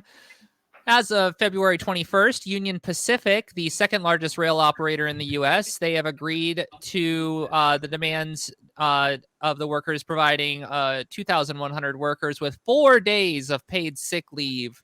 2,100? How many? They must employ a lot of people, right? More than 2,100, I would assume. Yeah, right? I think that I think this is mostly the people who are on call 24/7. That they gave 4 days of paid sick leave. You can get more days of paid sick leave at a fucking restaurant. And Yeah. then on the 22nd, Norfolk Southern agreed to give 3,000 of the United Maintenance of Way workers 7 days paid sick time, and this is that's the most sick time that any company has offered currently. And this is mostly because they are fucking terrified of how popular this story is getting. And so they actually went and did the full 7 days, though it really should be at least 14. It takes capitalist disaster to get them to do anything. And then BNSF, the company with the draconian attendance policy, just yesterday gave 32 hours of sick time to to workers and gave them the ability to transfer personal time into sick time, which they have 1 day of personal day. So technically that gives them 4 days of possible sick time. I hope your child doesn't have a birthday because, if you're convenient enough to have a child's birthday, you can just transition that into one of your 6 days if you're feeling under the weather. And this is like for a year, right? Correct. Oh, okay. I was hoping it wasn't one of those like lifetime, like 4 days off. Yeah. Use them wisely. Yeah, I don't think so. I guess I didn't read it that way. I'm pretty sure it was per year. Yeah, so then we've gone over Norfolk Southern agreeing to pay things and then how they've been trying to get out of bullshit, the bureaucracy of the Supreme Court. Oh, and New Jersey. So there has been super fun sight in the world. So there was a similar spill in New Jersey got the notes right here. In Paulsboro, New Jersey. Yeah. Where 23,000 gallons of vinyl chloride was spilled. Are you talking about Boful? Bopal? Paulsboro? No one knows. Whatever, never mind. Paulsboro, I think, is in Gloucester County. Was that a D's Nuts joke, Johnny? Yeah, that's what I was going on. I swear to God, no, it's a real thing. Please continue. I'm sorry for that. So there have been people from that area who have been trying to coordinate with the people of East Palestine to try to figure out what sort of actual health repercussions there have been, since there was not even very much information on this particular spill. The spill in East Palestine is worse because they had to set it all on fire and send it into the air, which then turned it into a couple of other chemicals, which are slightly less harmful, but still harmful. Oh, so they burned it. It was an intentional burn. Yeah. So Okay. when we were reading that, that bit, there was that the tank was consistently heating up. You'll remember it was saying the tank was heating up. Yep. Well, because of that, they were worried it was just going to explode, right, which would have caused a lot more damage. And so they did a controlled release burn, which is the reason why they did it. Which originally I thought that burning it was just them trying to get the train off the tracks as fast as possible. Turns out there was a little bit of science there. So, all right. So they did have to burn it. They did have to burn it from the one container. Yeah. As far as I can tell, if I'm trusting the science, we follow the science here on Subversive History, right? Yeah. Yes. Most of it. But no, I don't know. But as far as I could tell from what I've read, it technically was supposed to be done that way. So, I mean, do we have more than one group of scientists saying, yes, they had to burn it? We have the state and then also all of the scientists that were for Norfolk Southern. So I think that we have got the Norfolk Southern people in the state saying it, which are two very distrust. I don't know. Yeah. I don't know. I wouldn't trust them, but also you're the spill expert there, aren't you? You're just a spill expert. Everybody. Skeptical. I'm allowed to be skeptical. I agree. I have some minor skepticism as well, but I at this point that's what we're gonna have to go with. To kind of wrap this up, we have one last thing, which was the statement from the Rail Workers United on the actual the press release to make sure that this doesn't happen again in the future. This is a much shorter thing. This is that last third one. The read full live official statement from Railroad Workers United, the rank and file part of the rail unions. Correct. Okay, gotcha. You want to take this one, Johnny? Surely. All right, I'm going to pull it up right now. Skip the please contact for more information. You can just scroll right down to the text. Right there. Yeah. All right, good. All right. It has been 3 weeks since the tragic train wreck that devastated this small town. Despite the initial lack of attention it received, politicians and bureaucrats have finally become aware of the tragedy.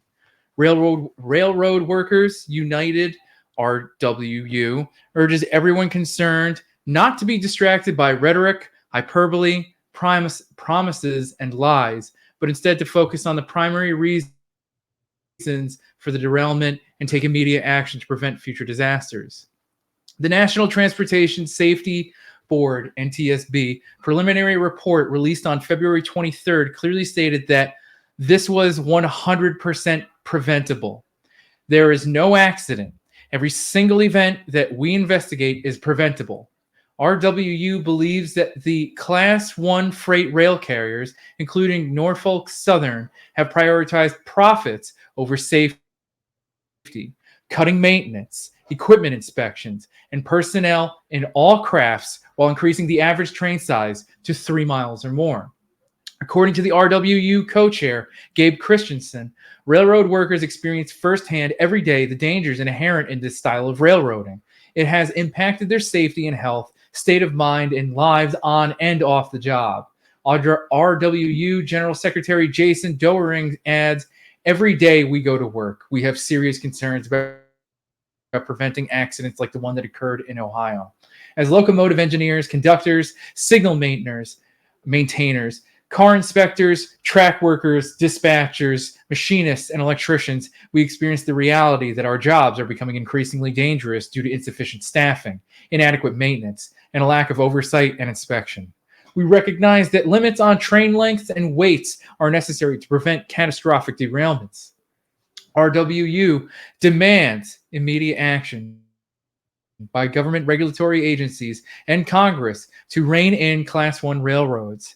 This action must ensure sufficient staffing to do the job properly, efficiently, and safely, with all trains operating with a minimum of a 2-person crew. Train length and weight must be capped at a reasonable level to mitigate the increased likelihood of breakdowns, train separations, and derailments. Adequate and proper maintenance and inspections of locomotives and rail cars, tracks and signals, wayside detectors, and other infrastructure must be implemented. Ample training and time off without the harassment of draconian attendance policies must also be standardized. Quote, we demand that the railroad be run safely, efficiently, and professionally, and not as some cash cow for Wall Street investors and billionaires, notes Hugh Sawyer, RWU treasurer. Much of what is wrong with rail industry today can be fixed easily and quickly by acting on what is outlined above. We demand action now. And that's kind of where I wanted to leave it. Nice. Wow, that was a lot of information that we went over, or that you provided us, should I say. I don't know how much we went over, but how much you provided us, and we appreciate that very much. Thank you so much for coming here and having this discussion with us. Johnny, do you have anything? Nothing other than don't be distracted by the balloons. I get it. It's mad entertaining. I also love the balloon discourse, but like, please, everybody, like, try to not let this story just die, okay? Because like, it's the story might fall out of the news, but that doesn't mean that the effects of these things for the railway workers and for the people of East Palestine and all surrounding areas, right, will not continue to be affected by this situation, and I just want to thank you, Lena, so much for coming on, and giving us like, a little bit of the insight about like the foundation for this terrible disaster happening. Too long didn't read. They're taking the piss. Nationalized a lot of them. Yeah, absolutely. Yeah, thanks for having me on. If people want to follow and find my show, you can find all the links at workstoppagepod.com. If you'd like to support our show, you can do it at patreon.com/workstoppage. There's a Discord. It's in the description of every single episode. So if you find us on any podcast platform, you'll be able to get into the Discord if you check the description of the episode. I'm pretty sure about that. Dan's the one who writes all the episode descriptions, but But yeah, so thanks so much for having me on. It was good. It's good exercise for me to have to do a live show because I've not actually done a live show like this before. But at first I was like, this is Yeah. like probably 3 hours. No, this was like almost 4.5 hours that we did. I warned you. Yeah, we bantered quite a bit, so we might have derailed you a little bit as we were having the conversation. Yeah, but I had a good time. No, it was a good time. My only suggestion we're gonna do live is do you have a wired connection? Yeah. Okay, so then something's going on with our wired connection. I mean, I know realize what, though, now but- that my VPN is turned on. That might be the issue. Ah, Does that affect it? yeah, it does. Yeah. I always forget to turn it off because it auto turns on when I start the computer. But it's too There was late now. nothing major. There was nothing like major, like wrong with it or anything like that. The conversation went completely fluently. It was not Yeah. really like Nothing. Our wonderful audience, right? isn't used to. And So I skipped on occasion. On I saw occasion, I saw y'all skip on occasion when I was listening to you. So I bet it was just the same both ways. yeah, yeah. that's probably right. But again, thank you so much, everybody in chat. If you are not following Work Stoppage on Twitter, if you are not at least following their podcast wherever podcasts are, listened to, you should, come on, You got it. you gotta, you just should. And if you got like the spare change, sign up for their Patreon. It's great material. And let's I guess clap in chat for Lena. Again, thank you so very much. Yep. Thanks for having me. Of course. And I was trying to find, do you have a link for Matryoshka? Oh, never mind. I can turn it back on. I was just trying to do a professional thing and like fade myself out. Do you have a link for Matryoshka? Because I was like, I don't even know like what. You mean Red Game Table? Like, yeah, Red Game Table. So is there? Does Ethan has like a website or something set up for it? I mean Red Game Table. Let's see what Google says.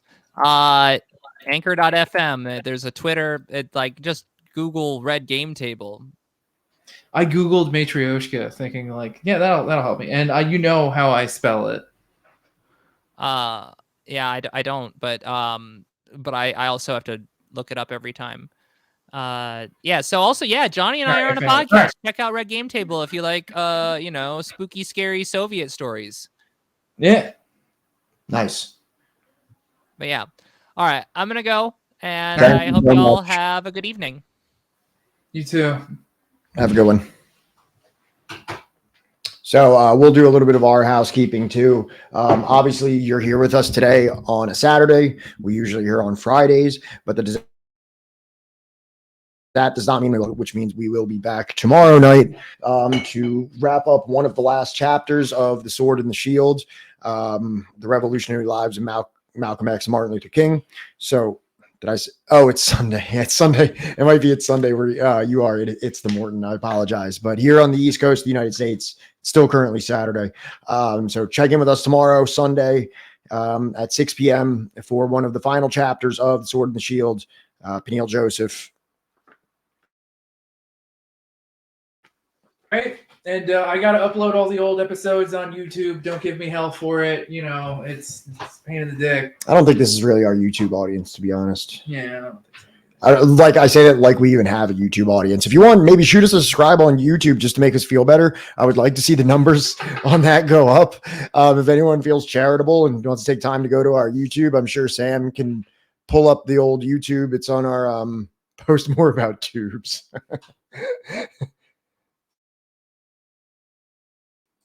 You were just crushing us in terms of viewership support. Thank you so much. We appreciate it. Oh, Tiniest Boobs also. You guys are so great to us. Thank you so much. I appreciate it. So, again, my apologies. I know I've been slacking real hard on it. I gotta get on it. I know. I'll try and do it like this weekend. All right. Basically tomorrow. See you guys tomorrow. I'll be here for the next book stream where we're going to be, I'm just repeating myself so much. See you tomorrow. Have a good night, everybody. Al salam. Wait. We got a raid. What are we doing? Yeah, that's you, man. I don't know.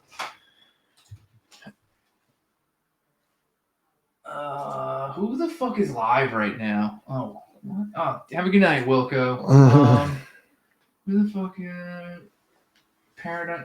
All right, Wilco. Who are we rating? Famous Horse or Paradigm Shift? Pick one. We're Left Hand Stew. Yeah, we got Left Hand for $27. We got one vote for Horse so far. All right, we got one vote for Horse. Do I hear any others? Double on Horse. Double on Horse. Triple Horse. Yeah, we're Horse. Left Hand Stew could use some love. I mean, that's what I'm saying. Is that like, but all right, the people, you got too many. The people yearn for the Horse. This is the only time I allow democracy. The people yearn for Horse.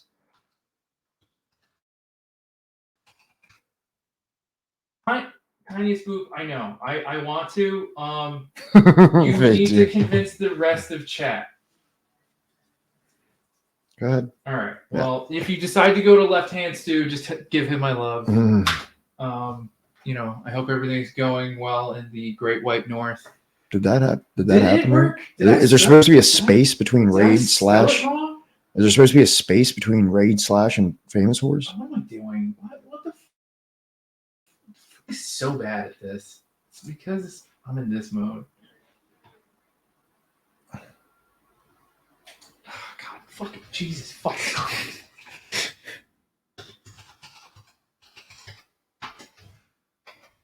There. Okay. Wa salam. Stay strong out there. See you tomorrow. We're getting close to the end of The Sword and the Shield by Peniel E. Joseph. Yeah, whatever. Good night. Bye.